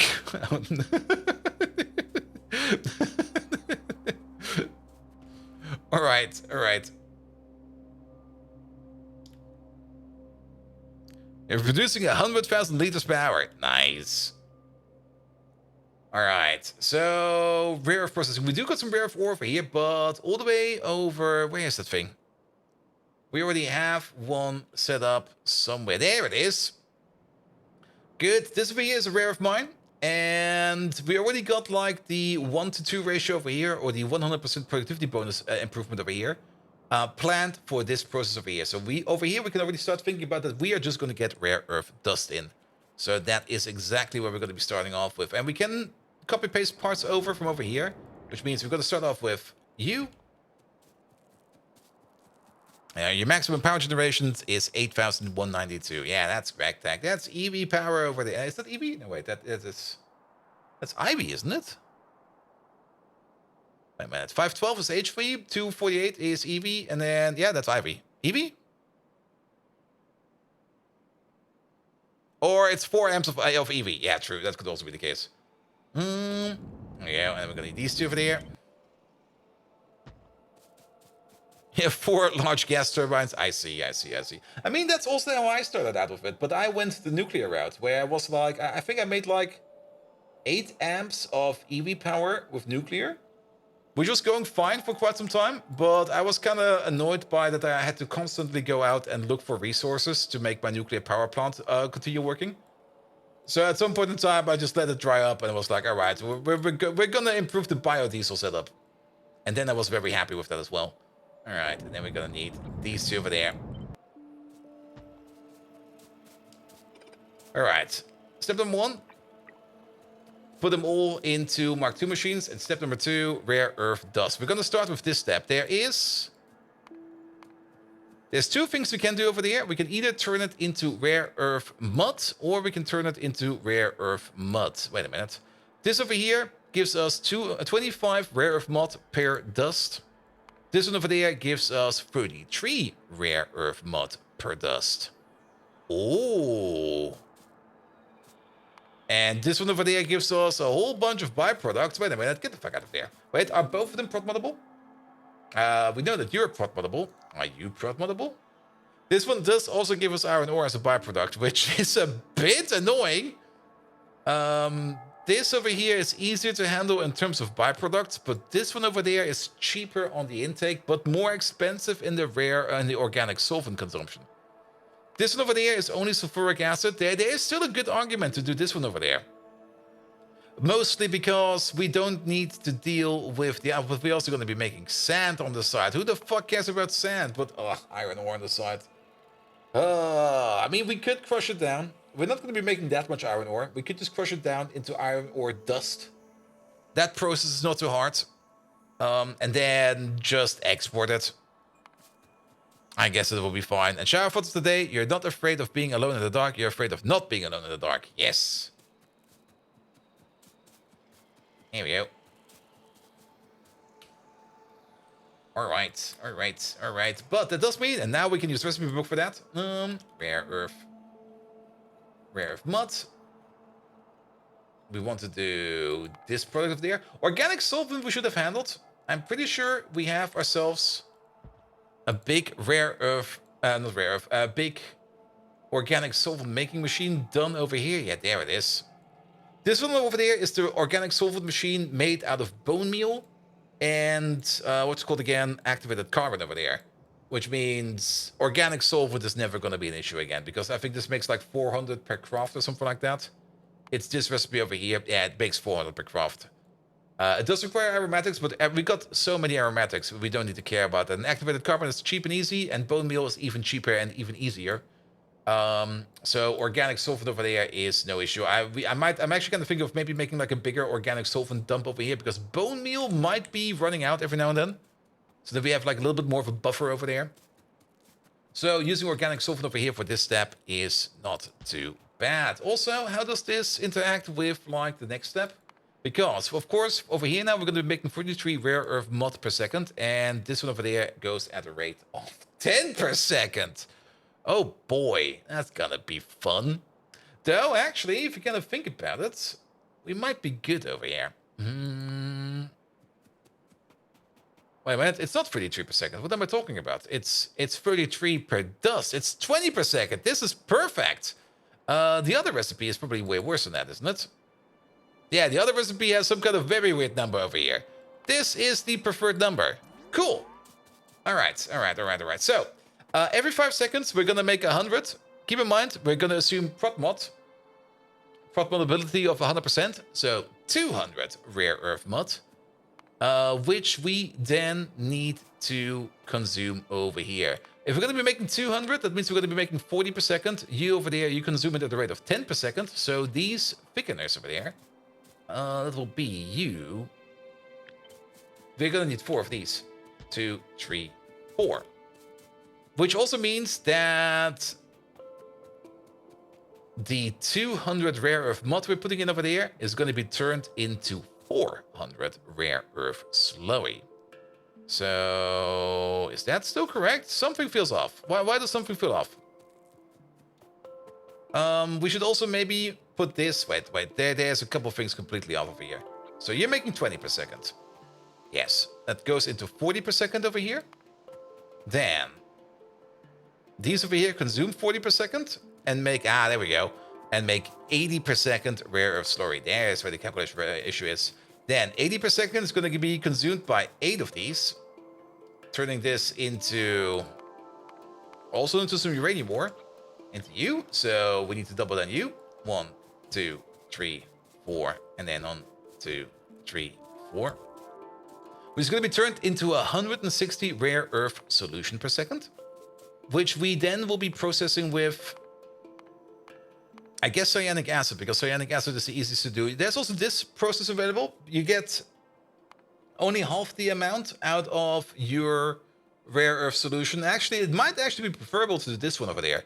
We might be losing out on things like chromite sand and copper ore, but to be perfectly honest, we still get iron oxide out of it, but to be perfectly honest, we're going to get so much prot mod bonus in here that we might just want to skip on it, and then we can also skip on things like cyanic acid. Then again, currently, we got enough cyanic acid to go around, and this over here will only make us make more of it. Yeah, we're going for this one. So, 160 rare earth per second. Each one of these over here is consuming it at a rate of 12.5. Pum. Oh, that's going to be a big boy. So, how about this? 1, 2, 3, 4. That's 100. That's 150. That's 175. Big boy. All right. So we basically divided by 5. So that 160 we will be turning then into 10, 20, 30, 32. 32 rare earth. Wait, 32, and then the prot bonus on top, 64. Did I do it correctly? Yes, 160 rare. Okay, sorry, we have to be careful. If we misdo this, it will be troublesome. So we're already starting over there. So you over there. I think we already have an issue. No, we're fine over here. You're making 40 per second. You turn that into 80 per second. You turn that into 160 per second. You turn that into 32 rare earth concentrate per second. Without the prot bonus, 64 with the prot bonus. And then the rare earth concentrate over there. Still affected by prot mods. 64. Well, not really 64 per second. 64 per second, right? Yeah, 64 per second. Oh boy. Oh boy, this is gonna be big. 64 over here, halves it down, but prot mods it back up, will be turned into 64 rare earth oxides. For that, we need then the zifting machine at the end. Really, 64. So that's going to be 32 of these.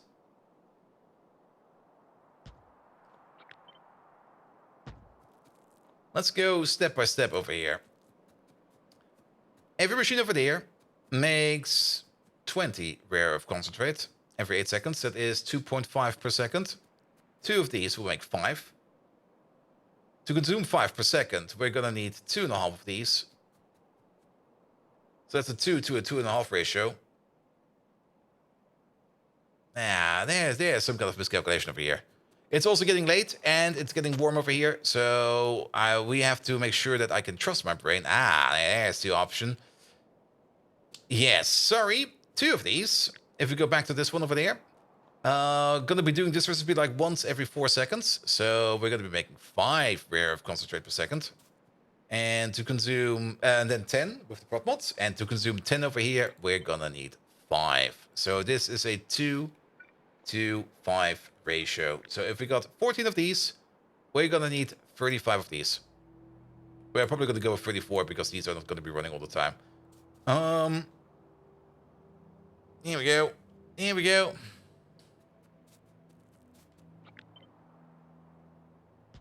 And keep in mind, this is all coming out of like a singular input at this stage over there. Prot bonuses. Ooh, if you can stack them, it's amazing. All right, but 30, what do we say over there? This times 7 times 5, 35, 7, 35. So, bomb, bomb, bomb, bomb, bomb.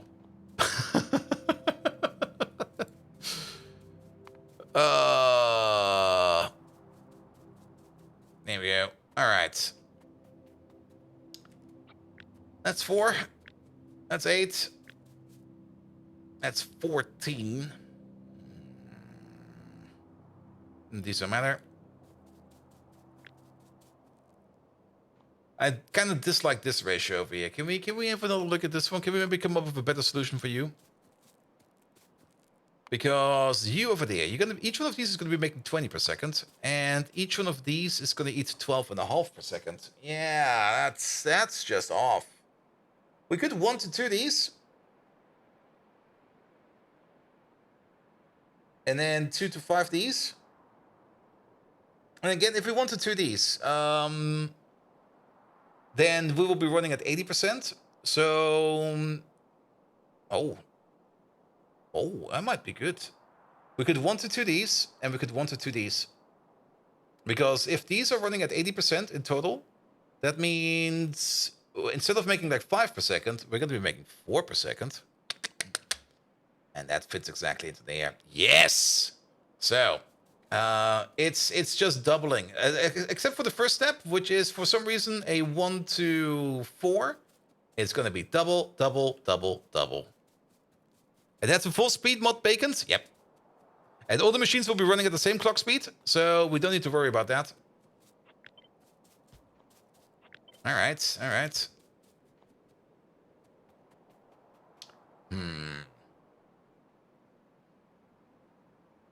The sludge maker, yeah, over here. Oh, not really sludge, the rare earth mod maker over there. This one over here. This one over there is making 40 per second, 20 at normal crafting speed, but with prot mods 40. And then 4 of these consume 40 per second and turn that into 80 rare earth slurry. 8 of these consume 80 per second and turn that into 160 rare earth solution. 16 of these will be consuming way over 160 rare earth solution per second, but that will be fine, and we'll be turning that into 3264 rare earth concentrate. And then these machines over there will be halving it down, but then doubling it up again with prot mods into 64 rare earth oxides. There we go. However, we're not at that level of prot mods yet, so this machine over here will be running a little bit under par. This is definitely a good candidate for power gating it, and I think that's also what we are doing over here.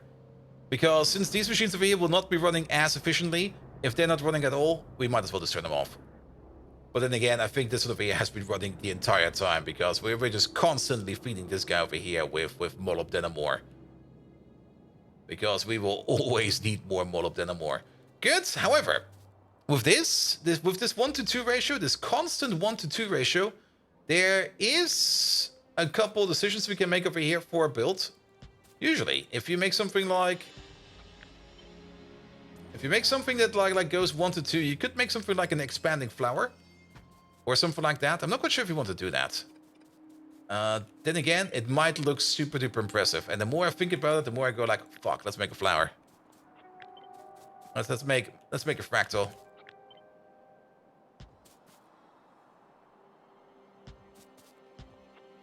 Because we just put like... Okay, let's give it this is 1, 2, 3, 4, 5. Because if it's always going to be doubling down, this is going to be like an absolute pain in the butt to connect at the end. Because we have to figure out a way to get in here at some point in time.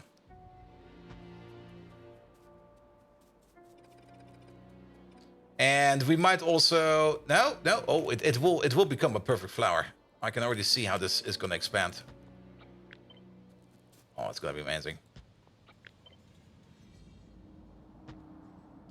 If we keep with the splitting at the axis part, we will get stuck, but 2, 3, 4, 5. Oh shit. 1, 2, 3, 4, 5. There we go.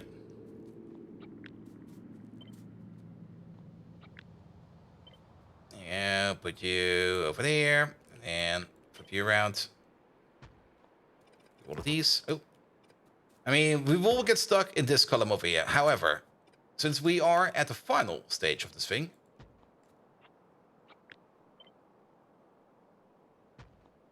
there we go.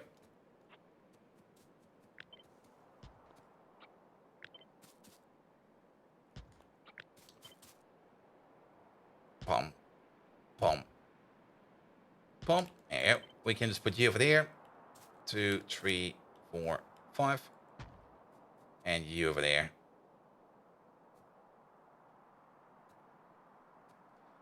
Does that make sense? This makes a lot of sense in my head to do, but this will be an utter nightmare to connect later on. If we just go to the sides like this, it will be better. It will probably also give us less of a headache. There we go. Fully beaconized rare earth processing. And then this guy over there sits like here. He gets his own beacon. There you go.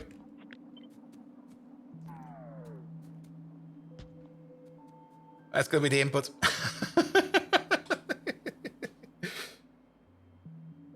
Poor little machine. Yeah, I mean, he's fast enough. Now, to counteract, now this is the thing.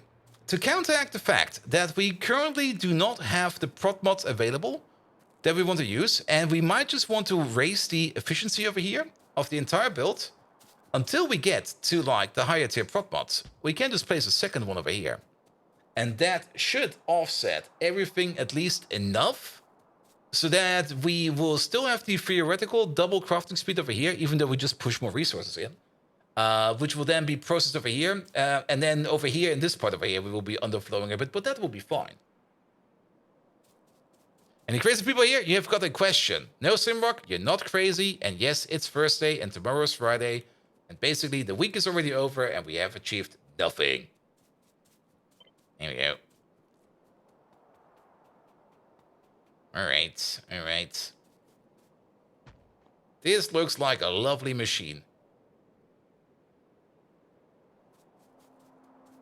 There you go. And also, if you want to think about crazy stuff, looking at this machine from this high up, it looks like a whole bunch of eyes are looking at me. So yes. For you, it was Friday yesterday? Damn.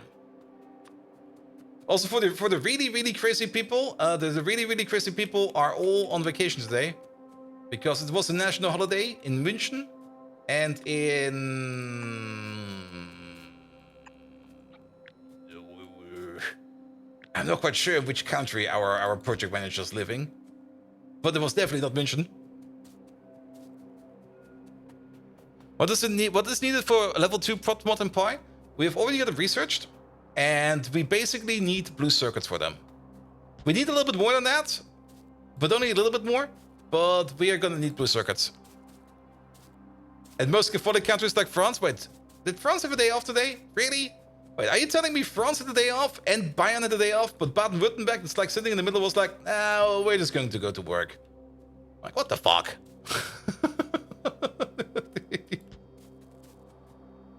Alright, did you at least, every Frenchman out there, did you at least take your time and take a swim in like the Seine?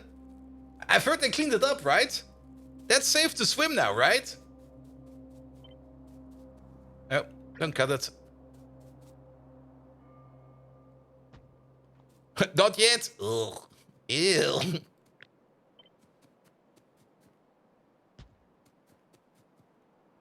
Here you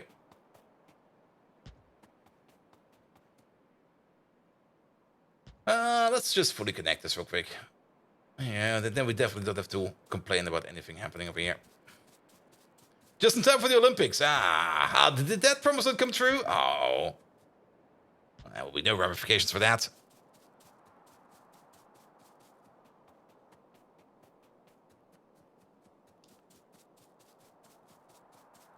By swim, it seems to be inefficient. All right, you're completely correct. Just immediately start drowning. There you go. You can just take a quick shower. Yeah, swimming in a river, especially in the city river, I mean, it might look like clean water. It's not clean. It's definitely not clean. You don't want to swim in that. Then they have to cancel some of the Olympic events that were supposed to be held in the China because the river was populated. I do remember hearing that a lot of people protested about it, especially the triathletes. They were like, nah, we're not swimming in that. Fuck that. But I never followed up on it. But maybe somebody knows. All right. This thing over here needs a home. I mean. It's not that much rare earth over here. There's way more rare earth over here. We're definitely going to have a rare earth mill over there as well. And we do need to import it over there as well. We do need some resources over here to put it in as well. We could just build it right over here. Yeah, why not? Build it over here. Train station's on top. Wait a minute. Train station is starting from over there. Around the lead. Going down. We might need to land for a little bit over there. Let's just make it over here. It's a little bit offside from pretty much everything.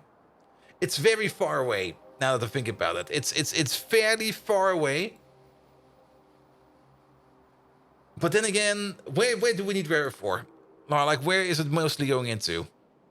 Oh, there's something like the Dumium nitrate. Oh, what the hell. It is required here and there. Is there anything that's like chugging the stuff? Like just going like, here. I want to eat it all. Okay. There are some parts that really, really want it. But then again, on the train, it should be fine. Fill up the train, move it around. Shake it all around. And did Marco actually go to swim? Nah, I can't imagine him swimming. Putting it over here. That is so far away from everything. I mean, before we put it over there, maybe just put it over here. I mean, we are technically already standing over here. This is not too far away, and it has a connection to the main base over there. And we need it definitely for the circuits over there. So building it somewhere in this streamline is going to be perfect. Where does it need to be imported? It needs to be imported over there. And we've got the turning point over there. Yeah. Why just not build it over here? Actually, why just not build it exactly over here where we started planning it out? Because then we got all the space over here for the train stations. And then we don't need to worry about anything. And if we need any kind of water or anything like that, we can just pick it up from the coast over here. Sure. I think it's fine.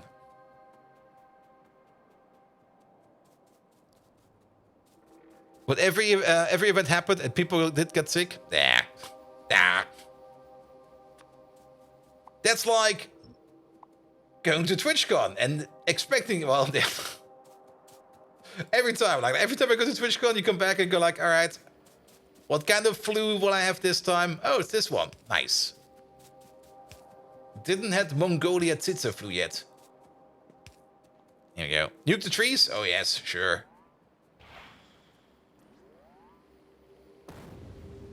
Did I already put that? Ah! My face! Here you go.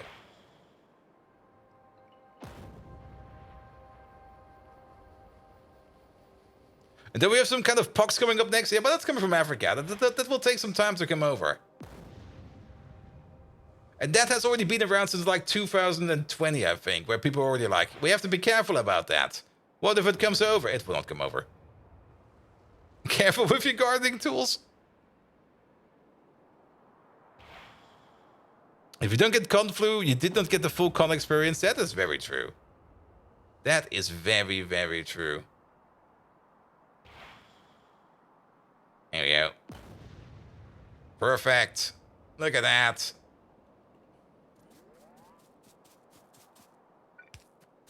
All right, rebuild you. Sorry about that. Any comment you would make on that will get you banned, at least in the UK. Well, as long as you're not staying in the UK, it'll be fine. It's not like the UK banned porn or anything like that. The UK would never ban porn. I mean, come on. Porn is the one thing that keeps every sane person sane, right? Only really, really conservative people would come up with the stupid idea to try to ban porn. I still find it completely fascinating that the UK somehow managed to ban porn, and I'm just like, excuse me. Have you ever watched TV? Here you go.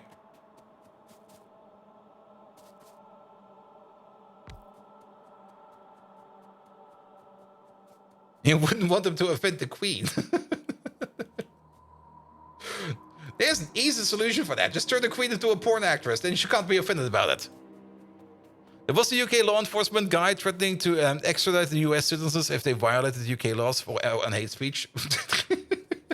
To be perfectly honest, if the choice would be like okay, leave the country or go to prison, yeah, come on, fuck that. You guys can keep your stupid tea country. I mean, I do understand that hate speech is no good. It's silly. It's silly. It's so silly. But fun to make fun about, but for the people that are actually living there, it's so silly. Your favorite bit on that was that he actually filtered for images with specific orange tones, which put block messages on travel agency sites. Really? They use an orange filter for that? I never really looked into it in how intrusive that filter was. I always thought like they just do like some random IP bans and stuff like that. But are they actually gonna look like in the content that's being transmitted and they're just gonna block that? Is the ISP actually going that far? Because that is a huge violation in my opinion. You never understand why the US never banned porn and how Puritan it used to be. That's very true. I mean for most Americans, I mean in America, if you pee in public, if you're unlucky, you can end up on the sex offender list if you're really unlucky. Most people do understand, and they're like, all right, just never do it again. Get the fuck out of here. But it can be that draconic over there as well. But for people that are so prude about certain topics, they got a massive porn industry. They got a fucking massive porn industry. In your state, is passed a law saying that you need to provide your real ID to access adult sites. Adult sites responded by just not doing business in your state. And also, VPNs are a thing. Other states effectively are banning it by regulating, requiring sites to ensure people are over 18 by checking IDs. Yeah, but that's the thing. You will never get on top of it because the moment you basically regularly shut down like one site for your country, there's like at least 10 others that are sitting there going like, hey, you don't know us yet, but we got the same sortiment. And the VPNs are super easy to get, so it's not an issue. Yeah, that's the other part. Where you just go like, all right, we're putting all this effort in for something that can be handled quite easily. And you go like, come on, man. You're technically just all making it worse by trying to ban something that is basically unbannable. Just live with it.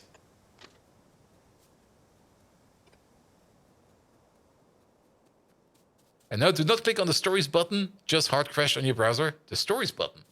Oh, you mean the Twitch stories? And porn is a drug, right? Well, burgers are also a drug. And beer is a drug as well. Sugar is even a drug. But, well, I guess some can be taxed more easily. Or let's put it the other way around. Some of them are probably more easier to say you're getting taxes from than others. Like, if you're running for politics, especially in Germany, and you got your own beer brewery, people will be like, oh, he's got his own beer brewery. Nice! If you're running for politics and you got your own hardcore SM film studio, they're going to be like, huh?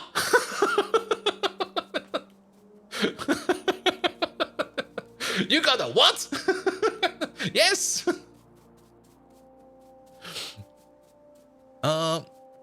And the US is a weird mix of libertarian and patriarchal tendencies. They live together.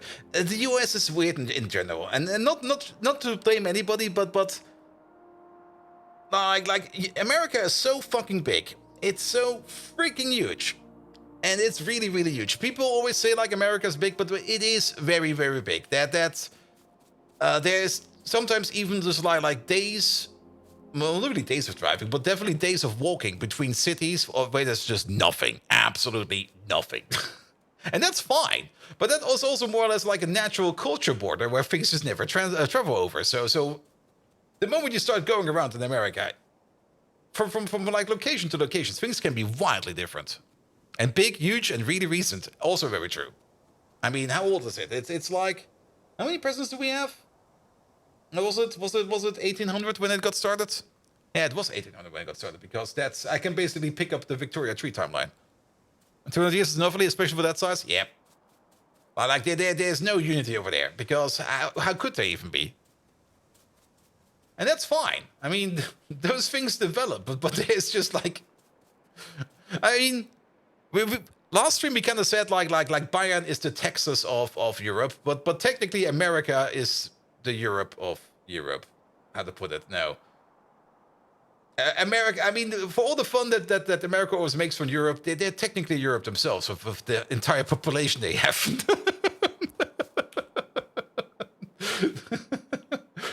With all the different cultures and all the different people living in America in so many different places, a land made out of the immigration, it's basically Europe. It is Europe 2.0, because if you go to America, you go to any kind of city, you get Hamburg, Paris, Berlin, New Amsterdam, New Amsterdam, Old Amsterdam that burned down but was called New Amsterdam again. And France more than 1k years old, and US are so young. Yeah, those little shits. Then again, Germany is also actually Germany is even younger than that technically. Because Germany also, well, except for of course what happened in Second World War II, but Germany is also not that much older.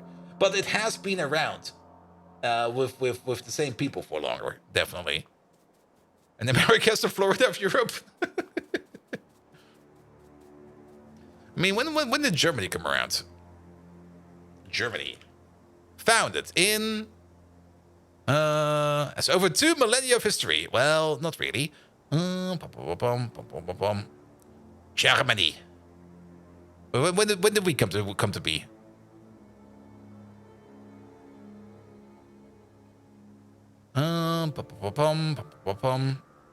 Something like 1850 or something like that, from the top of my head. Germany is less than 100 years old. Oof.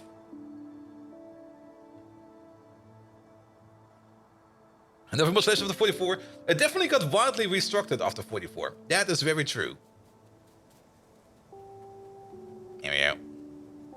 There are 2 dates, 1960s, and the other one's 1870.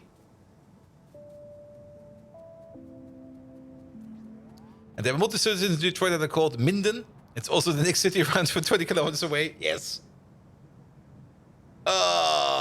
America's a fun and silly place. I do love Americans.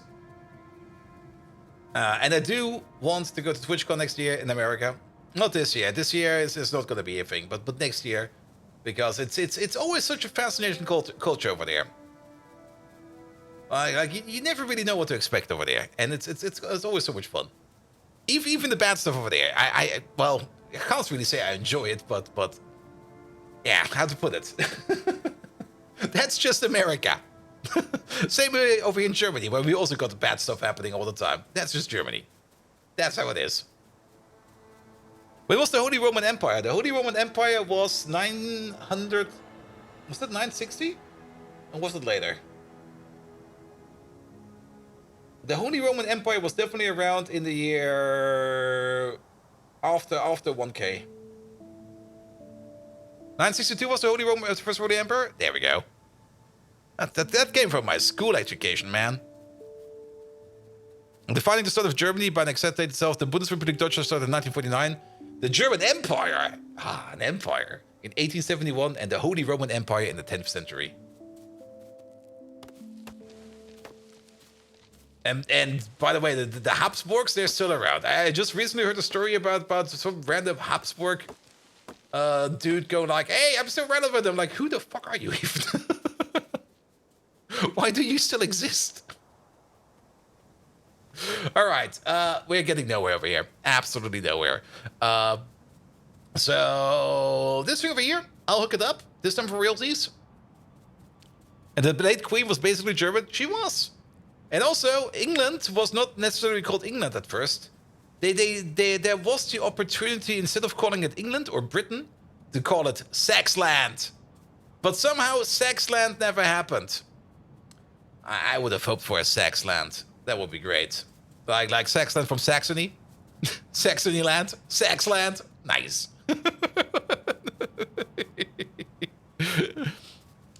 The Anglo-Saxon, exactly. All right. We're completely going off kilter over here. This thing over here just needs to be hooked up. Once we got rare earth productions over here, we're gonna make the rare earth alloys. Once we've got the rare earth alloys, we can hopefully just nail down the remaining electronic parts for blue circuits. Good. In fact, this factory is the real Saxland? Yes. And wasn't it World War I where the rulers of Germany and Russia and UK were cousins? Yes. And wasn't it also the reason for World War I? All right. Or not really the reason. I mean, the reason was the assassination attempt, but because they were all brothers and sisters, they were like, hey, dude, Bob got stabbed. What? Who the fuck stabbed Bob? That guy. All right, let's go get him.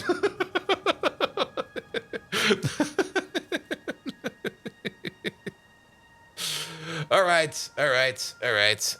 I'm good for today. It's way too warm. My brain is melting. So let's get out of here. And also, delving deep into national politics is never going to end well. Good.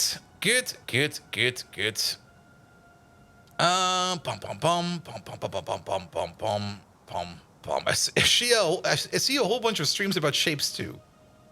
But not Flanker. He's doing something else. Who are we gonna raid today? I basically want to rate him. Where's Ozzy? I've not seen Ozzy live in the last 2 days. Is he doing fine?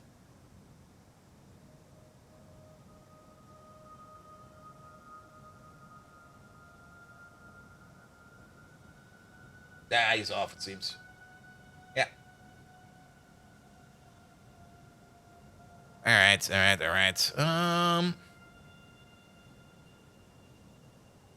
Well, we're just gonna raid Flanker. It's an easy raid. It's a very, very easy raid. He's still doing fine? He's still doing fine. Good.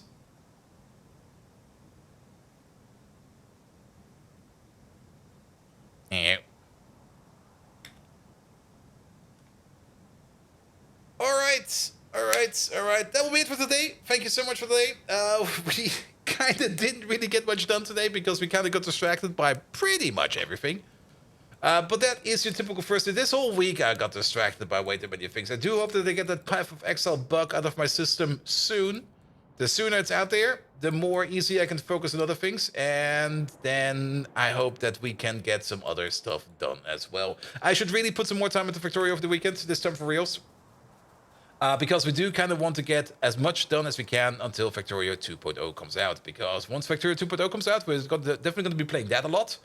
And then we have to pick up Pi again if we have not finished it up by then. And then, of course, well, the usual. I'll be back tomorrow with more GregTech. I have also not looked at the GregTech base. I do hope that there is not a massive hole in there. I'm going to boot up GregTech right after. If there's a massive hole in there, then we might have an issue. Nevertheless, thank you so much for the night, and until next time. See you around. Good night.